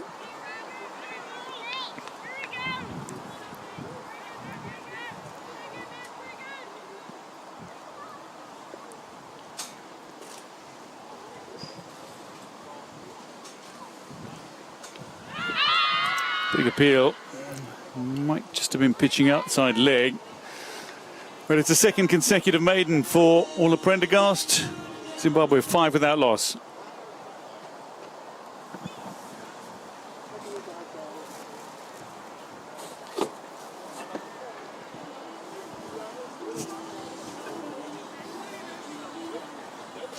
Maybe not her fieriest spell, Orla Prendergast, but there's some pace behind the ball. And indeed, she's proving problematic for both the Zimbabwe openers.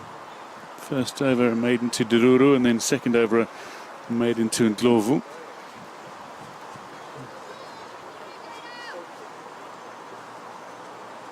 Dururu on strike to Maguire now.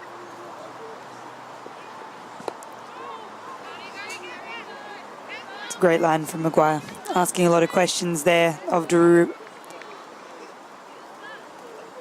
Right on middle stump, swinging away from the right-hander. Maguire does tend to draw players into shots. She's always keeping the stumps in play. She varies her pace in a very effective manner.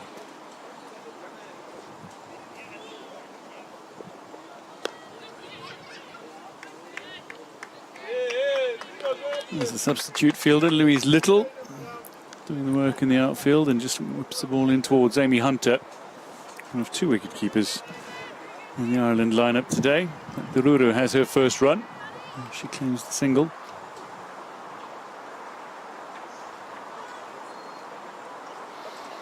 Just to put into perspective, Zimbabwe have only chased a score. Oh, they've struggled to chase some bigger scores, and Glover puts this away for 4.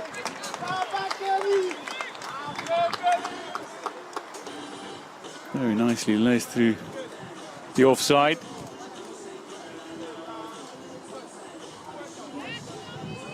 Maguire's got a length wrong here.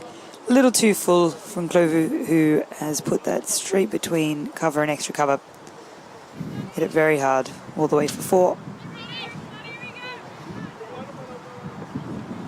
Well, Zimbabwe have reached 250 4 times before in women's one-day internationals. Only once have they got anywhere close to the 289 target, and that was a 270 score they put on against a relatively inexperienced USA women's team in May this year.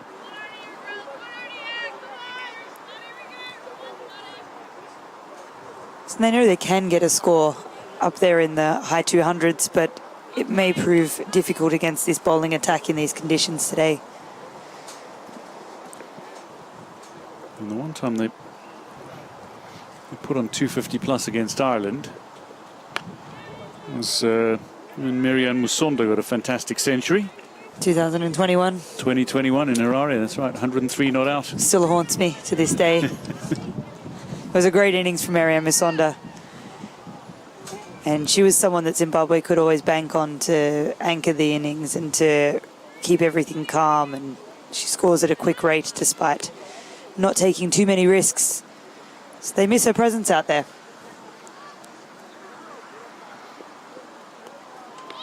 There's the little change up from Maguire. That ends the 4th over. Zimbabwe 10 without loss.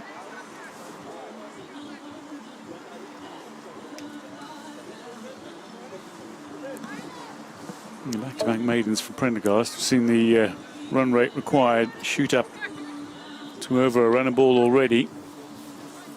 So it's a tough ask for Zimbabwe.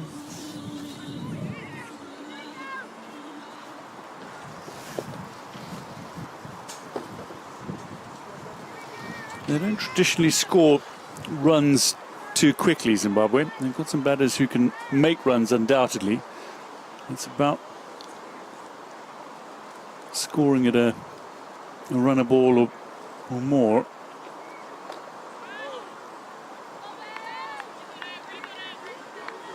Prendergast is getting just as much movement there to the right-handed Duru as she was to Mklovu there.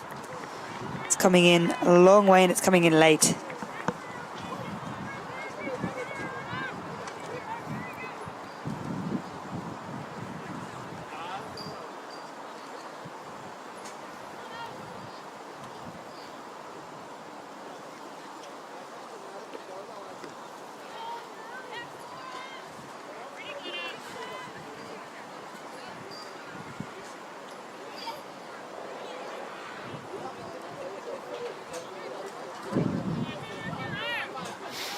Prendergast does seem like she's got a plan in place as well. She's been pitching it a little shorter to Dururu, a little fuller for Ndlovu.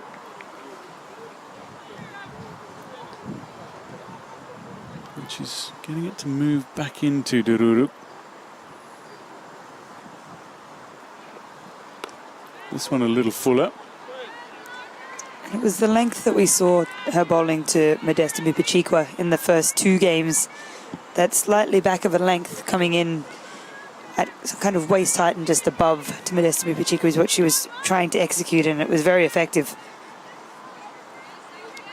She had a bit more variability with her in-swing in those games where some of them would go straight on and others would come back.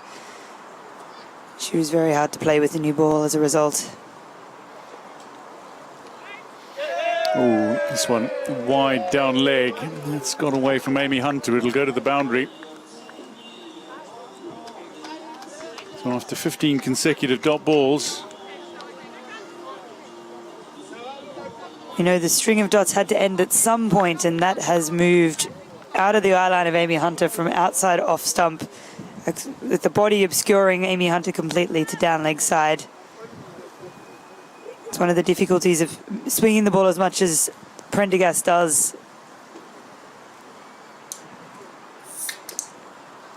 And then goes with the short ball. She gets the warning, 1 for the over. Dururu, incidentally, made her international debut in that match back in October 2021 when Musonda laid down a fine unbeaten century to help Zimbabwe claim victory. It's a very special day for Zimbabwe, with Mary Musonda scoring the 100 that day, captaining their side to the victory. Oh, and that's cut back in sharply. Dururu goes for 1. It's just caught the top of the stumps. The bail's removed. Dururu's gone. And Prendergast can celebrate a first wicket of the afternoon. Dururu never looked comfortable at the crease. Certainly not against Prendergast. No runs off the bat still. Prendergast, Zimbabwe 15 for 1. This is Orla Prendergast at her best. It's unplayable when she bowls in that channel there. Balls come back, hit the top of the stumps. And Dururu 1 off 13. Lorraine Chuma.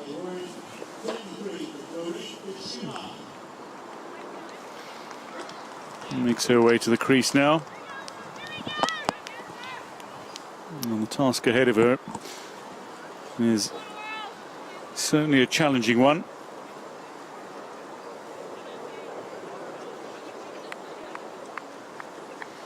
She's a tactically aware cricketer. That gives her a greater sense of decision-making and ability when she's at the crease and when she's bowling.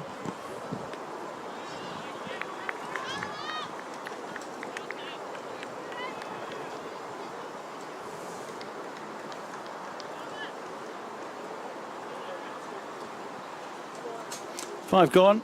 Zimbabwe 15 for 1.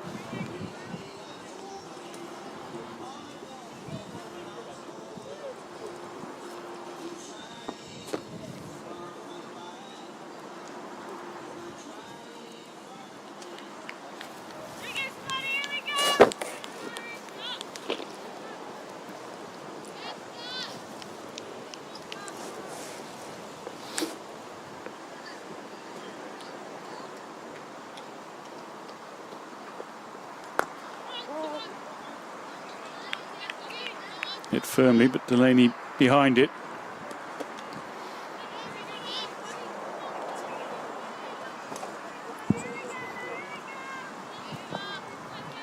So Chuma at the crease now. She holds the distinction of being Zimbabwe's highest ever scorer in a women's one-day international. 137 she scored against USA just a couple of months ago.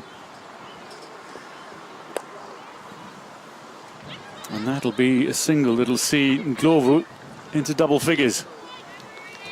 Slight misfield.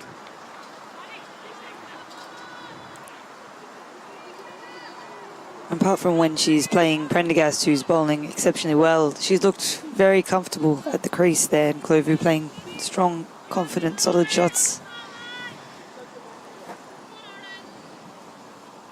Goes about her business very positively.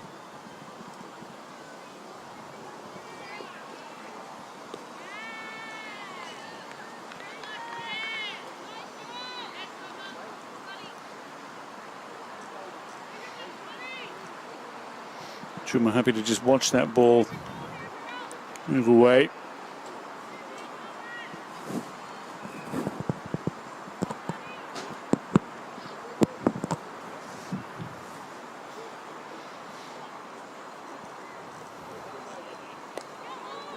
It's the outside half of the bat that'll beat the infielder. And there's protection on the boundary. And from Arlene Kelly.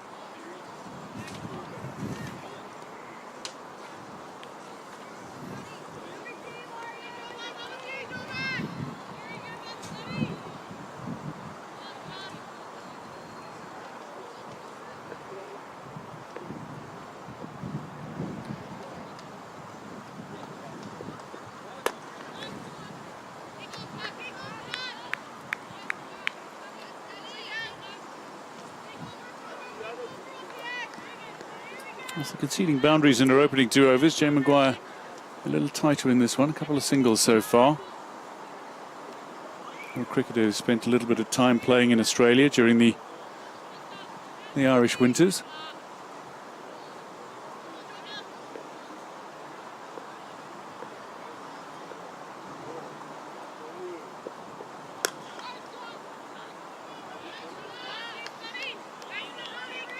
End of the 6th.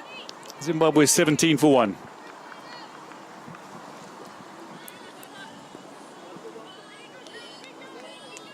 And we saw a long period of time where players were playing consecutive seasons between the Northern Hemisphere and Southern Hemisphere summers. But we're starting to see those seasons get a bit shorter now. A lot of countries are giving NOCs for shorter periods of time. There's always a concern with playing too much cricket with the international calendars and everything that you're getting players overtraining and overplaying. So there is more consideration now about getting the balance right.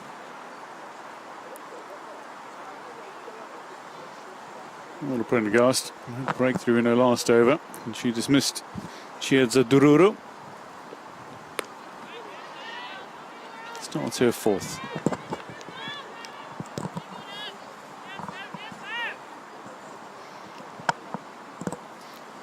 Still no runs off the bat against Ola Prendergast for Zimbabwe in this game.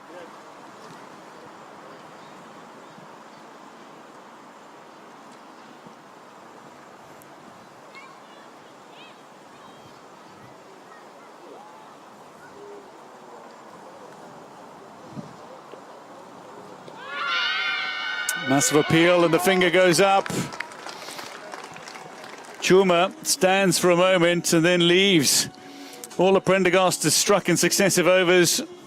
Takes the edge. Hunter with a catch. Zimbabwe 17 for 2.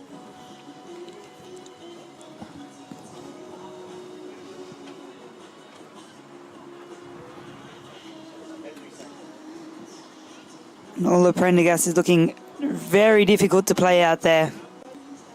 Still no runs off the bat off her. Chuma struggling to get her away, and this ball hasn't moved in as much as some of the others previously have. The whole entire gully, point, Amy Hunter, the wicketkeeper, all up in unison.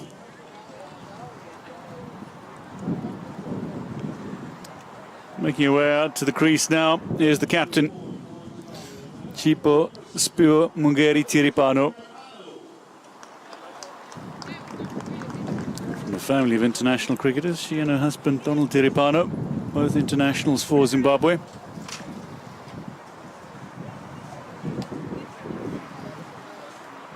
Plenty of responsibility on her shoulders now.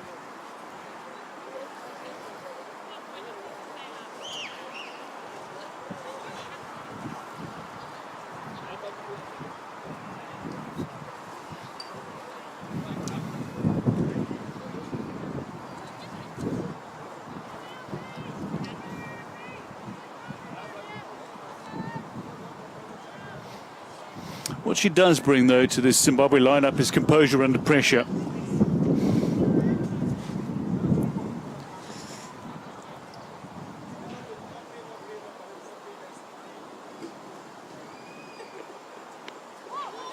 Ooh. Looked like the top edge, and that'll go to the rope.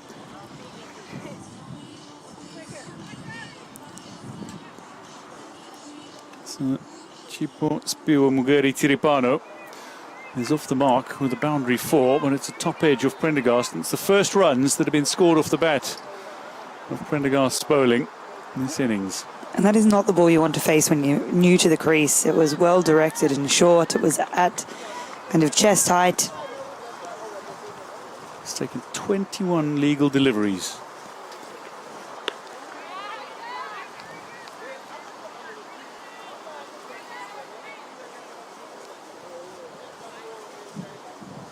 Gary Tiripano has been happy to bat at about a runner ball or just under in the T20s and try and guide her team towards a good score.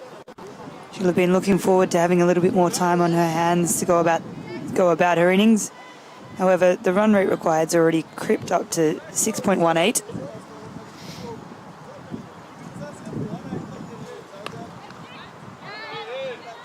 Nicely played, but well fielded.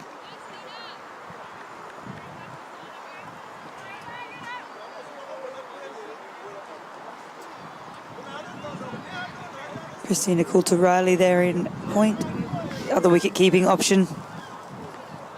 Yeah, very sharply to her right, Christina Coulter-Riley.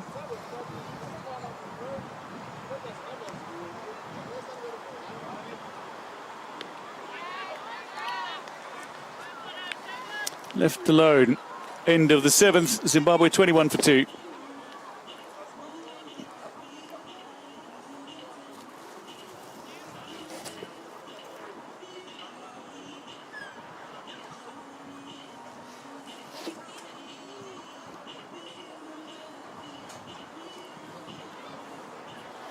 It's not often that you see a bowler go 4 overs and only have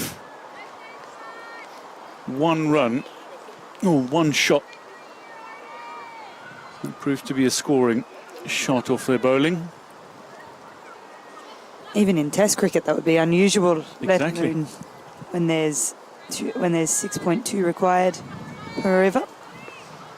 Respect shown to Prendergast. Maguire continues.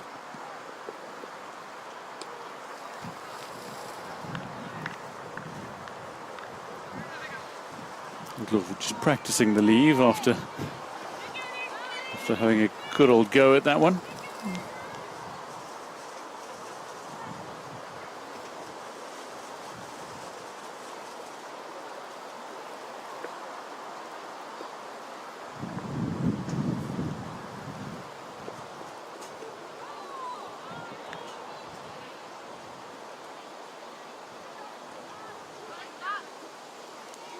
Slow ball looks to have come off the leg from Clovu, not balled wide.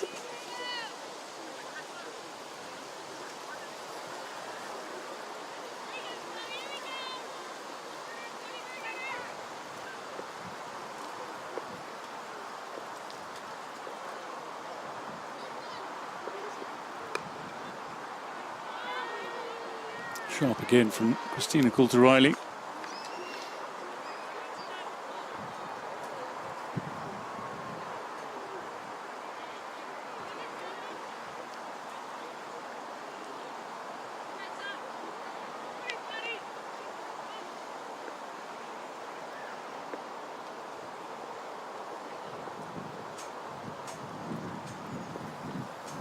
short, and there was an opportunity to put that ball away, and indeed Ndlovu's pounced on it. Takes Maguire to the boundary.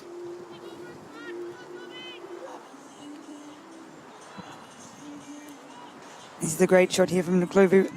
Maguire here has gone short, not short enough to trouble Ndlovu to get the ball up, but short enough that she's able to sit back and hit that for 4.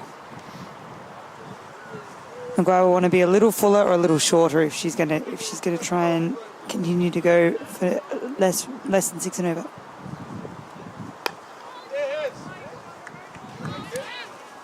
Straight to Leopold.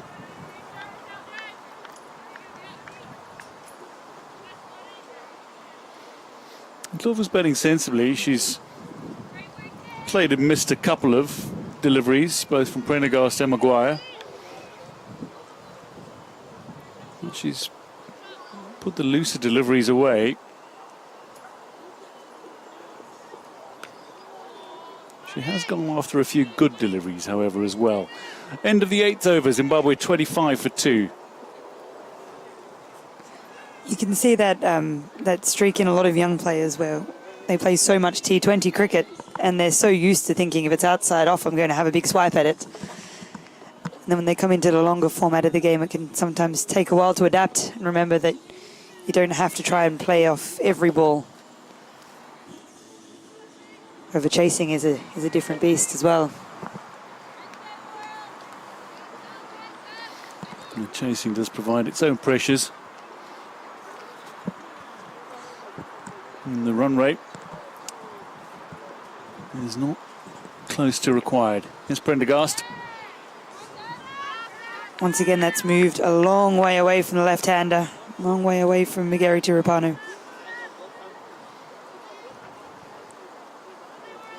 She's got a huge responsibility on her shoulders when you consider that she's got such a relatively young squad that needs to navigate some international challenges.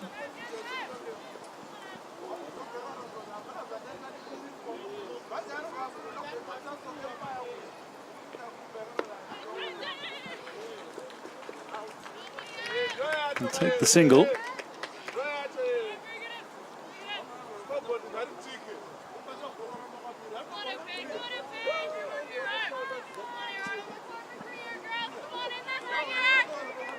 does take an entirely different skill set to score those runs when you're the senior player and your team's under a lot of pressure than when the going is easy.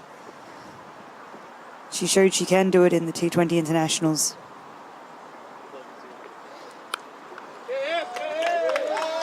That's worked, and that's worked very nicely indeed. Ndlovu adds another boundary to her innings. She goes to 18. Prendergast will not like that. We're talking in the first innings about the fast hands of Laura Delaney and Ola Prendergast when there's width, and you can see the same from Ndlovu here. She has jumped on that. She's got a long way back in her crease, and her hands have flown through the ball. Allowed her to get the power she needed to get through the field.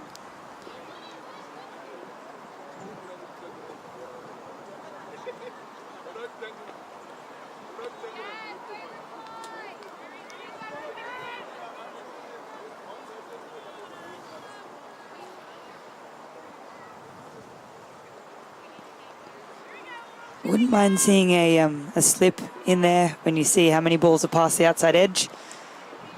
I know Gabby Lewis in particular loves putting in a slip, and perhaps it's the fact that she's not out there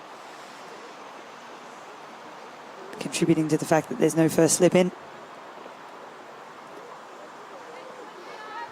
Glover chasing it again.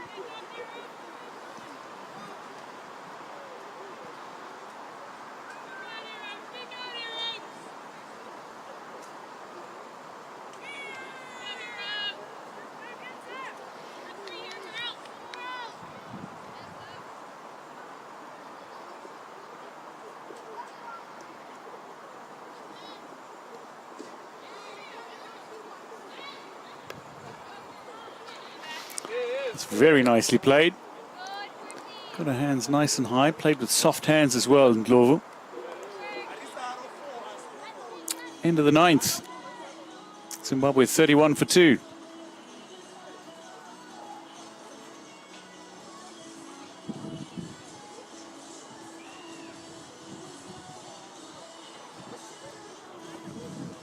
long before we see a change in bowling for Ireland.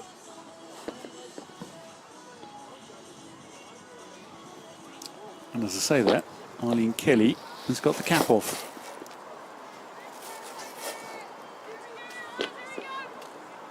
So Jane Maguire has been replaced at the Dundonald end. Arlene Kelly into the attack.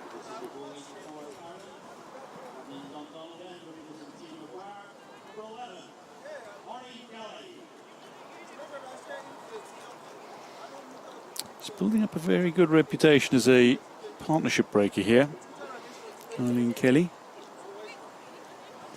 She's a tricky player tricky bowler to get on top of. She varies her pace. She's off pace. She's quite a good foil to Prendergast, who bowls a lot quicker, moves the ball a lot more. Good take from Hunter. Wide to start. She bowls a great variety of slower balls, Arlene Kelly, and they can be quite tricky to pick as well. She's had a lot of success both at the start of the innings and in the death.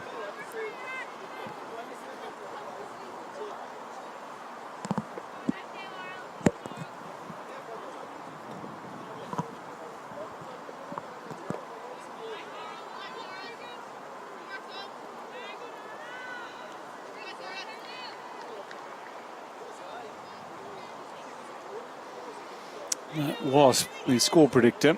It was sitting just over 15 at the start of the match. It's already down to 4%. I think Zimbabwe a 4% chance of claiming victory from here.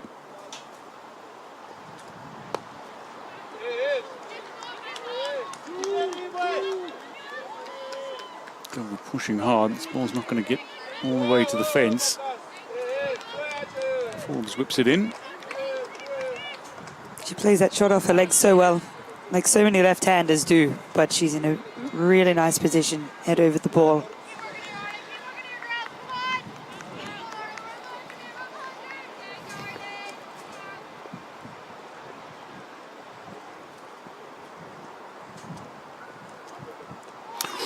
Amy Hunter. Tough for keepers when the ball moves a little off the pitch. It's an off-cutter that's turned like an off-spinner.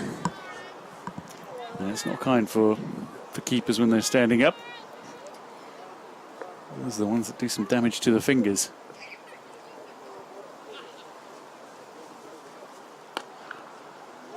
Chipped straight to the fielder, and that'll be the end of the innings for Keely St Glorville. Forbes takes the catch.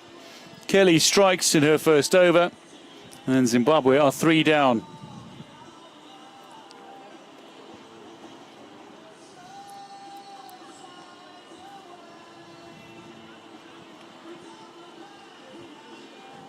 So it was starting to look like she was becoming more and more confident out there. She was putting on a good partnership with her captain. She'll be disappointed to have taken on the Kelly slightly back of a length delivery and scoop it straight to Sarah Forbes there, square leg.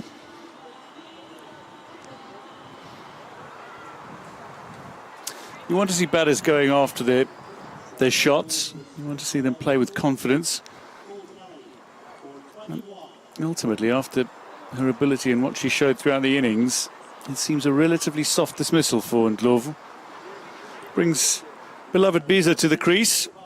And like Ndlovu, a teenager with a world of potential.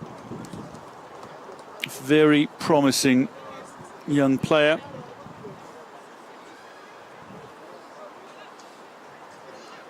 Just a look at the wicket again. Seemed to rush her a little, caught high on the bat. Yeah, it did. Looked like it skidded through a little. And back of a length from Arlene Kelly rises a little differently than back of a length from Ola Prendergast. Two very different bowlers.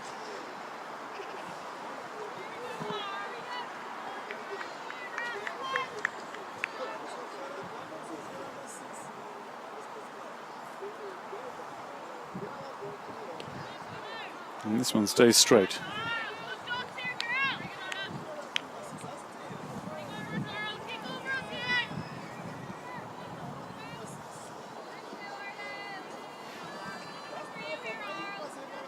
Well, with that fall of Glover's wicket, the Wasp has gone from 4% to 1%.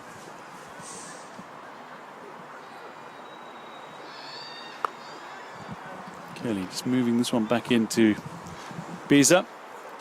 Plays it out into the covers where Forbes does the fielding. End of the 10th. Opening power play done. Zimbabwe 34 for 3.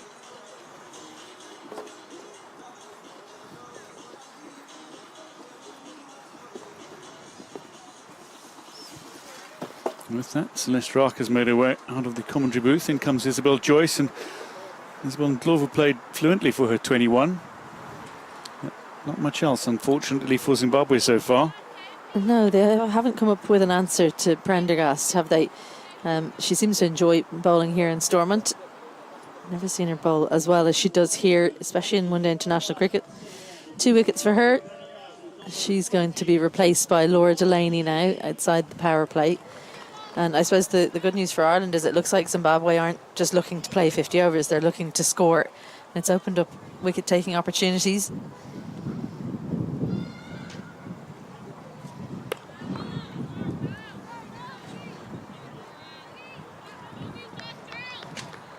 A lot lies with the captain, Sima Tirapano. She was the highest run scorer for Zimbabwe in the T20 international phase of this tour.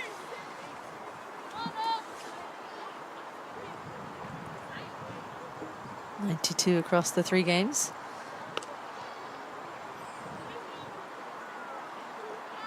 Lara McBride in the action.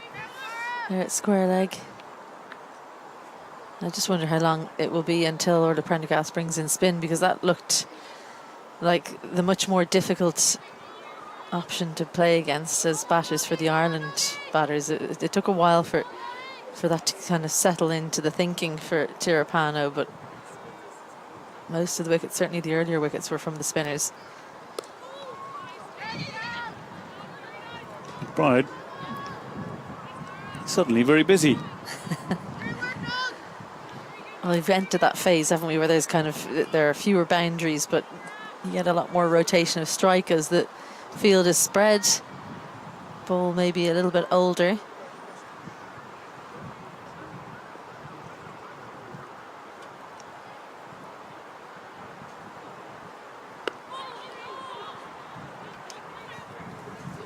Oh, the loose throw from Christina Coulter-Riley makes Amy Hunter have to work hard.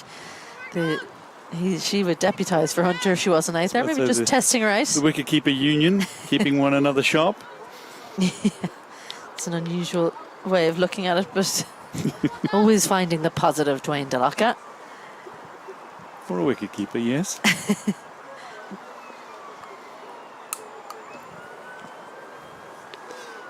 Good take from Hunter. It's wide down leg from Delaney. I know you weren't at the T20s, but we had Mary Waldron, former Ireland wicketkeeper, for a very long since she was on commentary, and there's a lot of stuff I know about cricket, but wicketkeeping's not my strong suit. It's really interesting hearing her talk about the improvements she's seen from Amy Hunter since she gave up the gloves. Mary Waldron, certain takes that Amy Hunter's making look easy now that maybe she might not have got to, and she's talking about hips and things like that. And I mean, my level of understanding is kind of at that stage where I could understand it as she was saying it to me, but I can't repeat it. I certainly couldn't go out and tell anyone else about it. But yeah, it was great to hear from an expert, a real expert, about, and someone who would know Amy Hunter so well, about the evolution of her as a keeper.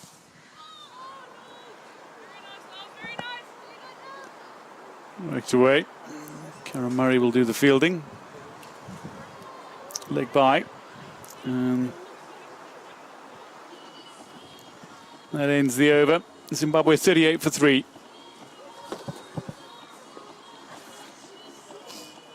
Yeah, because just to finish that point, keepers, you kind of want to not notice them, don't you? And then it means they're doing a good job. That's precisely it. Is that why they have to chat so much, to make sure everyone knows they're still there? The better you are, the more you have to chat. Are you baiting me? I'm kind of trying to bait Niall O'Brien, who I know isn't watching, but he's the one I'm thinking of as I talk about a chatty but tidy keeper. There have been a few. Arlene Kelly to continue. Oof. There's been a fair few of those, hasn't there, across the 2 innings, where it's been too full to drive, but because they're coming from T20 mode, the batter's still looking to attack a ball that really should just be looking to dig out in 50-over cricket.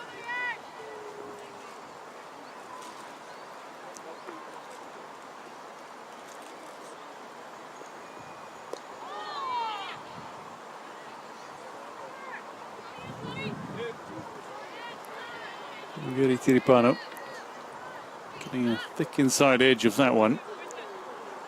It's through for a single, so Zimbabwe up to 39 now. What that means is the required run rate is effectively 6.5 and over. Yeah, I think that Ireland will be targeting Tiripano. They know that if they can get rid of her, then the floodgates might open. They might be able to get through this middle order of Zimbabwe. Well, she's still out there, then it could go a long way. It doesn't look like Zimbabwe are going to chase this down. It'll be a record chase, but they'll be thinking, you know, see how far we can go, bat 50 overs, but still attack. So Ireland will be desperate to get her out, and hopefully the less experienced players, it should be easier to get rid of once she's not out there.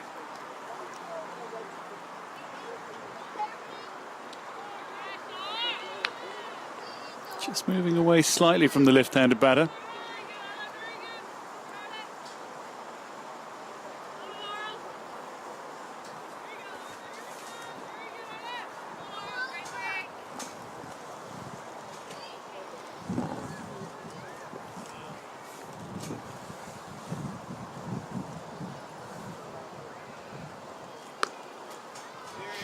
It's nicely played. Beats both fielders. Straight to the boundary. This is an excellent shot. Well, Leopold and Louise Little barely moved. It wasn't that full. It was too full, but it wasn't a long half volley. Nicely played. Nice and late as well. I think that Arlene Kelly will be buoyed by it, though. She'll think that an edge is a possibility, and I'm a little bit surprised we don't have a slip in there.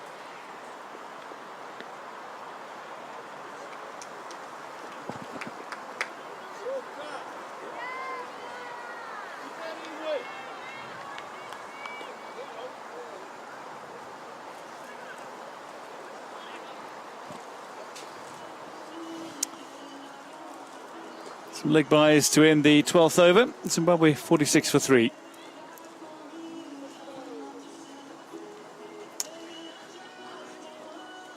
Two very different captains, Orla Prendergast and Gabby Lewis. I wonder how much of the bowling order was decided before going out. Is it very much Orla Prendergast decision making that comes to the fore while rotating her bowlers, or would Gabby Lewis or Lloyd Tennant have sent Orla Prendergast out with specific plans? Good to see Laura Delaney with a smile on her face again. Really feels like she's enjoying cricket again. Yeah.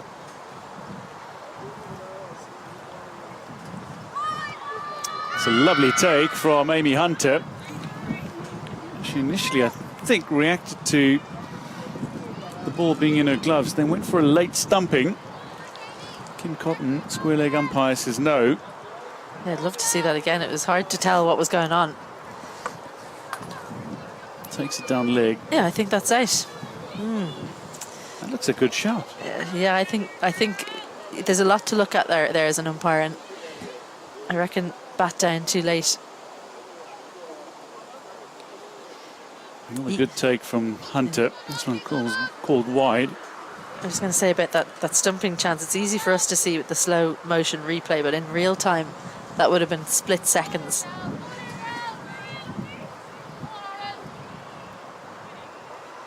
But I think when you're out of your crease and you put your bat back in, it's almost like a direct hit run out. It looks like it's back in, but actually, if your foot's pushed back in, you're much more likely to have got home. But if you play a shot and then you turn to put your bat back down. It's much slower than you would think.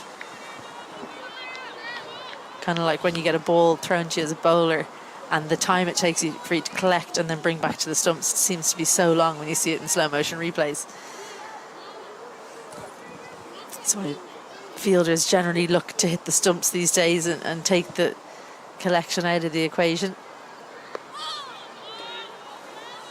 Just tucking the batter up here. More Delaney after a couple of strayed leg side.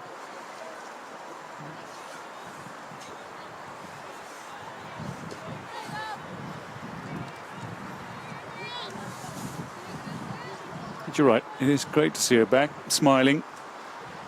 Injury ravaged last couple of seasons.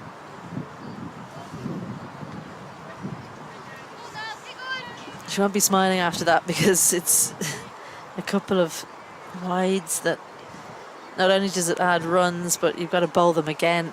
Those last few deliveries in an 8 or 9 ball over are very tiring. Generally conditioned to bowl 6 balls in a row, of course.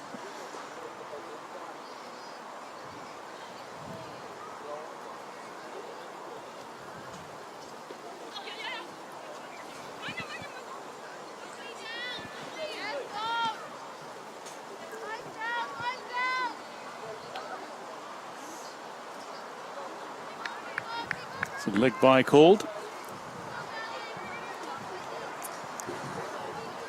She's just looking like she's collapsing a little bit, Laura Delaney. A point of release, and pushing the ball in more than she means to the right-hander. She's best when she can stay as tall as possible.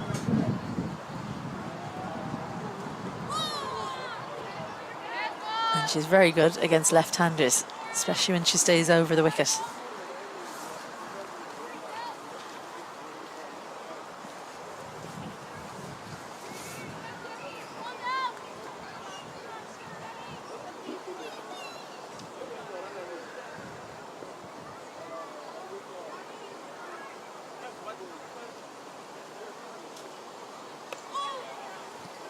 Well, that brings up the 50 for Zimbabwe. Captain, just a little late cut. We'll take 2 to end the 13th over. Zimbabwe 51 for 3.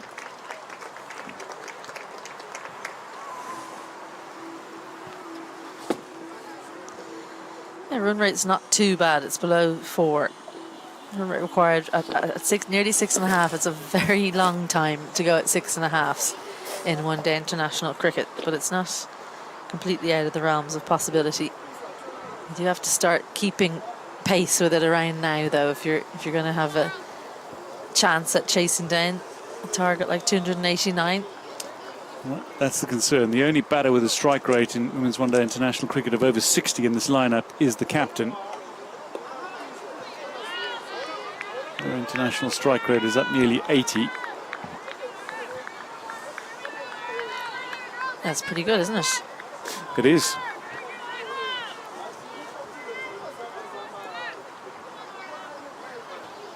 Hypocost on Twitter. Brilliant stats. Sending in the second quickest Irish player to 1,000 one-day international runs is Amy Hunter today. Yes. Who was faster? I think you can. Don't be looking, Dwayne. Who was faster to 1,000 runs? Orla. Gabby. Gabby. Yeah. There was only 2 it could be. Leah Paul. She's got there. She took her 39 innings, so she's pretty quick.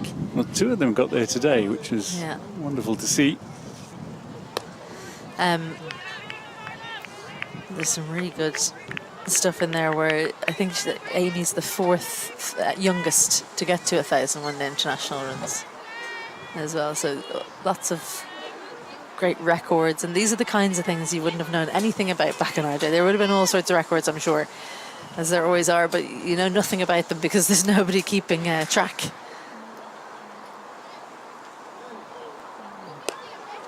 Really good tight lines and lengths from Arlene Kelly. You can see the difference of the amount of one-day international cricket that Ireland have played in the time since they last played Zimbabwe.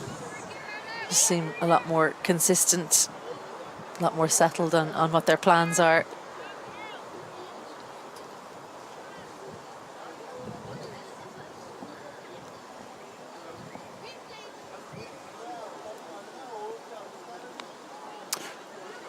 And that'll go for runs. Is it going to get to the boundary? It will. Yeah, an edge, and I think Ireland could afford to be a little bit more attacking in their field placement. Why not have a slip in for pretty much every bowler here, because Zimbabwe do look a catching chance behind the wicket. Both batters looking to play it quite late. They've been beaten on the outside edge, both of them, on a number of occasions, so why not look for the wicket?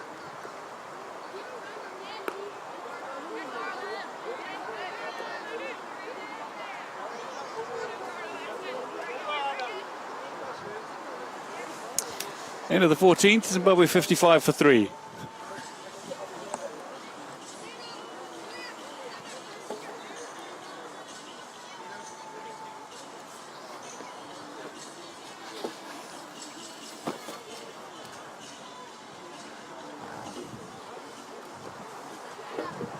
So Laura Delaney will continue. 0 for 7 from her 2 overs so far. Yeah, for Laura Delaney, I really think a catching option behind the stumps, maybe a second slip. It's a good half stop there from Christina Coulter-Riley. Very sharp movement to her left to get to that in the first place. Yeah, she's kind of become an exclusively point fielder, she was saying to me at the end of the T20 series, but the problem is in T20 the ball never goes to point anymore, so I said to her, you got to get yourself out of there, get yourself on the boundary. We didn't see her in the field in that game that she played, barely touched the ball.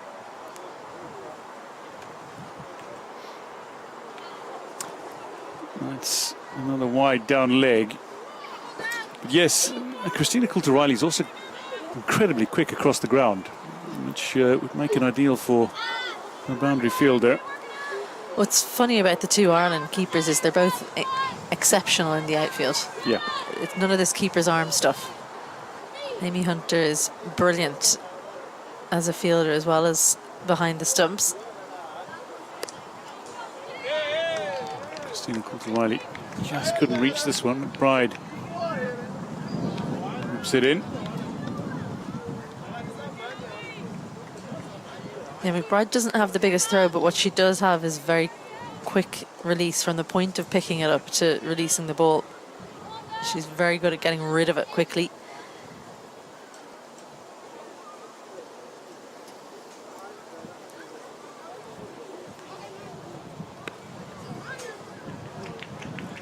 Nicely played by the Zimbabwe captain.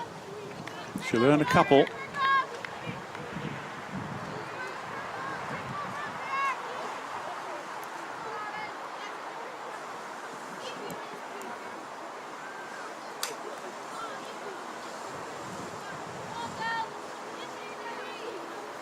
I'm looking forward. When is spin coming in? There's nothing against the seamers, but I just think the game is drifting. ODI Prendergast can do something to just try and take another wicket. This one's a bit of a top edge.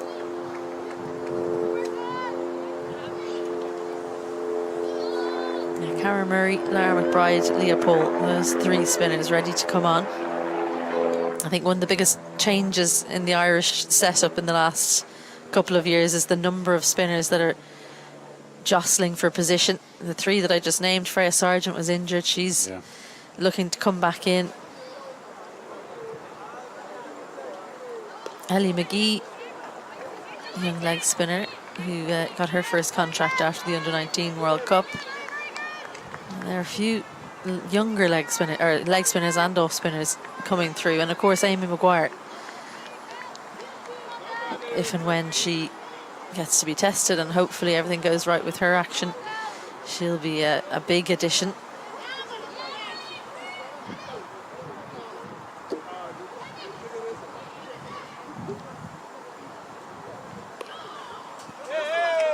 Down on one knee, but she's picked out the fielder straight to Cara Murray. Ends the 15th. Zimbabwe 63 for 3. Marlene Kelly's taking the cap off, so she's going to continue.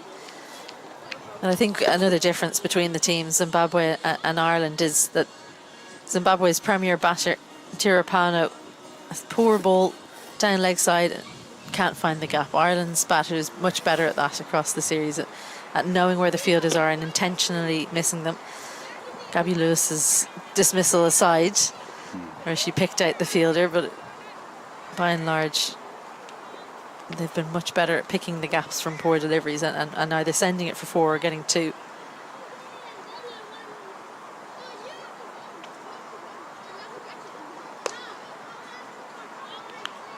Straight to Little.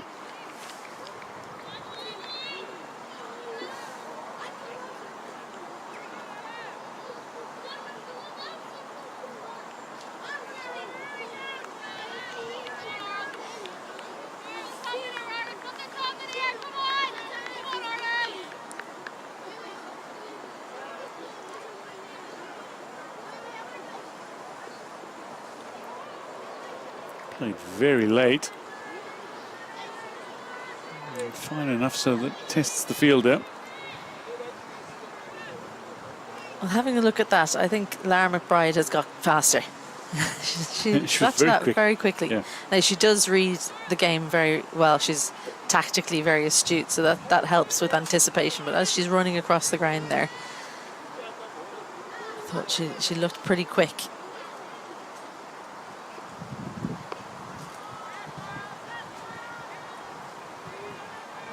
And only 2 players in the Ireland team above 30. A very young group in general, so those, I'm not going to say those 30-year-olds make them less athletic, but it generally points to a faster unit. And Louise Little, because she is subfielding, she managed to miss out in the dreaded mid-innings running for the 12th, 13th and 14th. She'll be delighted. I'm going to just say it one more time. I promise I won't keep going. I wish they would put a slip in. Even that shot just there, she's so far away from the ball as she's playing at Beloved Biza, so she's every chance to nick it. And with Amy Hunter up to the stumps, I just feel like a chance is going to go through there.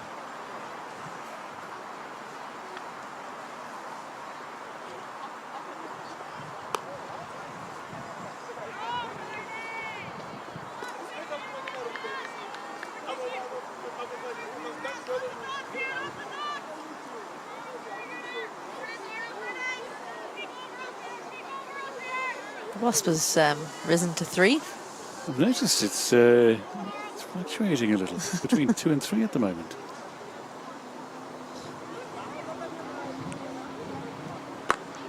Couple of lovely strokes to the boundary in recent overs. That ends the 16th. Zimbabwe 64 for 3, and that will be drinks.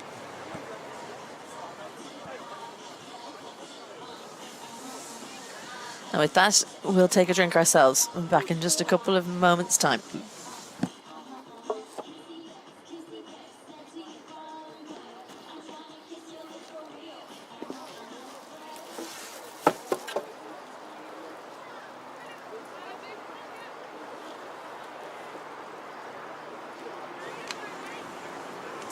Apologies, not drinks yet.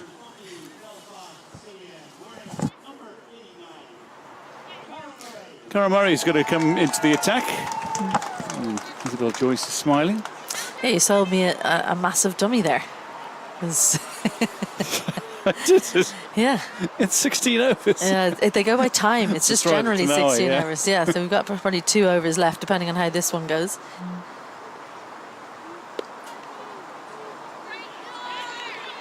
Lulu Little making the most of her addition due to Gabby Lewis' cautionary rest for this innings. She does have a tendency to that niggle in the quad, so good that Ireland are minding her. It's just the beginning of a busy period for Ireland. Short and should be punished.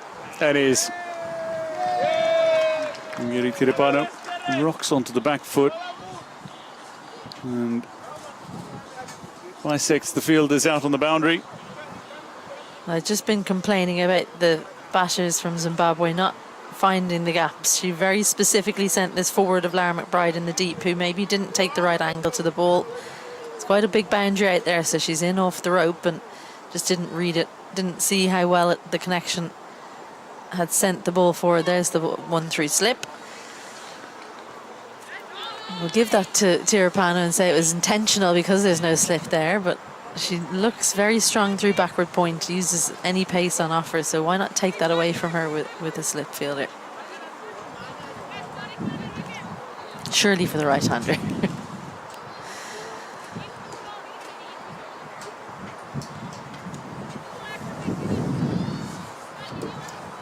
Still not. They're opting for a catcher in front of the wicket, kind of a catching extra cover.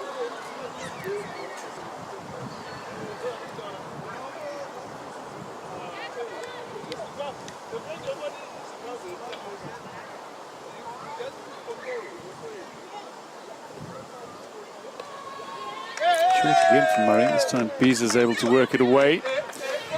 And while this dive at the end from Leopold, it's all in vain. Just not looking comfortable at all, Cara Murray. Drops short, sits up, and it was always leaving Leopold just inches away. But it seemed it was inevitable, didn't it, when it crossed the rope? So very useful stuff here from both Tirapano and Biza. 2 boundaries in the over so far, and Cara Murray battling now to get out of the over.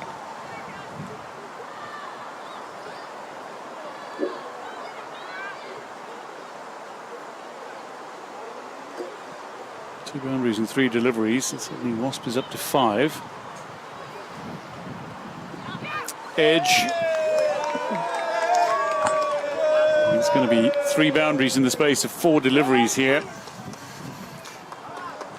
Yes, Isabel Joyce, you were spot on. Again, Where the slip is must have the had something to catcher? say about that. Where are they?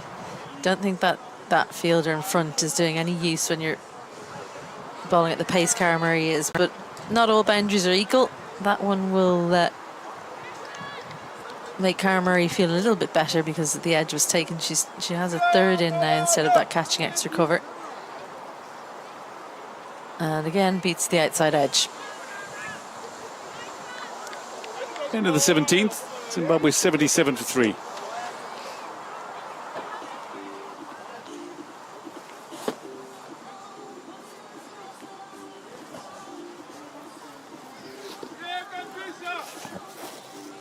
And with that, drinks.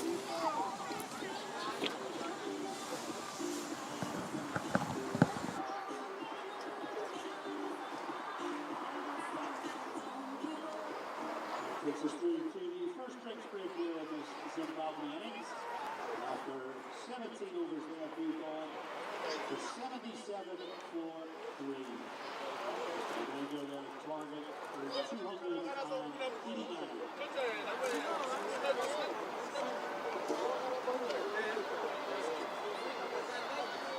Plenty on offer here at the Wards Tournament on this Sunday afternoon. The main bar in the pavilion remains open. Coffee dot at the main entrance. And of course the inflatable for the kids.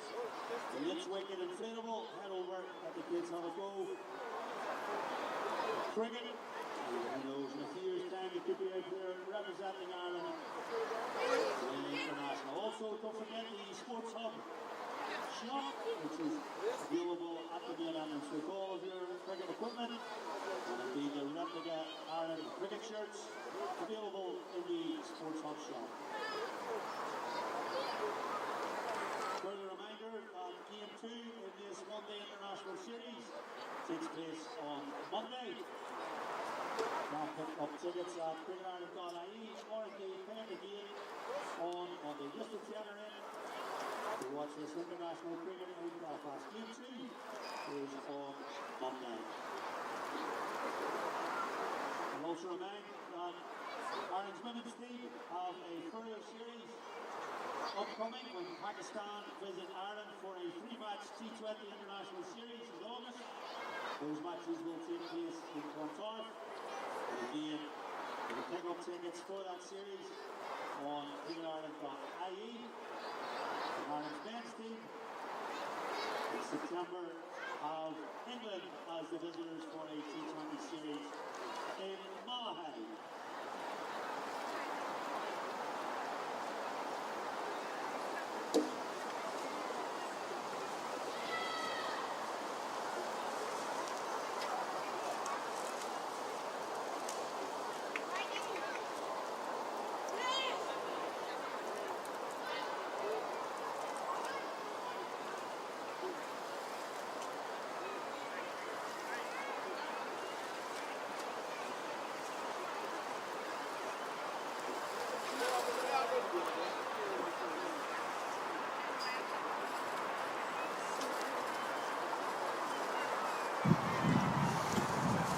So 77 for 3, Zimbabwe after 17 overs. Target of 289, so there's still 212 runs away. They're going to need to go at effectively 6.5 and over. They're going to need a few more, like the Karamurri over they've just had, where they managed to work the ball to the boundary on 3 occasions. But to go at 6.5 and over for over 30 overs is significant. Laura McBride is going to make her way into the attack now, post-drinks break. First time she's represented Ireland in a women's one-day international.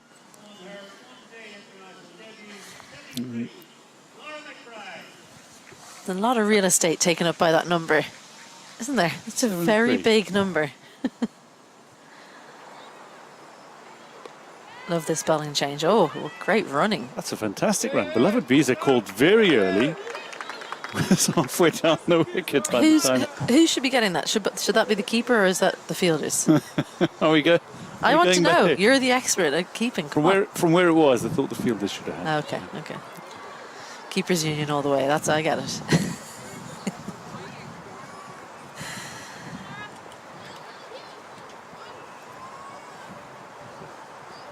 Maybe the bowler could have got there first. That's good fielding from Christina Coulter-Riley, but won't manage the run out at the non-striker's end.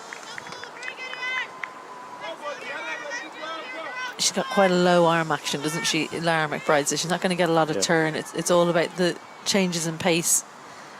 Yeah, she's got a couple of really good variations. And she's got the 24-yarder. That's one of her best weapons. And for someone who's only been bowling spin for a year and a half, it's quite something to do that. Charlie Dean does it quite a lot for England. Shmini Munasar has been doing it for years for West Indies, or was.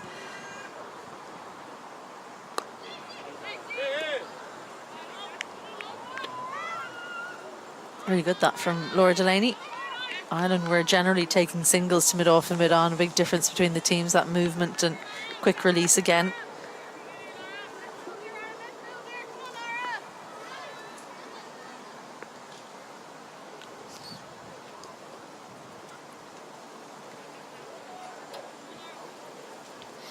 Mugiri Tirapano and Biza, in the last few overs, have been going along and about to run a ball.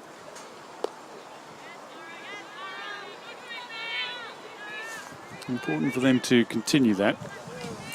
And this is a good over from McBride post the drinks break, considering they've been going along at around a run a ball for the last few overs, to drag them back a little. Excellent from McBride, finishes the over. Zimbabwe 79 for 3. Great over. First over in one-day international cricket, and it's absolutely fantastic from Lara McBride. That last ball had beloved Biza quite confused as to whether she should... Oh, sorry, in fact, it was Tirapano, of course, the left-hander. Had her wondering whether she should go forward or go back.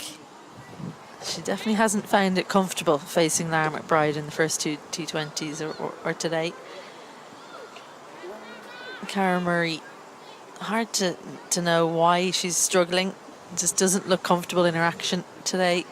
Not so far anyway. Better delivery here, first up. Second over. First over went for 13.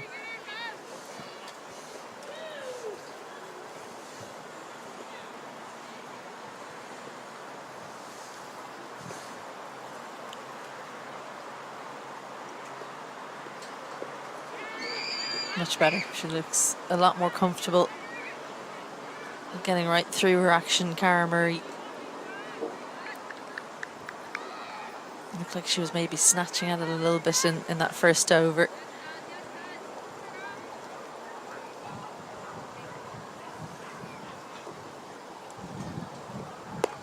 It's a little too full, but Biza doesn't take advantage. Drives it straight to Arlene Kelly. Still a good 45-run partnership that Ungeri Tirapano and Biza have put together.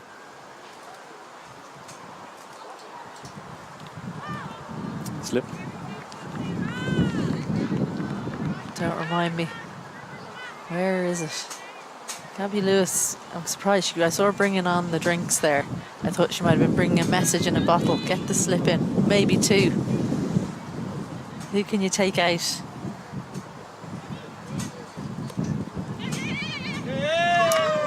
Beats Delaney. That's going to go away for 4. Christina Coulter-Riley is quick, but she's not that quick. That means the partnership is now at 49. Zimbabwe go to 83. Lovely acceleration there through the ball. Clever thinking from Biza. Really put everything into that and got it wide of Delaney in third.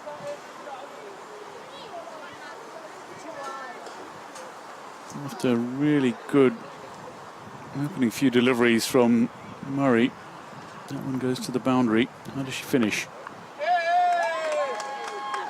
Biza hits it hard. And that will be a couple. As Leopold does the fielding, needs to get up to her feet before releasing, allows the opportunity for 2, and that brings up the 50 partnership. 23 for Biza, 20 for Spiwe Tirapano, and there are a few extras in there as well to help them up to 51 in the partnership. 19 gone, 85 for 3 of Zimbabwe. Yeah, not that far off where Ireland were at a similar time. After 20, Ireland were 102. The difference was it was the opening pair that were still out there. But it was the next 20 overs when they were at their best. Advancing down the wicket, the captain.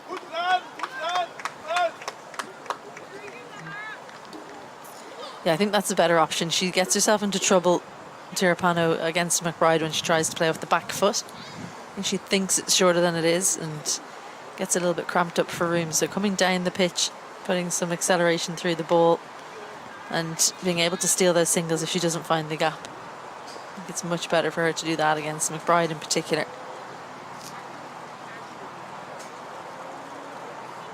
Lovely. A little bit of drift away, just ever so slightly, and that's how much you actually want. You don't want much more than that because won't get near the edge. Nicely flighted. Comes down the crease. This one's gone over the infield, but not going to reach the boundary. Prendergast will reel it in. It just plugs a little in the turf. Probably get back for 2, and Biza goes to 25. Yeah, good signs for Lara McBride that the two batters are looking to take her on now. She'll be pleased to see that. She'll want to try and get a few wickets. There's the long ball. Struck it a little bit short, but that was the one she bowls from behind the stumps.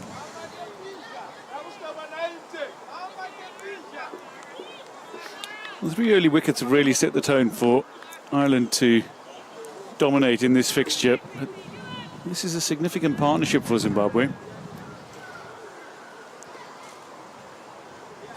It's still a very, very tough ask and a mammoth journey to a potential victory for Zimbabwe, even if this partnership doubles or triples in size.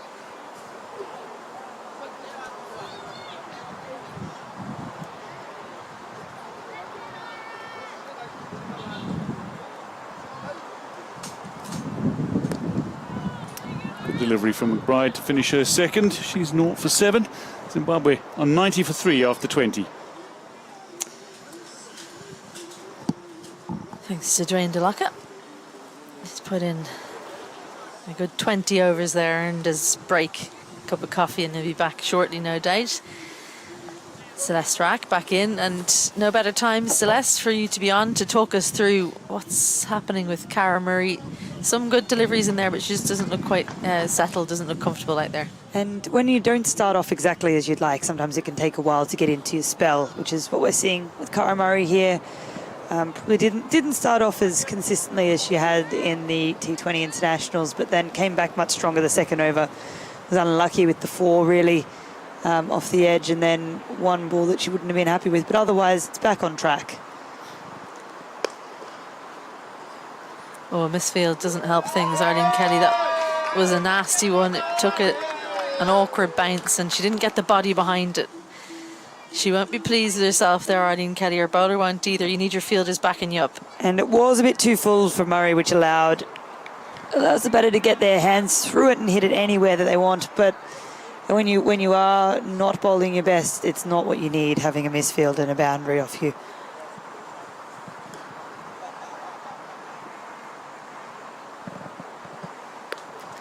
Too full, now too short, and its boundaries aplenty off the bowling of Murray.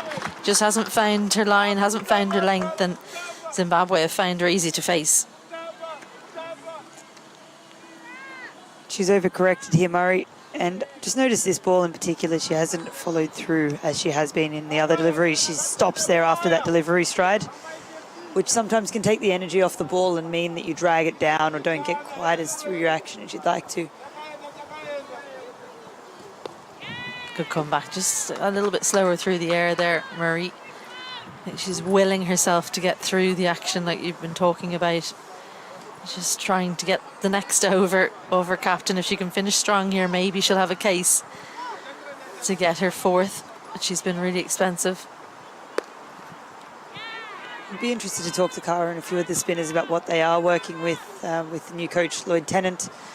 Of course, when you make changes and then you've got a big series coming up, it can be difficult when you're between 2 things if you are working on a few new things.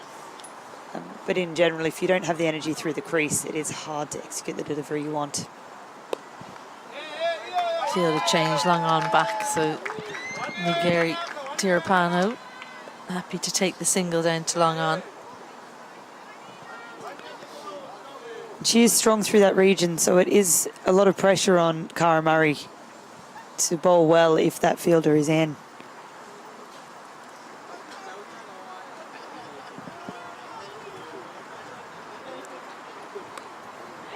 Good finish. So after the first 2 balls going for boundaries, just 1 off the last 4 deliveries. It will remain to be seen whether she's done enough to get her captain to stick with her. 21 gone, Zimbabwe 99 for 3.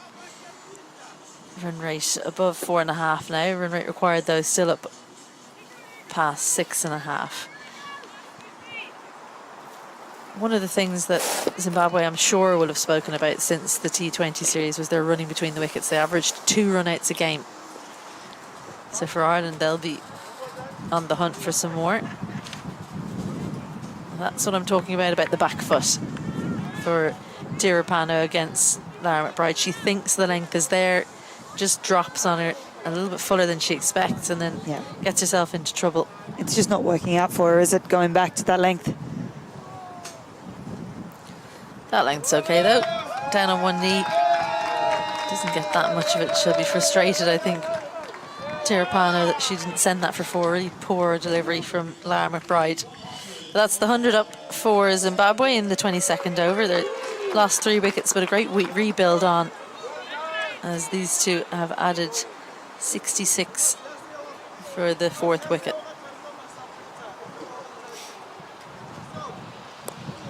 He takes that right off middle stump, beloved Biza. That's kind of the delivery, the line of delivery Amy Hunter's got out to twice now in this series across the T20s and the ODIs. It is a dangerous line, especially if you get a little bit lazy with where your foot and your head are. But she plays that well, beloved Biza. And she's towards the wall. There's the long ball again.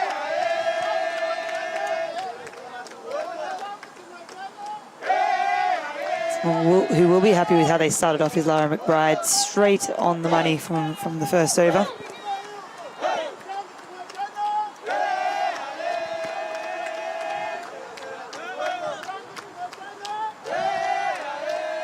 using that one again. She's really using that quite a lot today, Lara McBride, much more than she did in the T20 format, bowling from behind the stumps. It's not something that we'd see as much from, say, a Freya Sargent, who's much more of a turner of the ball. And gone. First international wicket in the ODI format for Lara McBride. A brilliant setup from the off spinner. Well, the 24-yarder then just drifted one away from beloved Biza, enticed her down the track. And Amy Hunter, quick glove work as Biza looked to get back in her ground. She goes for 27 from 38, 4 boundaries in it. And a good 4th wicket partnership comes to an end. Zimbabwe 102 for 4. And it was so well bowled there by McBride. She's mixed up her delivery stride and where she bowls from the crease. And because she isn't as much of a turner of the ball as some of the other spinners, she does rely upon that change of pace, change of angle, and change of release point in order to fool the batter, which she has in this case. Beloved Biza tried to come down the wicket and beaten. the full 360 with the bat as well. She's gone all the way around. Yeah, even more than 360. Good backswing all the way around and then back in, trying to get back into her ground. She wasn't far away because Lara McBride is pretty slow through the air, so it's always worth trying to get back in your ground in case there's a bit of a fumble from the keeper, but Amy Hunter was quick there. So a promising looking partnership comes to an end. By far the best for Zimbabwe so far, 68 they added, but it's the experienced pair out there now. This is, I said they want to get rid of Tirapano for Zimbabwe. It's these two who'll have to put on a big partnership, you'd imagine, to give them an opportunity. Modesta Mupachikwa, the experienced batter keeper. She'll be more comfortable coming in with the field spread and the spinners on than she was early in the innings, opening the batting against Orla Prendergast with new ball. Yeah, she struggled, didn't she, in the T20s against Orla Prendergast? Prendergast bowled a great length to Mupachikwa. Yeah, good to see Cara Murray keeping the ball, Orla Prendergast keeping her on. And it is difficult for her to bowl to Tirapano in particular. So strong through the leg side. Brilliant bottom hand against the players, against the spinners. Finds the fielder on that occasion. And that is such a relief as a leg spinner when you bowl a length that you didn't intend to bowl right into the arc and the strength of the batter, and it ends up being hit straight to the fielder. Yeah, I think that's the same for bowlers the world over, sure, not just leg spin. We just bowl more of them. Not apart from you, obviously. Of course, so of that's course. is always on the spot. Known for consistency.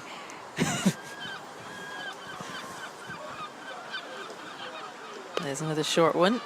That'll get a chance. Well, if she'd hit, that was close. I think she might have just got home, Mupachikwa, but she's off the mark with a slightly dicey looking single.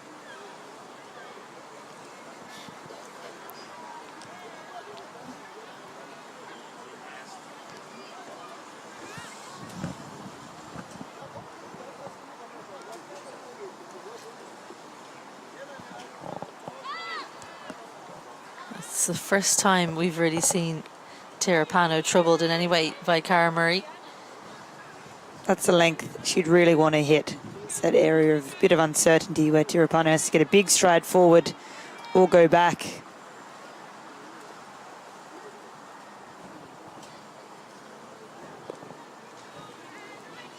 Really good comeback over that from Cara Murray, just 2 singles in it. 23 gone, Zimbabwe 104 for 4.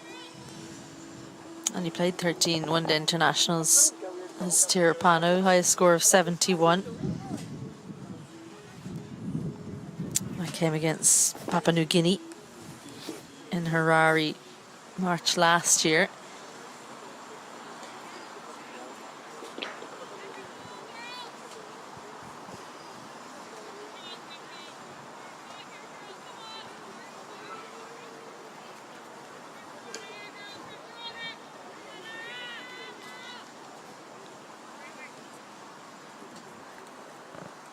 Lara McBride will continue. Took her first wicket in the last over.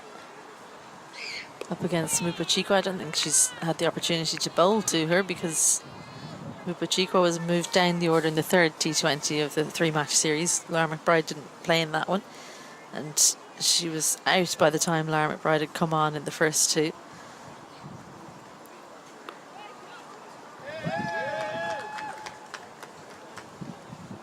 Good use of hands then when given the width. Yeah, she's very good, isn't she? Square of the wicket. She's very good. And on the sweep against seam, she generally tries to use the pace. Gets back and across quickly.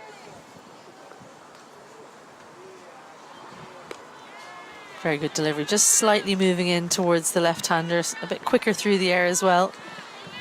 It's looked again like Tirapanu hadn't decided until the last second whether she'd come forward or go back, and in the end she kind of didn't either. The very definition of stuck in the crease.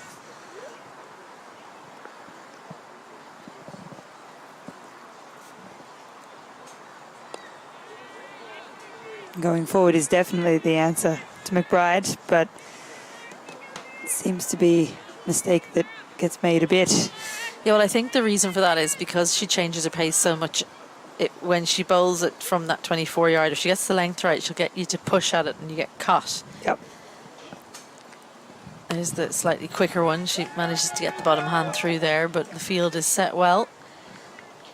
Yeah, so you know that's a possibility, and then you're trying to decide what to do, and then the ball is upon you. It seems like it takes forever, and then all of a sudden it's there. Yep. So it's probably an underrated skill. Certainly. There we go. There's the sweep shot. But first boundary from Mupachikwa. It was the one from behind the stumps. Didn't pay off, and guilty of going for a boundary in the final ball of the over, Lara McBride. 110 for 4 after 24. Mupachikwa is strong on the sweep, and this in this instance was a little too straight. And that's what Mupachikwa is waiting for. Straight ball to sweep.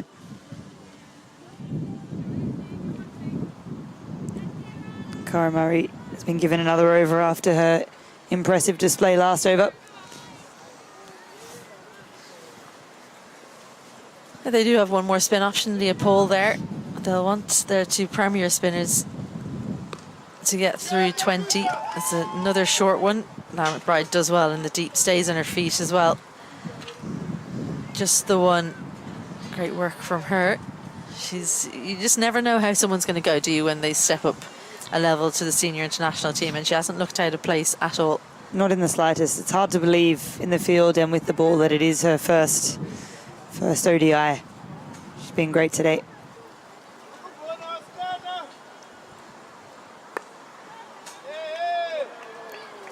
Mupachikwa's been busy since coming out. She's so experienced in the context of Zimbabwe cricket and looks to play around the world as well. She's been in Australia.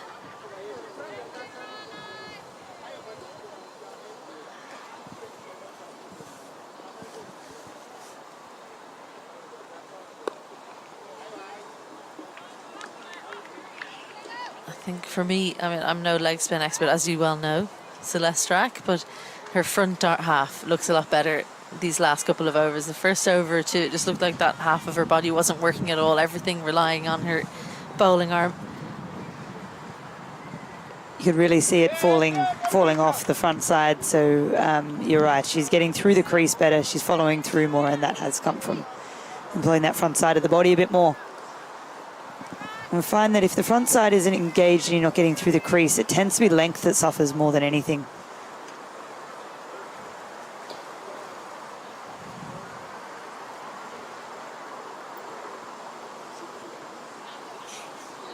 She was lucky there. Mupachikwa's played that well behind square, but not too much damage, despite the ball being shorter than what Murray would like, significantly. Yeah, I think it's surprising to me because the first game of the T20s, from ball one, it was just on the money, like someone who was at the height of their powers, and even though she bowled so well in that series, now just not looking at her best at all. There's someone else who could roll the arm over if you need. Sarah Forbes with some off spin. 25 gone, 115 for 4 Zimbabwe. And that's the tough thing with leg spin compared to other disciplines, in that one day you can look like you're on the top of it and you've cracked it, and that's going to be you forever. And then the next day things don't go your way. But Lara McBride has bowled exceptionally well so far. She's 1 for 16 off her 4. Orla Prendergast started off with 4 overs of not getting hit by the batter. No runs off the bat at all. She's 2 for 15 off her 5. Arlene Kelly as well has taken 1 for 14. She's bowled well.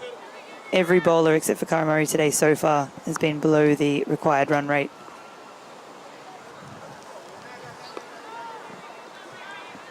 Lara McBride, you wonder how many she'll bowl in a row. Could just keep going. She's young. Get her to keep going. We do see all the Prendergast warming up though. The destroyer. Good delivery. You don't mind that shot if you're Lara McBride, because it's taken off middle stump. There's a bit of danger in it because the length wasn't quite right for the sweep shot. Yeah, Orla Prendergast warming up. She's spotted Mupachikwa's out in the middle. She's almost... She's eyeing up an opportunity to work her over again.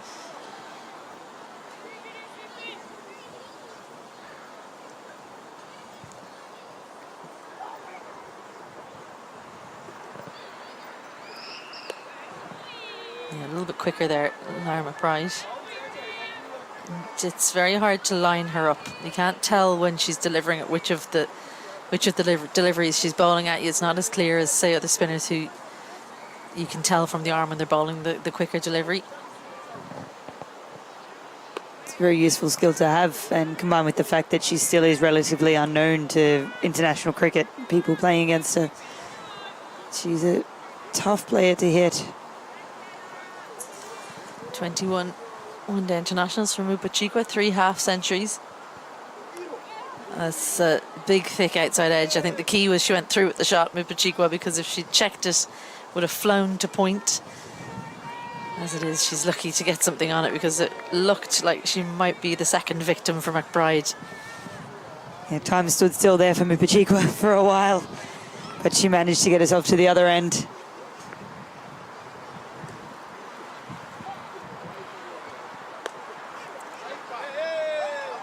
Moved well and early there, Leah Paul. So it'll just be a single from that wider delivery. Another good over from McBride. 5 overs from her. 1 for 19. 26 gone.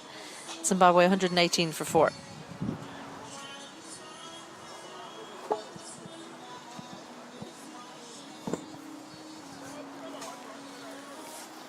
So Cara Murray whipped off, 0 for 35. It was actually a good comeback in the second half for a spell. It's going to be Orla Prendergast to return.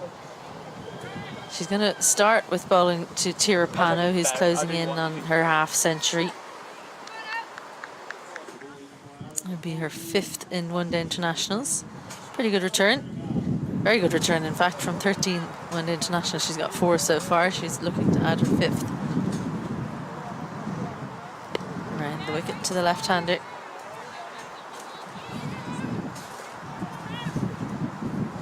She's got a pretty uncomplicated plan, doesn't she? She does. Tirapano, anything that's got any width outside off, she'll look to use the pace. Anything drops short her leg side, she's going to go to her strength, which is her bottom hand. And it makes for a very reliable and consistent top order batter in ODI cricket. There's the short one. Leah Paul will come around and look to keep it to 1. She does manage it. Mupachikwa would have been doing her Orla Prendergast research, coming up with a plan. Yes. Yeah. She's effectively pushed Mupachikwa out of the opening spot, hasn't she, with the way she's bowled her in those first 2 T20 internationals. She has.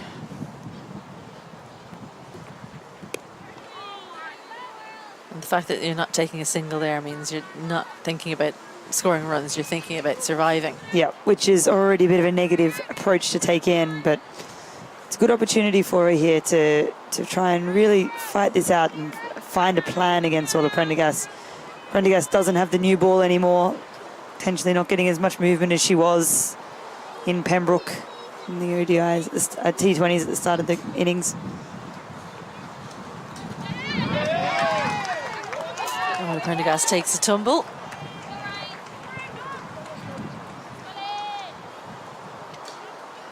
Leg buys. She didn't look like she wanted to get too close to that, did she, Mupachikwa? She's going to get two off the pad.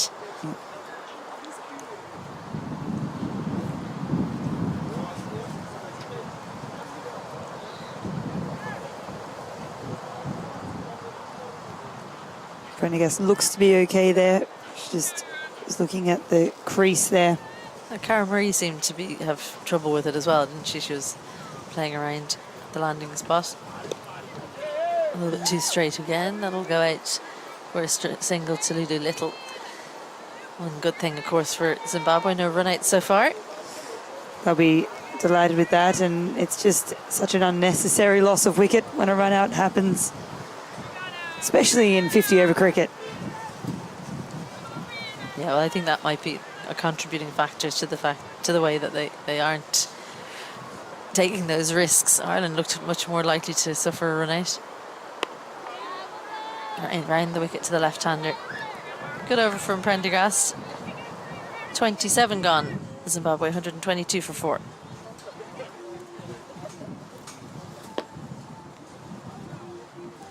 We've been lucky with the weather during this series. All 3 T20 internationals were played out despite a lot of rain around the Dublin region in the 5 days or so around the games. And I believe ground down the road from here, about a kilometre away, there was a rain interruption. We didn't have any interruptions here, haven't so far anyway. It's definitely a game. We've got to pass the 20 overs in the second innings. McBride continuing. There's that one that just comes out the front of the hand, the arm ball. A little away swinger. I like it as a ball for McBride, and it tends to stay a bit lower as well.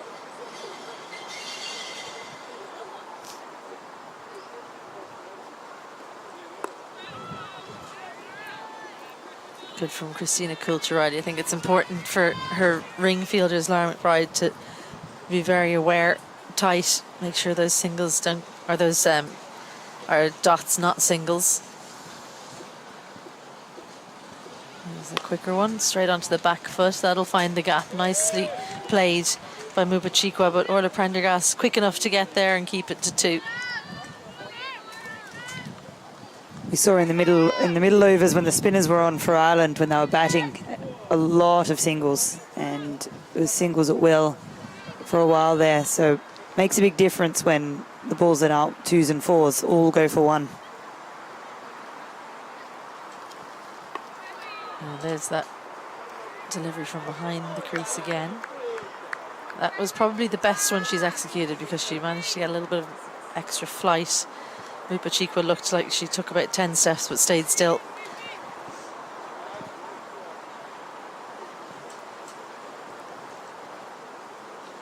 That's the really low arm action. She's trying to slide into the pad, sneaks down leg side. And that is the problem with having the naturally quite low arm action. If you get yourself too low, you'll undercut the ball and end up outside leg stump. That was better. Down the pitch from Mupachikwa. A little bit aerial and taken. Great catch from Laura Delaney. She enjoyed that one. Over the shoulder. Those ones are really tough, but she got in a brilliant position. And I think she did the hard work early. Lara McBride, well, she's taken her second one-day international wicket. And I think it's a real team effort because the pressure was applied by Orla Prendergast the previous over. Mupachikwa wanted to get going. She goes for 13 from 17, and Zimbabwe lose their 5th, 125 for 5. Well-deserved wicket from McBride there. She's bowled so well, changing up her pace and her length. And Laura Delaney, it didn't quite look like she was going to get there. It didn't look like she'd made enough ground, but she ended up grabbing it. She was delighted. One boundary for her 13. And, yeah, an important wicket for Ireland as they look to try and close this game out a little bit early. The overs 21 to 40 were very fruitful for Ireland. Not so fruitful, it's looking like, for Zimbabwe. Runyorvaro Pasipanadia out at number 7 for Zimbabwe. She was unlucky. She played the one game in the T20 internationals. She was run out. She was in right at the end of the game, looking to score some late runs. But I mean, I have to say, when I was looking up there, I thought that ball was making its way to Cara Murray. But looking at that replay from Laura Delaney's catch, perfect technique with the feet crossing over, the hands up early, really high, gave herself every opportunity to take the catch, and I think that's why she was so pleased to take it. Little edge. It was a very difficult catch, and it was moving further and further and further away from her, but as you said, her position was perfect. Technique was great. End of 28, 126 for 5 Zimbabwe. Yeah, if we look at it again, I think the thing for me and the difference for Laura Delaney, because I've seen her for over a long period of time, is how early her hands got up. And I don't think I've seen her have her feet as sorted, because those ones, okay, over the top of the head is actually, like, right over your head is probably the hardest, but those ones are difficult. It was always leaving her. She had to cover a lot of ground. It really was a great catch. Orla Prendergast will continue despite the fact that Lupachikwa is out. Panadia is the new batter in. Great opportunity for her with lots of time at her disposal to spend out in the middle. Gets the short one first up. That was sharp. And that is so impressive for Prendergast. As a batter that's just come in, a lot of the time you want to look to get forward. And you want to, if you're a bit nervy, you want to try and get your feet moving forwards, and then you get sent back for second ball of your innings.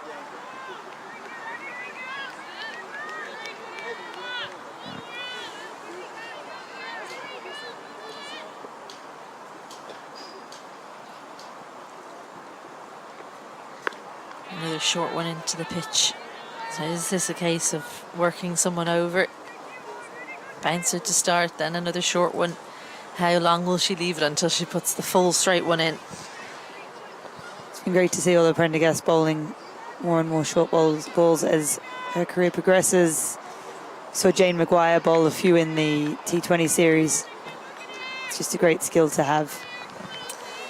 It definitely has the effect of being in the back of your mind, especially if you're just an 18-year-old. It's your 6th one-day international. Another short one. Second one for the over, says umpire Roddy Black. So now Pasipanodia knows that she's unlikely to get another one up there. Well, she shouldn't. If she does get another one up there, it should be a no ball. You can still bowl short, but just not that short. That's it.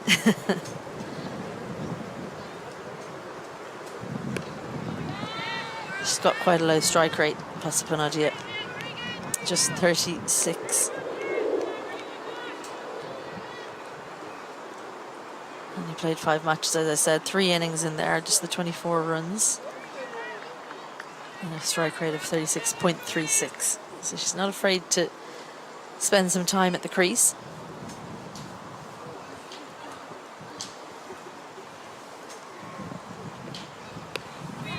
And for someone like Orla Prendergast, it's frustrating because you want someone who's trying to score runs.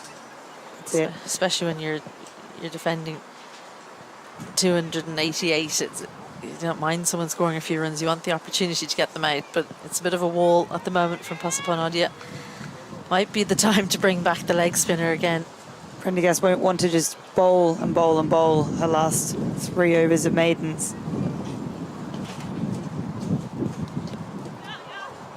Little edge again. It's been a fruitful area for Pasipanodia. So what would have been a maiden goes for 1, 29 gone, and Zimbabwe 127 for 5. Could it be time? I mean, I would continue with Lara McBride, but could it be time for Leah Paul from the other end? I'd love to see it. I really would. She's someone they will want to use as a bowling option throughout the international season. She didn't get quite enough of a bowl to go in confidently and say she's ready to go. In future games, it'd be great to see her get a bit more of an opportunity so that she can really feel like she's ready to bowl in any situation.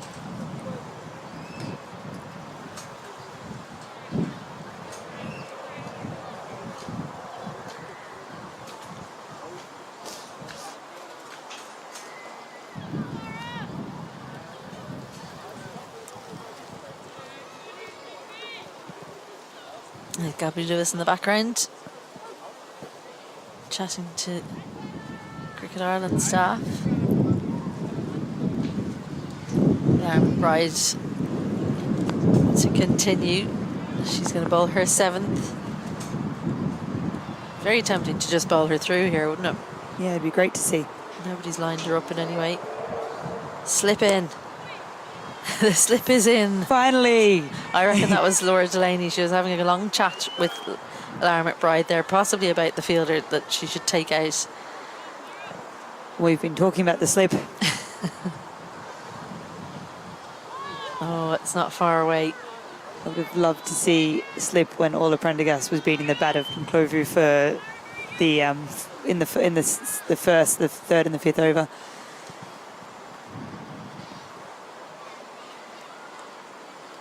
Oh, well, that's great movement from Lara McBride. That's a proper arm ball. Yeah, I think for Orla Prendergast and her bowling, she's still at that stage where she's so focused on her process and what she's got to do to get the ball down the right way that maybe thinking about putting in slips. Just flirting with the outside edge here. Lara McBride, Christina Coulter-Riley in slip. I think she might be a little bit tight there. I think so too. Depends on which delivery Lara McBride is bowling. Obviously, if it's a really slow one. Arm ball. But the arm not ball's so really much. quick, yeah. That's the slower one. Manages to make contact this time.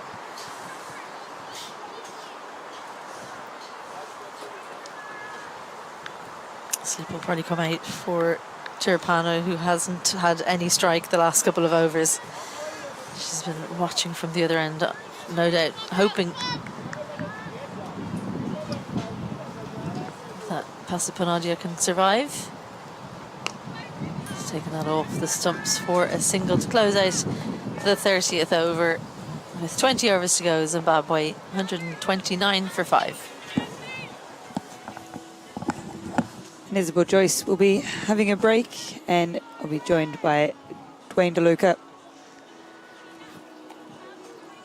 Tirapano is 46 off 60. She's going along well, albeit a long way away from the required run rate. Pasapanodia 3 from 12, yet to get going. Clovu, at the start of the innings, batted well with her 21 for 34, and Biza put on an impressive 27 off 38. 129 for 5 after 30. Joe Maguire back into the attack, bowling from the Belfast City end.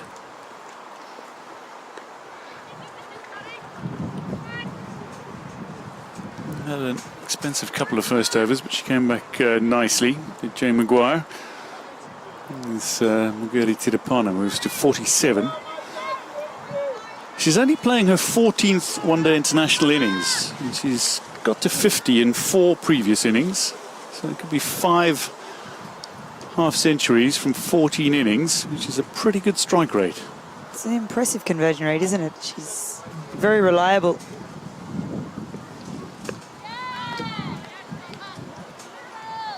The way she goes about her innings is quite uncomplicated, and she sets up well, she defends well, she knows her strengths, she plays to them. The challenge for her is when that required run rate creeps beyond 6.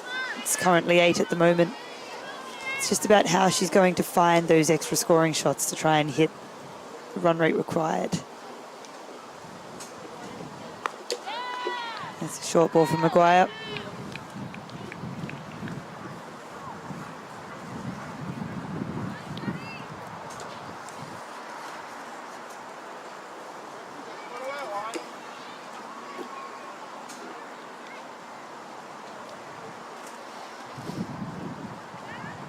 this game is threatening to be completely out of reach for Zimbabwe.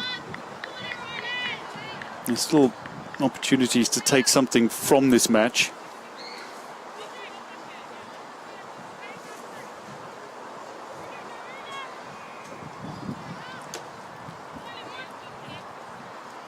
A good half century for the captain would go a long way as well. I think if you break the match down into segments as well, Zimbabwe have a lot of positives they could take.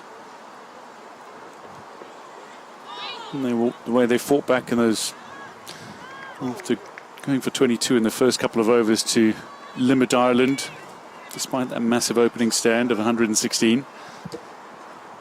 Then really restricting Ireland in the closing 10 overs. Those closing 10 were particularly impressive, weren't they? Managed to turn it all around and give themselves something to fight for going into bat. Yeah, effectively restricted Ireland to 40 for 6 in the last 10 overs.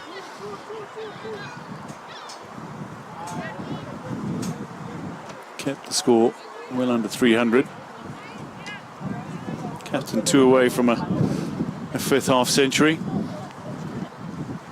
I'll let you solve them all. And for Ireland as well, if they break this match up into segments, there are many areas of the game that they can take away and look at with big happy smiles, but a few that might cause some concern. And it's great to be able to reflect like that, even if it is a big win. Yes. To still have things to work on, and they're going to play teams that challenge them in different ways in the future. 132 for 5 after 31.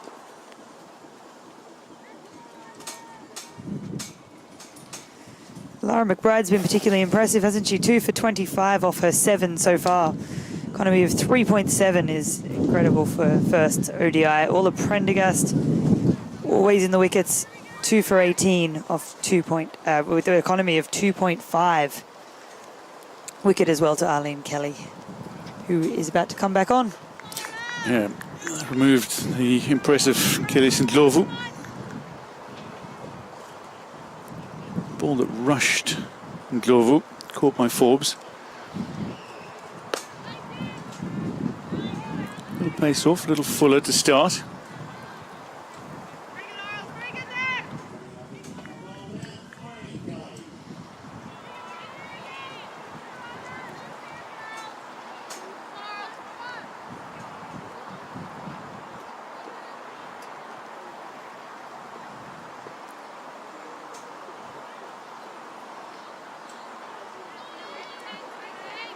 That'll be wide.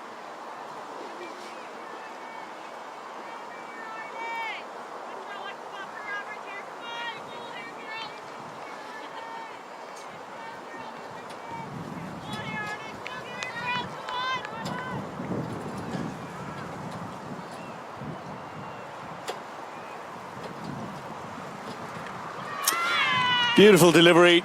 It's right through the captain, too short of a half century.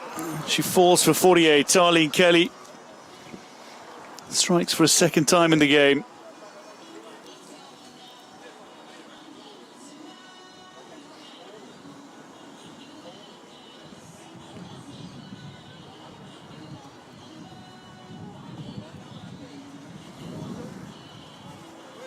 Zimbabwe 133 for 6.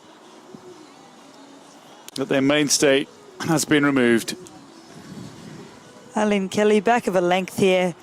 Just slightly back of a length, not quite short enough to pull across the line. And you can see it's angled in towards the stumps a little. Clovey caught back on the crease. Sorry, Tirabanu caught back on the crease.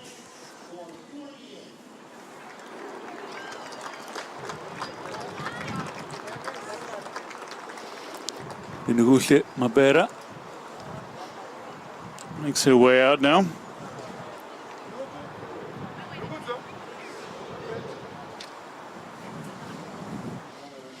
She got the breakthrough with ball in hand when she removed Gabby Lewis from 51 in the Ireland innings.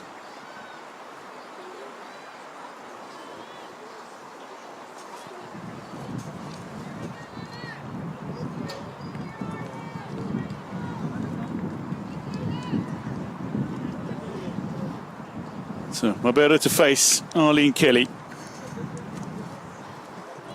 3 bowlers now in the Irish ranks that have 2 wickets. Prendergast, McBride and now Kelly.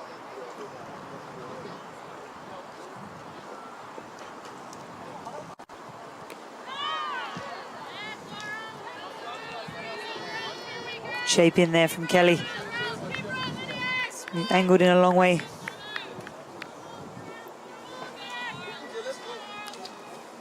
Mabera comes to the wicket. She's only ever made 1 run in international cricket, in one-day international cricket.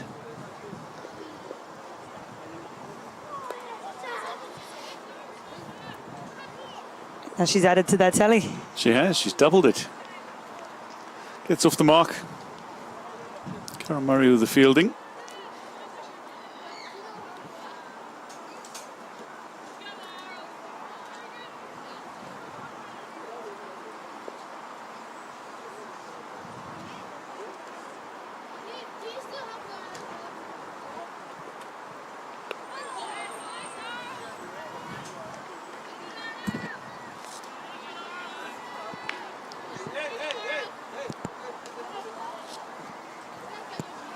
Banoja not playing any risky shots in the early stages of her innings.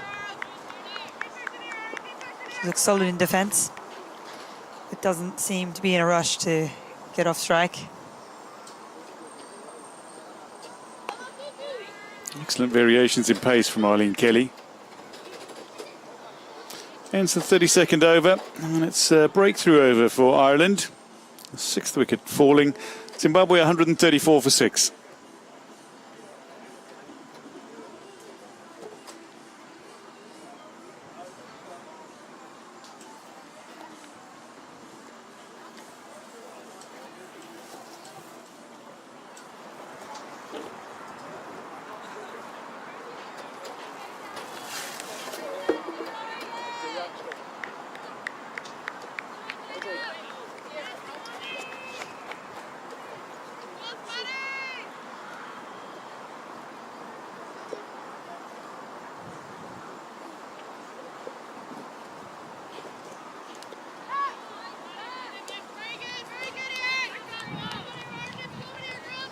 Just tucking Mabera up slightly. Maguire as she starts her 6th.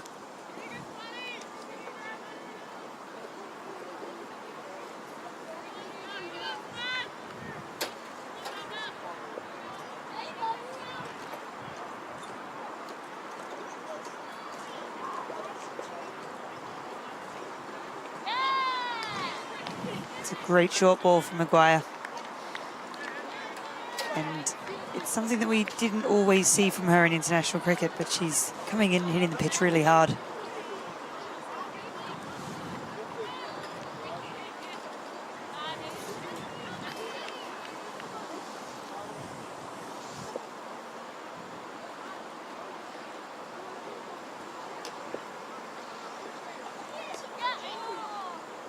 And follows up with one just outside the off stump.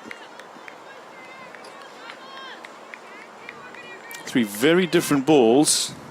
And the result is ... to start her 6th. Aspinodi has come down to have a chat to Mabera. It's hard to know what she said when there's 3 different deliveries bowled.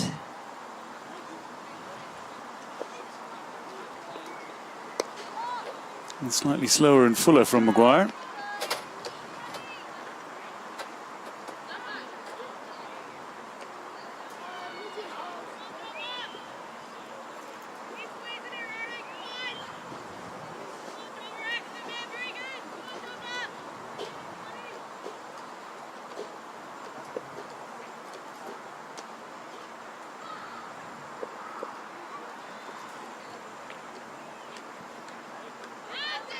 It's going to be called wide.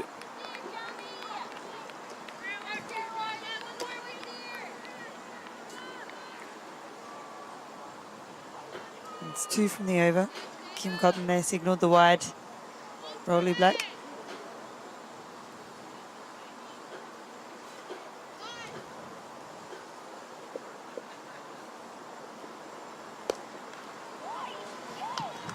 And Mabera will register her first boundary in women's one-day international cricket. Good contact on that. Such a good shot from Mabera. She's been given short balls, full balls, everything in between, and given some length and width. She has hit that straight over the top. Great to see her playing with some freedom.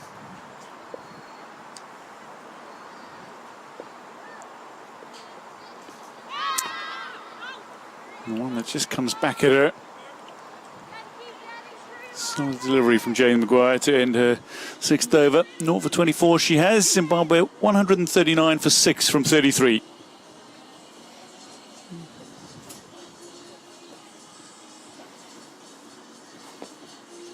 So 150 still required for Zimbabwe from 17 overs. Required run rate of nearly 9 and over.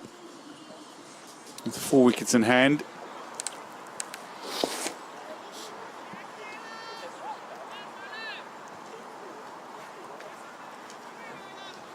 It's a massive challenge to get anywhere close to that for Zimbabwe. Arlene Kelly continues from the Dundonald end.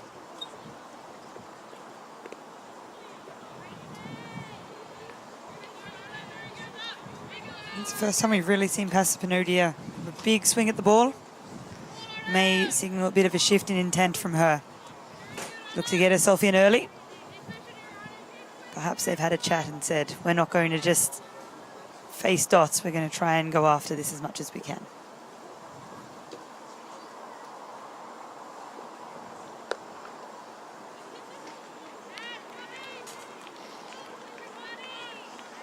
Jane Maguire, full lunge at that.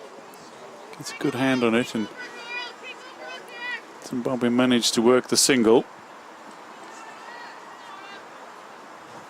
So 149 to win off exactly 100 remaining deliveries. 4 wickets in hand. Massive ask. Chipped, but just short. Excellent dive forward. Louise Little, the substitute fielder, agonisingly close to getting there. Such a great attempt and so brave. Diving forward like that, you're always risking the teeth, the face, everything. Well.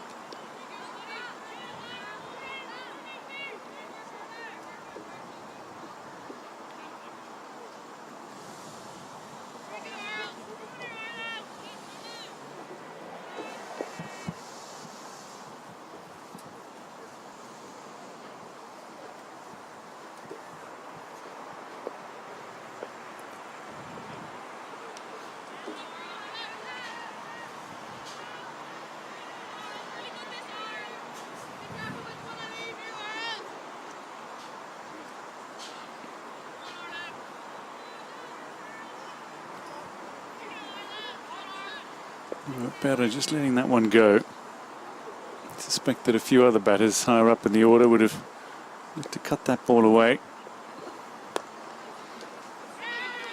Looks to play at this one. Louise Little down quickly. Fields 34 overs gone. Zimbabwe 140 for 6.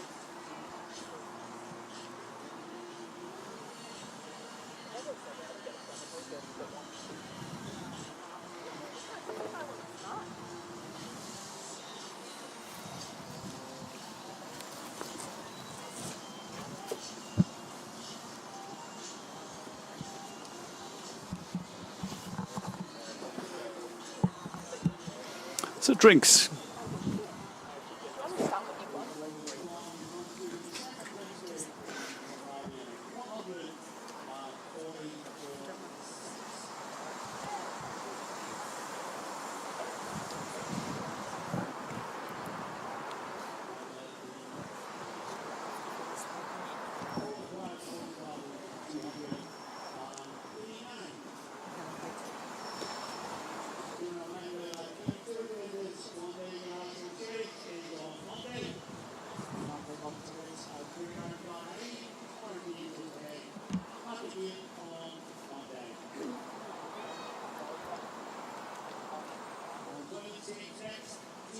series. Coming up in August in Dublin against Pakistan. Being tickets to be back on Green Island. On Ireland.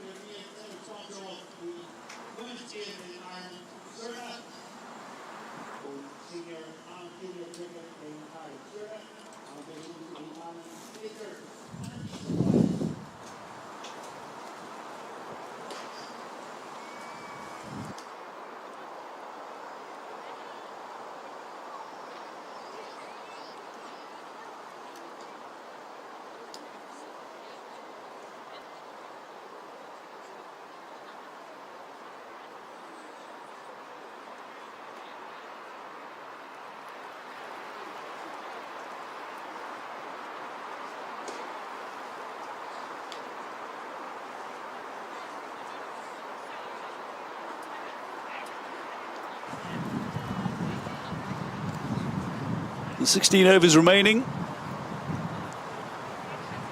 96 balls. Zimbabwe need to more than double their score. 149 required.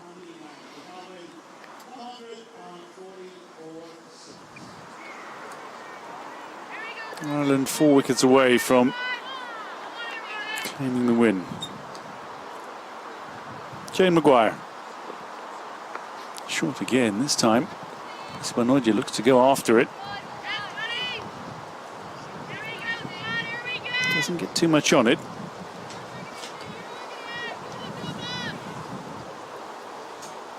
Jane Maguire with a clear plan here. Just trying to go short. She's got a field set for it. She's got a deep square leg, deep 45.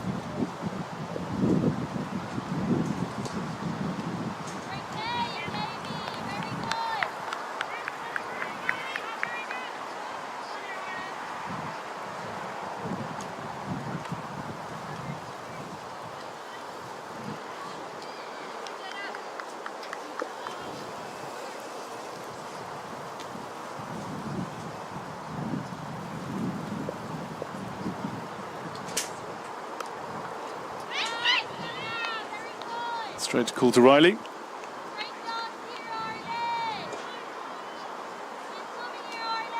Very athletic, multi-sport athlete as well. And somebody who's not only played hockey but is an international hockey umpire.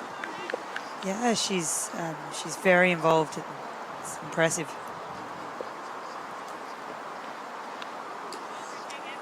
So cricket has taken over all of the hockey at the moment, as it should be. Yes, indeed. Indeed, there are quite a few who excelled at both hockey and cricket over the years, including a certain Isabel Joyce. And I think more of the Annabelle Squires and Leah Paul played at a reasonable level, and you can see it in her switch hits and reverses. Jane Maguire was more camogie than hockey. There are several internationals for Ireland that have excelled in other sports.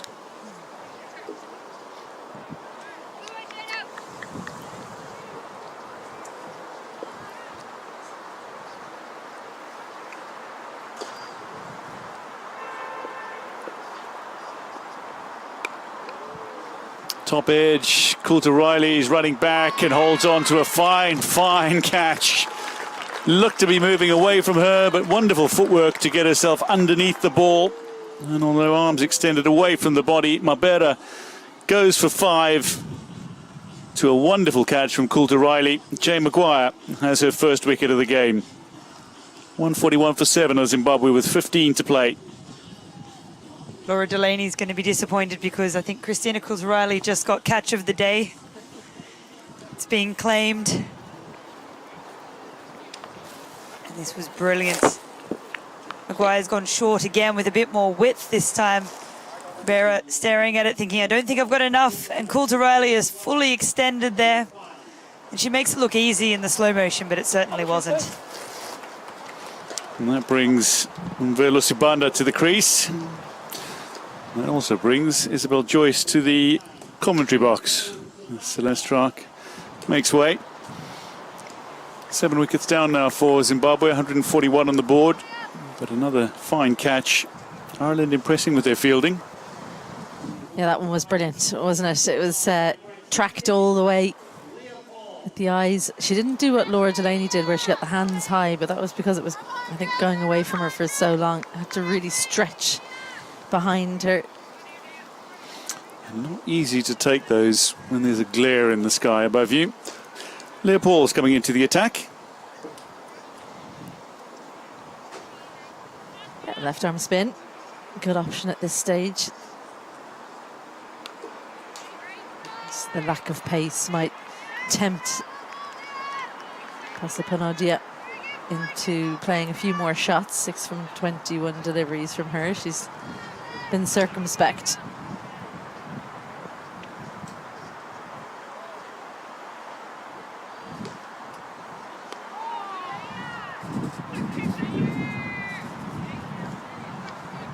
I heard my name last over, but I'm not sure what I did wrong or what. We were talking about international cricketers for Ireland who have excelled in other sports. Oh, okay. There's plenty of those on the field. Indeed. Your name had to come up, given your hockey prowess as well. Yeah, well, Leopold played in the same club as me for hockey as well. That's it. Came from the same town. So, and play for the same club in cricket now. So there's lots of streaks there. Laura Delaney was a very good hockey player, but she gave it up quite early in comparison. By the time she got out of school, couldn't really play them in tandem. A soccer player in Orla Prendergast, she could have been top level apparently. Yeah, she played at the very highest level, youth level.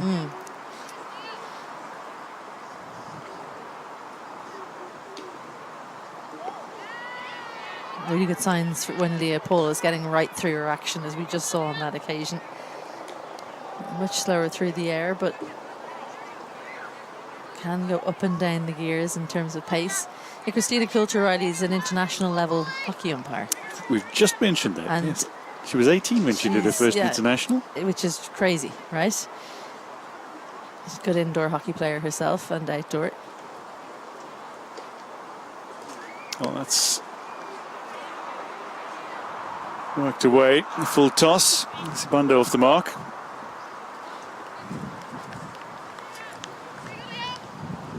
I think Lara McBride was a footballer as well. Not sure what, I think, and Cara Murray, a bit of hockey, I think.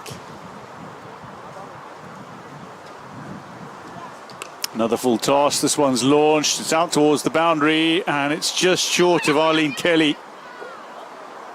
She just didn't pick it up, Arlene Kelly. It took her a long time to realise that was actually an opportunity. Stayed on the boundary here, and it just took the top edge for Pasapanodia.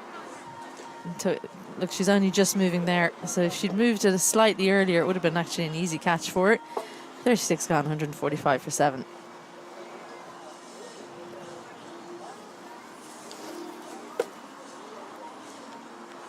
Laura Delaney making her way back into the attack. I think this is a good idea at this stage in the game when you've got the other team 7 wickets down. Just keep rotating your bowlers. You'll hit upon someone who's successful against lesser known batters eventually, you'd hope anyway.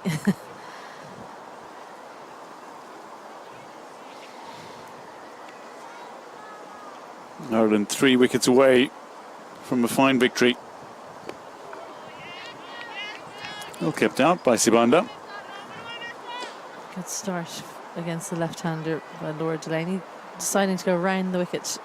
I was just about to ask you about that because she bowls really well over the wicket to left-handers. I think she's almost in death bowling mode, and when she's bowling at the end of a game, she likes to bowl around the wicket to left-handers and bowl right in at this. So it's really full.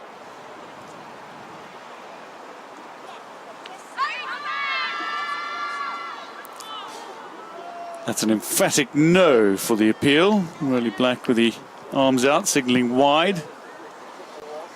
Yeah, I'm surprised that if this didn't hit anything, because both bowler and keeper went up in tandem. If it hit anything, it had to have been the bat, because it wasn't near the pads, but they were going on sound alone, maybe, keeper and bowler. Didn't seem like one went up and then the other. It was at the same time. We don't have the ears to be hearing whether it touched something or not. So Roddy Black had a good think about it, though.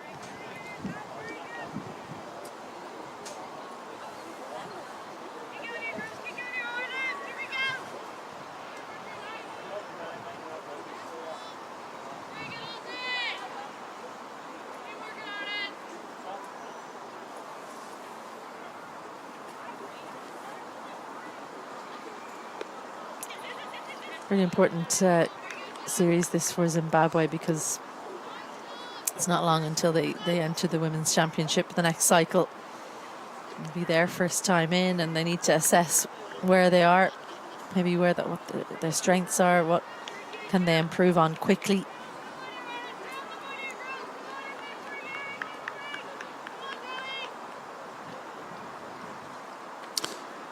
Coming over now.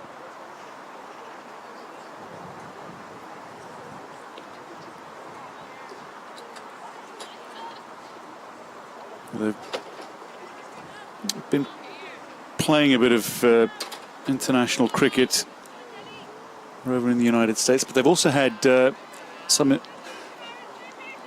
The fringe players, the emerging players, have been playing in some tournaments as well in East Africa. I think like that those are brilliant, and you want time on field and all that kind of good stuff, but you don't really know where you are as a group until you're playing international cricket at the senior level. Ireland still emerging, still growing, but it feels like they've made a big leap in the last 18 to 24 months with some household names now in the cricket world. And well, 37 gone, 148 for 7 Zimbabwe.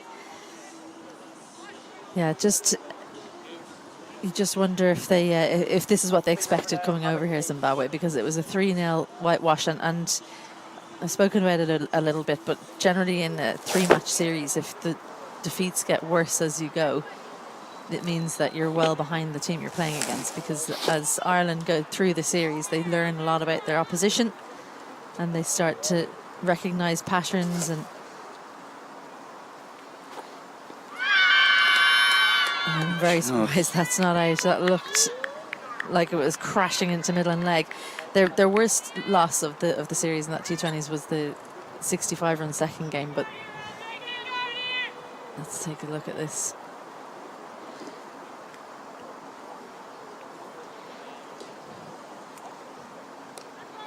It's not going over. It can't go under. The shape that Leah Paul gets, she generally doesn't turn it a lot, so maybe Kim Cotton thought that was going to slide down leg side. Now, Ireland beat Zimbabwe by 65, I think it was, in the second game, and then 50 in the third. But in the third, Gabby Lewis didn't bat. So, in some ways, that signals a worse loss, because you'd expect her to be up the top of the order. So for Ireland, it's a really good sign, because it shows that they can adjust as a series goes on. Yeah. That's what you want. You want to be able to work out the opposition, figure out their weaknesses, and make the gaps between you bigger. And they'll be looking to do that in the next one-day international, Ireland, and finish much more strongly if they bat first. For Zimbabwe, can they make changes quickly on the fly like that, is the question.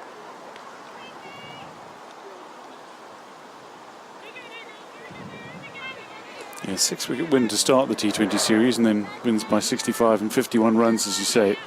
But to win by over 50 in a T20 international is a big victory. It's a big margin of victory. Similarly, to win by 100 odd in a one-day international is a big margin of victory, and certainly that's still very much on for Ireland.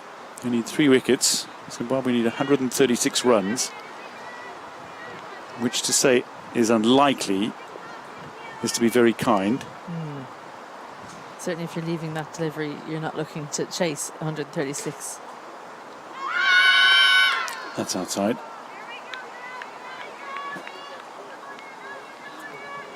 And 136 required in 73 balls. You're not leaving a ball a foot outside off stump. So I wonder, is that the players in the middle deciding how they're going about things, or is that from the coaching staff saying, look, just spend some time out there?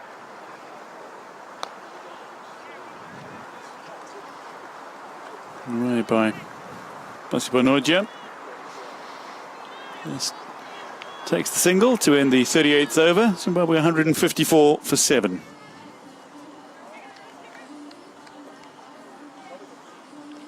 Effectively need 2 runs and over from here.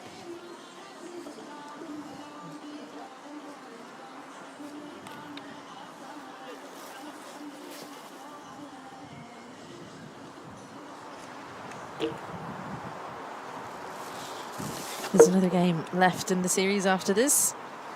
We're back again on Monday morning, 10:45. They don't have a long break, Ireland, before they face Pakistan in a 3-match series, and then a little break again before they go to Netherlands for the Europe qualifier, to go to the global qualifier, to go to the World Cup. There's lots of steps, isn't there? Yes. For Italy and Germany, who'll be at the Europe qualifier, they've already been through one hoop.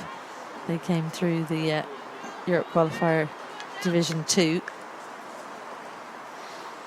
It's a pathway that Zimbabwe are not unfamiliar with as well, in terms of steps towards larger competitions.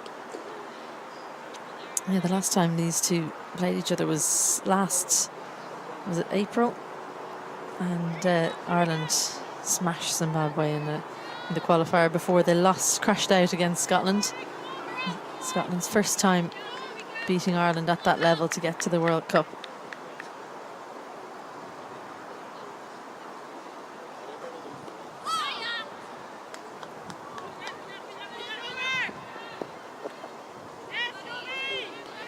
Right on the rope, Maguire picks it up. I do laugh when there's a big thick edge and bowlers go, oh, and there's no slip anywhere near. Keeper standing up. That's not close. Might as well get a full toss hit into the vacant mid-wicket region and throw your eyes up to heaven, because there's as much chance of that being got. I will point out that you've noted on numerous occasions that it might be wise to have a slip in, certainly earlier in the innings, and on more than one occasion the ball went exactly to where a slip would have been standing. Yes, well, I think it would be wise to have one in, maybe take square leg out, because if these two are hitting it to there, it's a really poor delivery. Why not have the wicket taking option in, especially with Laura Delaney's ability to roll the fingers over that slower ball that she bowls as a leg cutter. It can very easily take the outside edge. And I think for Ireland now, because more than 2 a ball is what's required for Zimbabwe, so why not really push for wickets?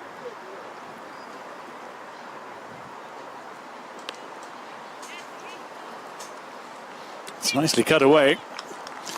That'll race to the rope, and that is the highest ever score internationally for Pasipanoja. Close to 18. A short wide, and given the treatment from Pasipanoja, got the hands right through it, because there wasn't a lot of bounce there. It wasn't incredibly short from Laura Delaney, just a little bit short, and the width was, I think, what invited her into the shot.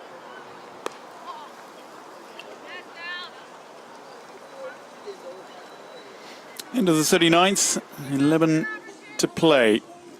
Zimbabwe 161 for 7.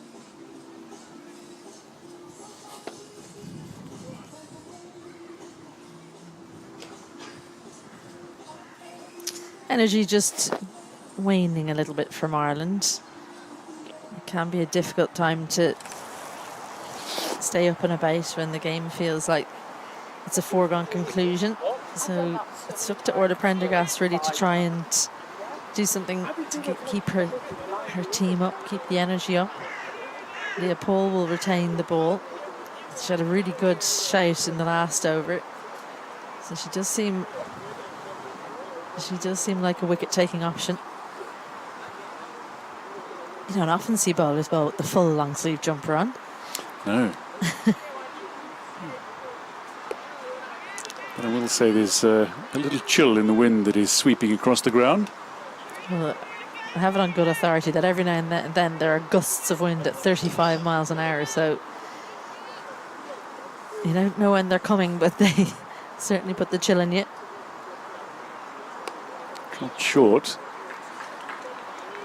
Sibanda wound up like she was going to have a massive swipe at that.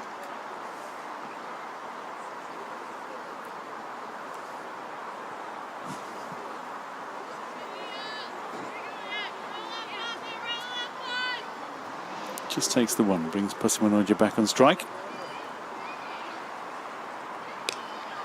Top edge, straight up, keeper calls, and Hunter takes the catch, but it's a no ball.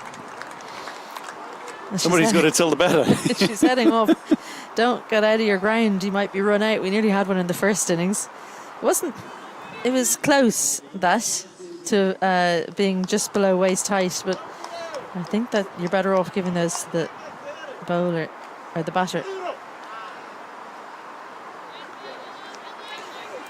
Clever thinking from Leah Paul. The batter doesn't think that it should be counted as a legal delivery, but the line moves with you. She moves well outside the off stump. And Paul tossing it up again. This one, though, has worked through the infield. He's Little on the rope.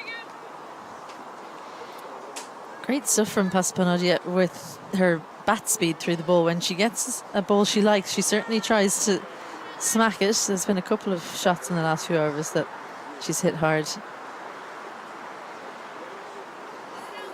And this one barely gets up. Not too tidy looking from Amy Hunter there. I think it caught her on the half volley on the second bounce maybe.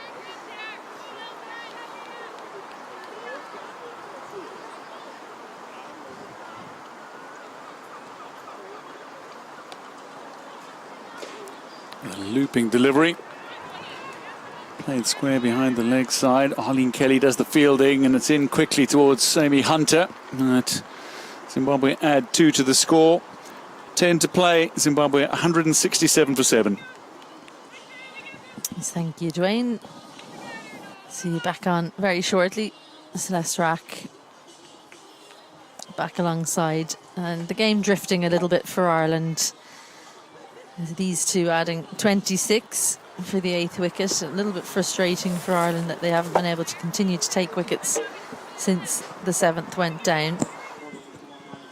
That was a really good catch by Christina Coulter-Riley. And put your captain's hat on there, Celeste Rack. What do you think you could do to try and just change things up, get the energy up for Ireland, and maybe get another breakthrough? It is so tough when the lower order see themselves as being set in there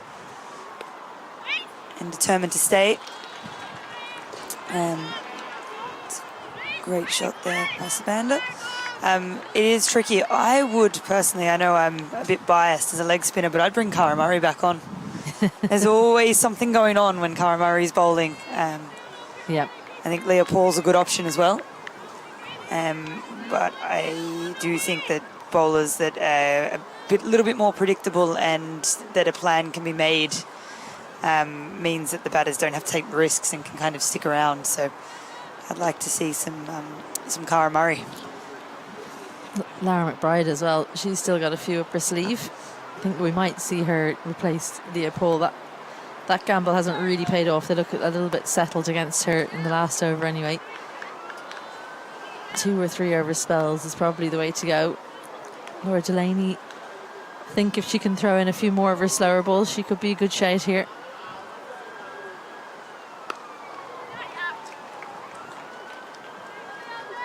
She moved a lot squarer there, Leopold, since seeing that cut shot from Pasapanodia in the last over. Just been probably a little bit on the short side for the line that she's bowling, Laura Delaney.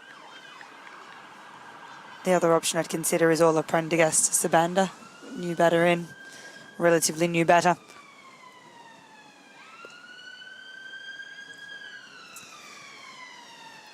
But how often do we see this in one-day cricket where it's harder for the top order to stick around and then the lower order manage to put themselves firmly in a position that, you know, of staying there for the last few overs and make it tough for the other team to take all 10 wickets?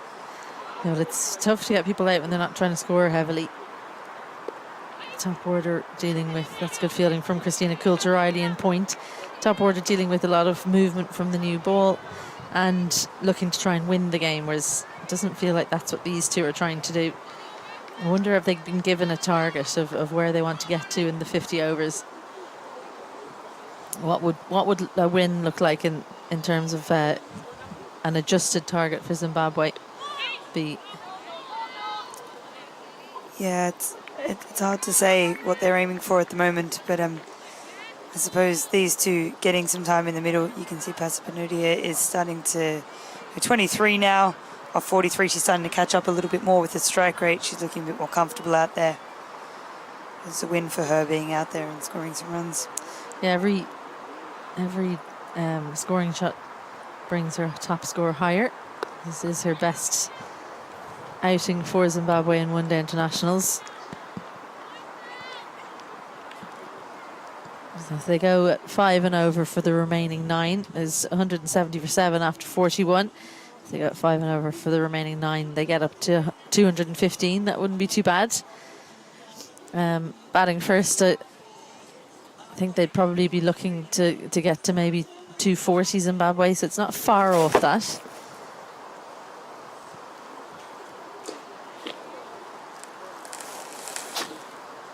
Were you impressed with how they came back in the first innings, Celeste? I definitely was. I think it was a great effort, and it's as if they've heard me because Cara Murray is coming on, which is what the people want. No, I think they'd be very impressed with how they managed to bring things back after the start that Ireland got with the bat. It's great when you can see the momentum shift, and they really did those last 10 overs. They bowled and fielded really well. And there have been moments where Zimbabwe have really shone, and they'll take that into the next game. A little bit short to start, and Sabanda happy to get on the back foot and rotate the strike.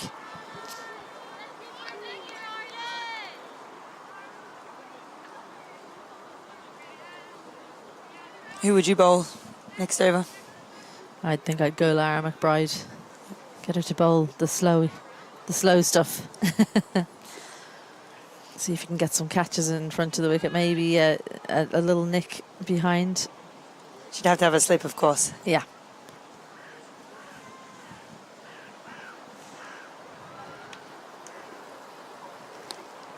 Slip is in there now. Square leg in on the single. I think Pasapanodia, don't know if she realised that fielder was there.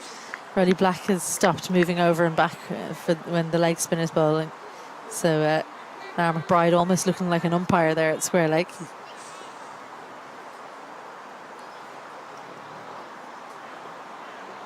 There's the loopy one, the tempter.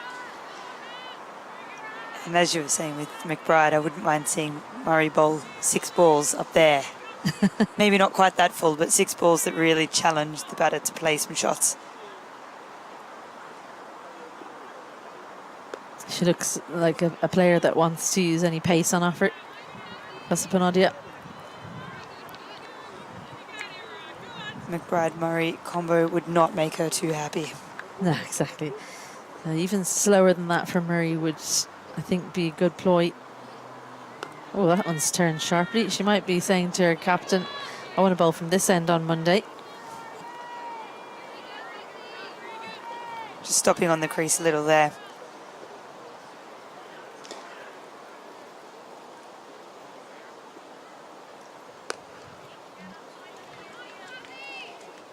Good return over that from Murray. 2 singles in it. 42 gone. Zimbabwe 172 for 7.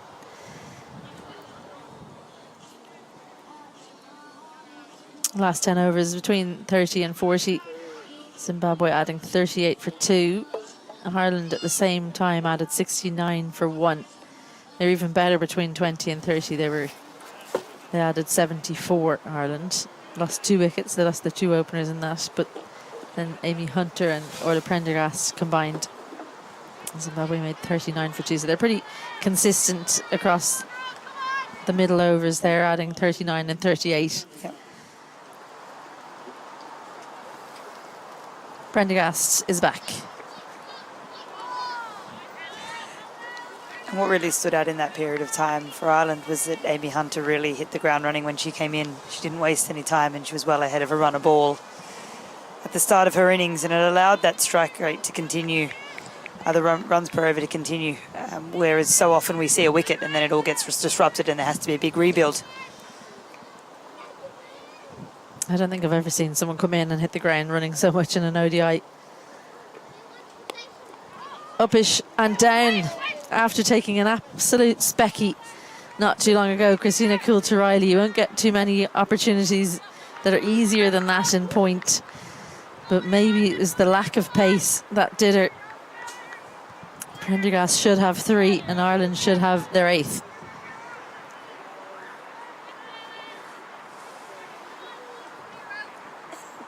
And it's just got to her perhaps a little slower than she expected. I think she closed her hands before the ball got to her.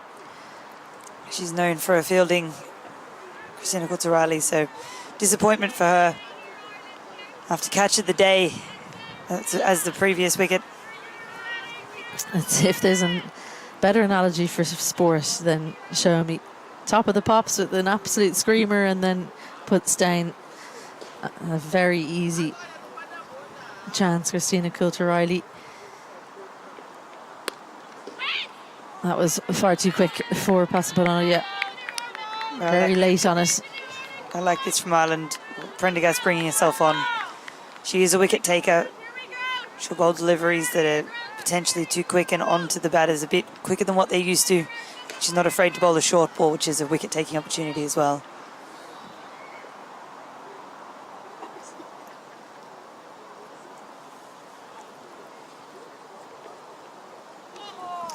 Just stays inside the line of that one. Every time nothing happens, Orla Prendergast looks peeved, doesn't she? Yeah, she's like, I want a wicket every ball. Yeah, she's turning into a big fast bowler, big angry fast bowler. I like it. Well, anyone who doesn't bowl fast always wants fast bowlers to bowl bouncers because we can't do it ourselves. Smile on her face, looking to finish out with a wicket. It's going to be a maiden.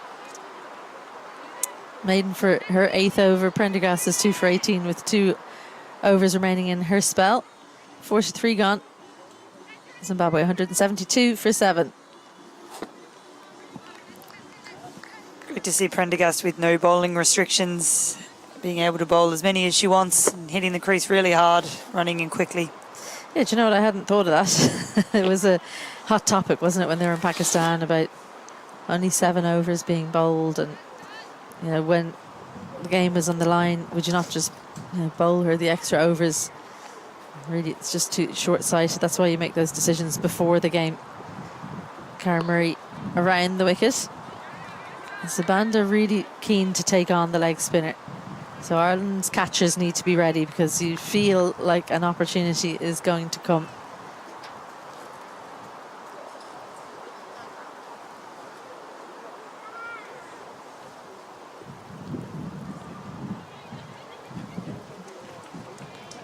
Big loopy one down leg side, helped round the corner.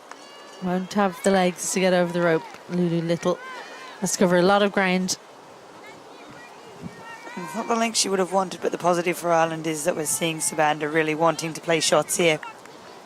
Wicket-taking opportunities are possible when she's really trying to attack. Just too short, easily dealt with. It gets in between those two fielders in the deep. There's a third in place there. What's the thinking there, do you think? I don't think it's the right play, especially with if the ball is if he's going to turn the ball, it's going to turn the opposite way. It's hard to score against a slow leg spinner. Yeah. Third, anything other than a single. And through, takes the wicket, leg spinner comes on, and a sharp turning delivery, good length, good pace from Murray. It's through the defences of Sibanda. It felt like it was a wicket that was coming. Felt she had the measure of the left-hander Murray, and she takes the wicket. 12 from 19 for Sibanda. And a useful partnership comes to an end. They added 25 for the 8th wicket, but Sibanda goes for 12. Zimbabwe 176 for 8.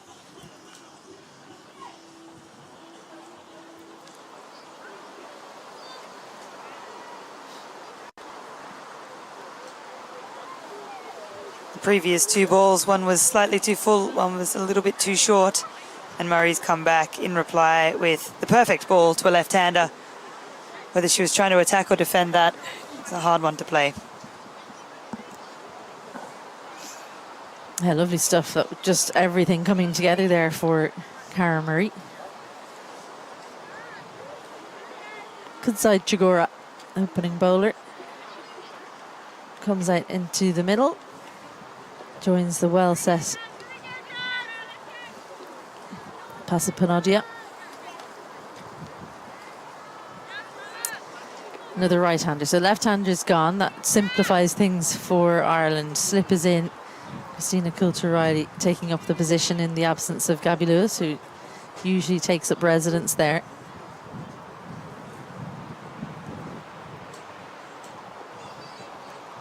Beautiful from Murray. Drift in, turn away, too good. There's so many ways that could have taken a wicket, but just doesn't manage to find the edge or the stumps. The last 2 balls of Murray's spell have been perfect. Exactly what she wants to execute as a leg spinner. Drifts, drops, and then turns a little too much. In the air now. Goes past Laura Delaney at mid-on.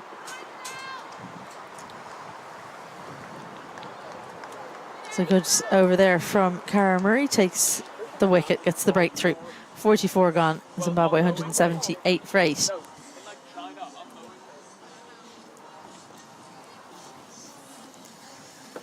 Yeah, needing more than 3 a ball, Zimbabwe, so not really looking for victory. I think probably be a good idea for the 2 out in the middle to decide on how many it is they're looking to get from each over. So if they get into a position where they need, say, 30 from 5, can they go at 6s? Oh, it's just about got some bat on that. She hadn't got that inside edge. Prendergast would have had her 3rd. She should have a 3rd already. That catch going down, frustrating for Ireland. You would hope these 2 are working towards something and instead have a little game in there, a small game in their head of chasing a target that is within reach for them.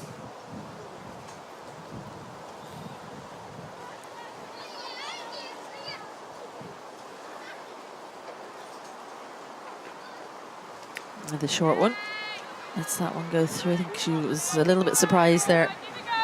Pasapanodia. Maybe she expected the fuller delivery.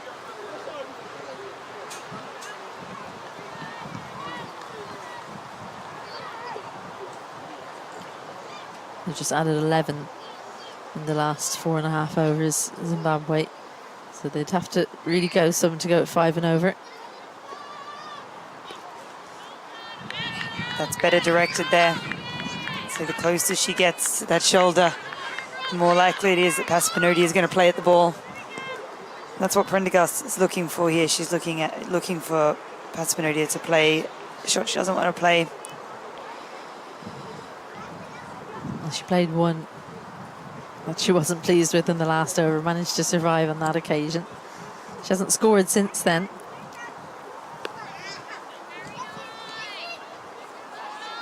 Change up from OP. And the look of frustration. Yeah.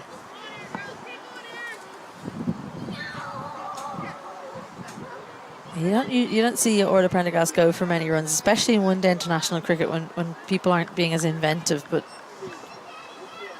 one area that it might be easier to score in some ways is a ramp shot because of that movement she gets in, because of the extra pace. Square leg is, or fine leg's pretty square there because of the way she swings it in. So if you're brave enough, you can find the gap there past Amy Hunter, or I should say over her. It's definitely a good option. Yeah, and it does take a bit of bravery as someone in the lower order, especially when Prendergast is mixing up her length a little bit. Back-to-back maidens. Oh no, it's not going to be a maiden. Does that go down as a maiden if there's been a bye? It's still a maiden. It's still a maiden. Yep. So back-to-back maidens for Orla Prendergast. 1 over left in her spell. I wonder if she'll bowl out. 45 gone, 179 for 8. And Isabel Joyce is done in the commentary box for the day, and Dwayne DeLuca will be joining me for the final 5 overs of the innings.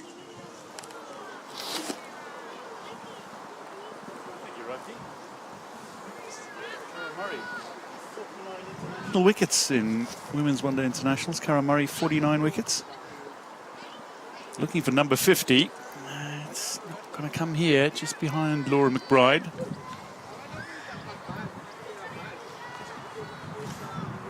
Yeah, it's a beauty of a delivery that she bowled to remove Nomvula Sibanda, and then the follow-up delivery to Chigora was exceptional. Chigora forward to defend. She's really come back well, Murray, with the start she had. It wasn't ideal, and there have been a few moments throughout her spell where she's probably bowled a little short and then a little full, but when you take a wicket like that, no one remembers anything else. Ooh, that so easily could have been an inside edge onto the stumps. And settle for 1 Zimbabwe. Paspanoja back on strike. Nearly the second highest scorer in the innings. Captain with 48. Beloved Biza made 27.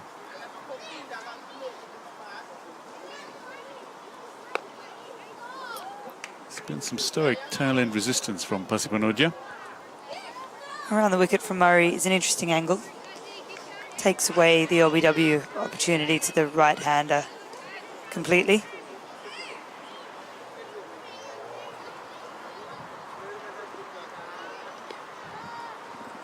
Not that Cara Murray is the type of leg spinner that tries to fire into the front pad too often, but it's always been seen as a bit more of a negative tactic, bowling around to the right-hander as a leg spinner.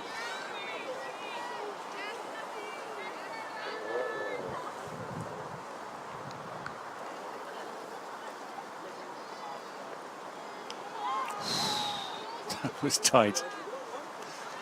That was close. Wonderful dot ball to end the 46th over. Zimbabwe 182 for 8. And this is so well bowled.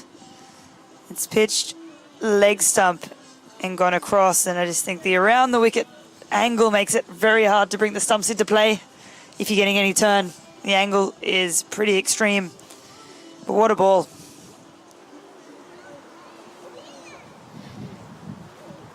So 4 overs remaining. What does it do for Zimbabwe if they bat out their 50? I suspect that it is a goal of theirs to retain at least one of their wickets. So if that's what they're aiming for, then that will give them a lot of confidence.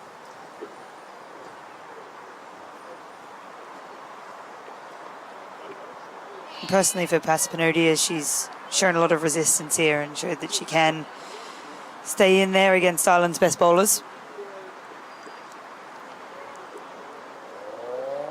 Prendergast coming round the wicket. Just bowling across the right-hander.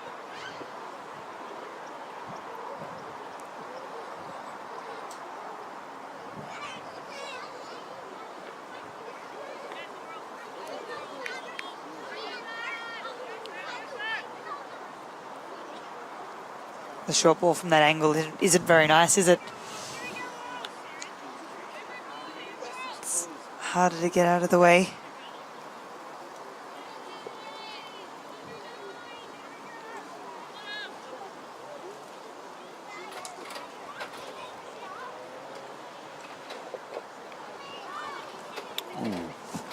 Just wide of Hunter. It's brilliantly kept inside the ropes by Jay Maguire.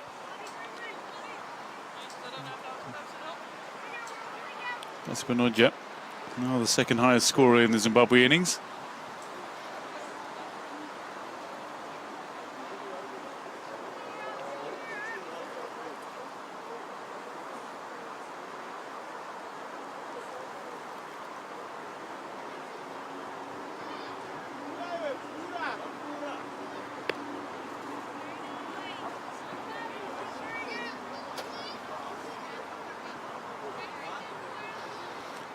Good to see Ola Prendergast getting through a full 10 overs as well, though. It's brilliant for her, and she's looked very energetic throughout it. She's bowled in great areas. Hasn't been afraid to bring in the short ball.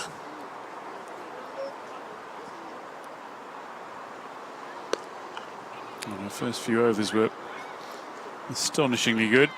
Only one scoring shot off the bat in her first 4 overs, I think it was. 2 wickets in that time as well. 1 ball remaining in her spell.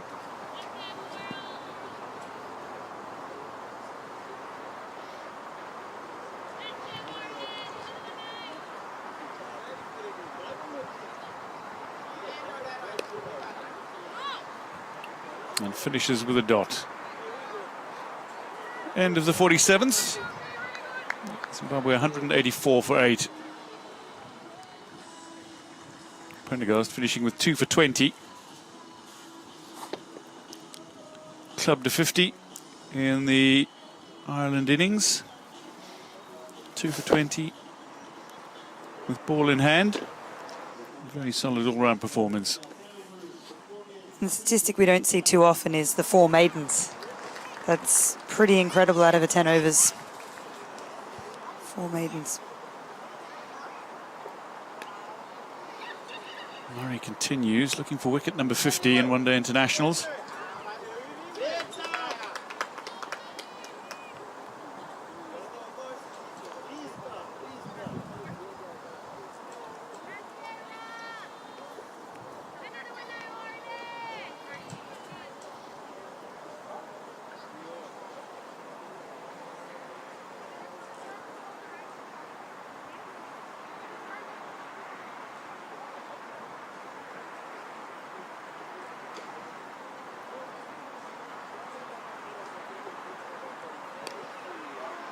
This one's chipped up, and it's held on to as well. Cara Murray gets to 50 international wickets in women's one-day internationals. She's only the 4th Ireland bowler to reach that milestone. Christina Coulter-Riley diving forward, able to hold on to this one. And Chigora's gone for 5. And this catch is probably even more difficult than her first catch. Christina Coulter-Riley has made up for the dropped catch earlier in the match. Cara Murray's bowled exceptionally well these last couple of overs in particular. Top edge there. And Coulter-Riley has taken that so well. Full stretch dive out in front of her. Well, if you replayed the 3 catching opportunities that she's had 100 times over, the one that she was going to take the most often would have been the one that she put down in this game. Definitely. And it's often the case with great fielders, isn't it? They do all the hard work. It's the easy ones sometimes that go down. Tinda Makusha comes to the crease, batting 11 for Zimbabwe today. Still need to survive.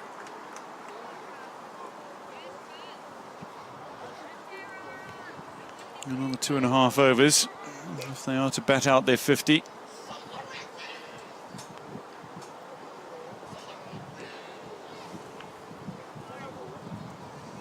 .15 balls remaining. Leading wicket taker, incidentally, in women's one-day internationals is, of course, Isabel Joyce, our co-commentator. And a very fine achievement from Murray. That's some very fine fielding as well from Maguire. He launched herself at it. One hand outstretched. Makusha off the mark. Jane Maguire's been doing brilliant work in the field today. She's been out in the boundary. She's been moving really quickly. A few big diving stops. Gone are the days when the fast bowlers didn't field.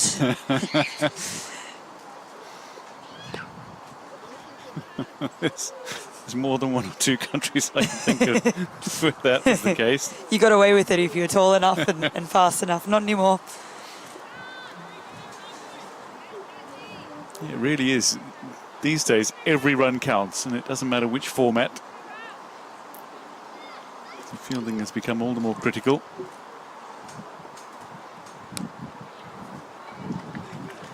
Finding the gap. That's going to be another boundary.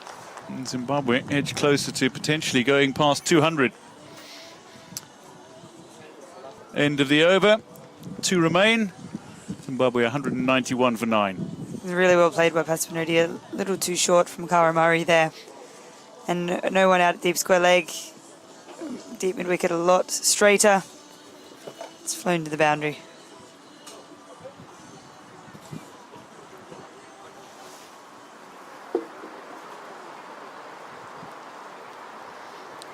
Pasmanodja, 5 previous one-day internationals, had a sum total of 24 runs. She's now got 32 in this innings. It's been a fine innings after a very, very pedestrian start, shall we say. Jane Maguire. And that'll be the final wicket. That is the end of the fixture. Ola Prendergast takes a fine catch to remove Makusha. Jane Maguire strikes.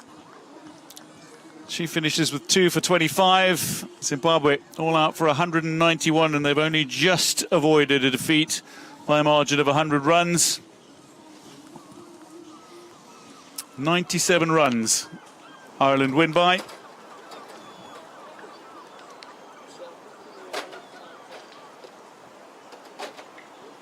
Makusha last out, caught Prendergast, and Maguire gets her second after removing Mabera a little earlier.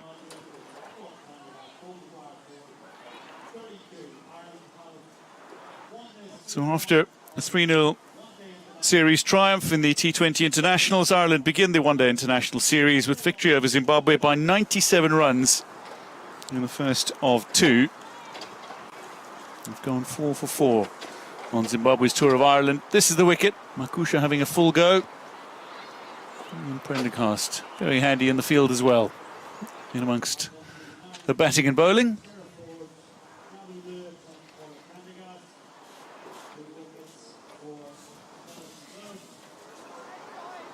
So Ireland romp to a confident victory. The top order for Ireland all performed, with Sarah Forbes 54 off 78, Gabby Lewis 51, Amy Hunter 43, Ola Prendergast got out right on 50, and Delaney 34. So huge contributions from the top 5, and then a little bit of a batting collapse after that, where Zimbabwe fought back to get them to a total of 288 for 9 after their 50. And the biggest partnership of the day was for the first wicket, and that was 116 between Forbes and Lewis, who both contributed 51 in the end. Other than that, Prendergast and Delaney batted really well together to bring up 59, and then not much in the way of partnerships for the rest of the match when the wickets all happened quickly. Bowling cards, it was Glover who picked up 3 late wickets in the innings. She sort of slowed the Ireland innings down significantly in the closing stages and restricted Ireland to a score of below 300 when they were well set to go far beyond that. There's 2 wickets as well for Chuma and for Makusha. Chigora and Mabera picking up wickets as well. The economy rates of all around 6.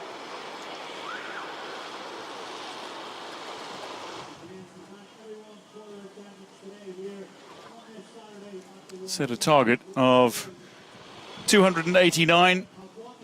They were out in the penultimate over for 191.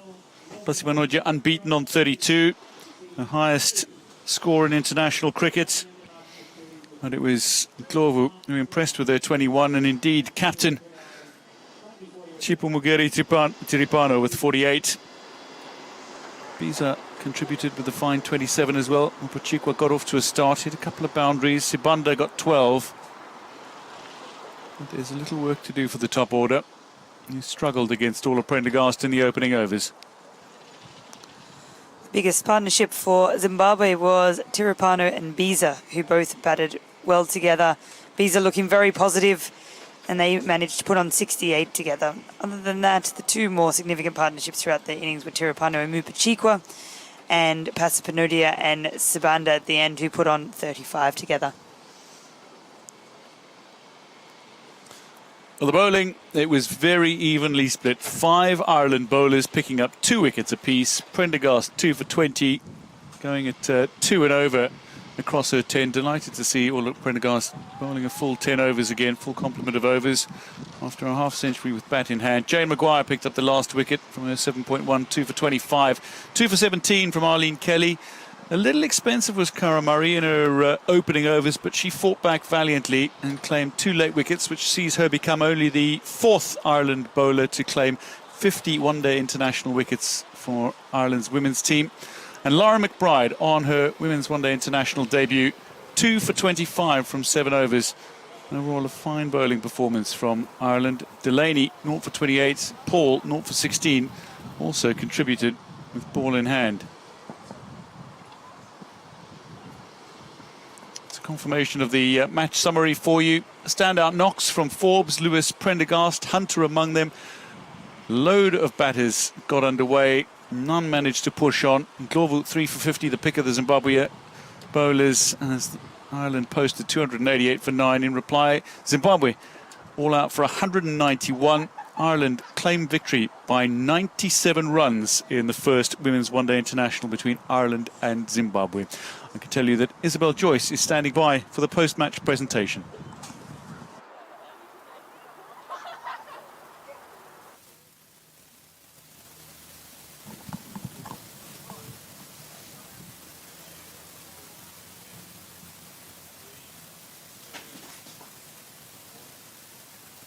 So we'll start off with the player of the match presentation. Cricket Ireland President Donna Armstrong alongside to present the award.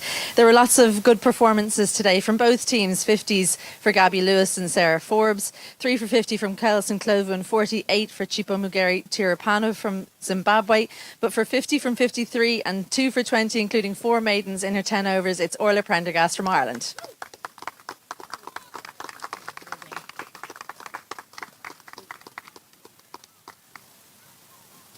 Thanks, Donna. Orla, well played. Congratulations on a pretty convincing victory. A good all-round performance for you. How did you feel out there today? Yeah, pretty good. I think it was a nice enough pitch to bat on. And yeah, once I got myself in, I was pretty disappointed to get out. Yeah, so early, but a nice pitch and definitely good bowling conditions as well. A bit in it for the seamers, with the new ball especially. Feels like you love playing here at Stormont. What is it about playing up here in Belfast that you love? I think probably the nice batting pitch is my favourite thing. Yeah, I suppose we've got great memories. Our series win against Sri Lanka last year, and yeah, a couple of good games against England. So it's just a really nice place to play cricket. And once again, you had to do some captaincy. Are you enjoying that more and more?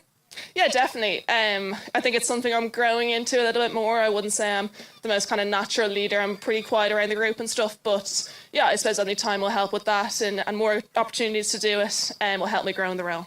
Okay, well, congratulations and best of luck on Monday. Thanks, Orla Prendergast, our player of the match. Now it's time to talk to Zimbabwe's captain, Chipumugeri Tiripano. Chipa, welcome over. First of all, well batted yourself. You must have enjoyed spending time out there in the middle.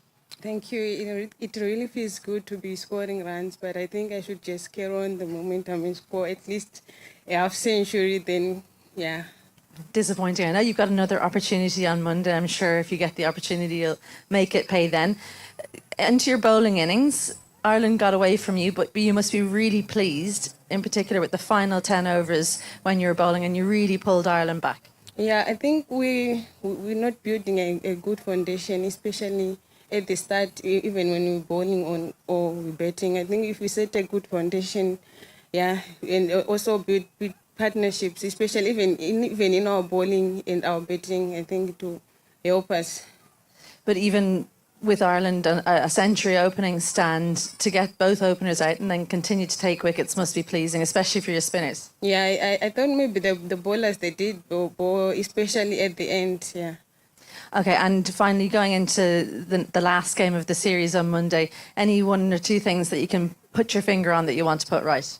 Yeah, I think we just need to keep on working hard in all departments, yeah. Okay, well, thank you, and we'll see you again on Monday. Well done on your own performance. That's Chipa McGarry, Terry and Gabby Lewis, Ireland's captain. Finally, we only get to talk to you once today. Congratulations, it was a resounding victory, 97 run win, not quite the 100, but you must have been pleased with that overall performance. Yeah, really good. I think they had the conditions definitely early on. Wasn't easy at the start, but we stuck at it, and the girls put on a great total, which was great. 3 players making 50 and another couple making good starts. Is it a little bit disappointing not to get someone go on and make a big score? Yeah, I guess, but I think, look at the positives. I think the girls did great to get themselves in, and yeah, I guess another day we can stick in. But yeah, look, happy all-round performance. The girls did great out there, and the fielding was great and bowling was great. There were 3 players who got to milestones today. Cara Marie getting her 50th one-day international wicket, 2 players going past 1,000, Amy and Orla. All these milestones coming thick and fast for you guys. It must be a great time to be an Irish cricketer. Yeah, it's really exciting, and I think it's just having the opportunity to get these milestones with the increased amount of fixtures that we have. And it's just, I guess, increased opportunity for us to do well. And I think, yeah, it's a really exciting time to play cricket in Ireland. Finally, on your own fitness, anything that we need to worry about? Will we see you on Monday, do you think? Yeah, it's just precautionary. Yeah, I'll be good to go. Okay, well, thank you so much. That's Ireland's Gabby Lewis. We will see you again on Monday. As I said, we've got the final match in the series coming up. That will be at 10:45 right here in Stormont. It'll be the final game of the series as Zimbabwe look to tie things up. But from us here at Stormont, thank you for joining us. It's good evening and goodbye.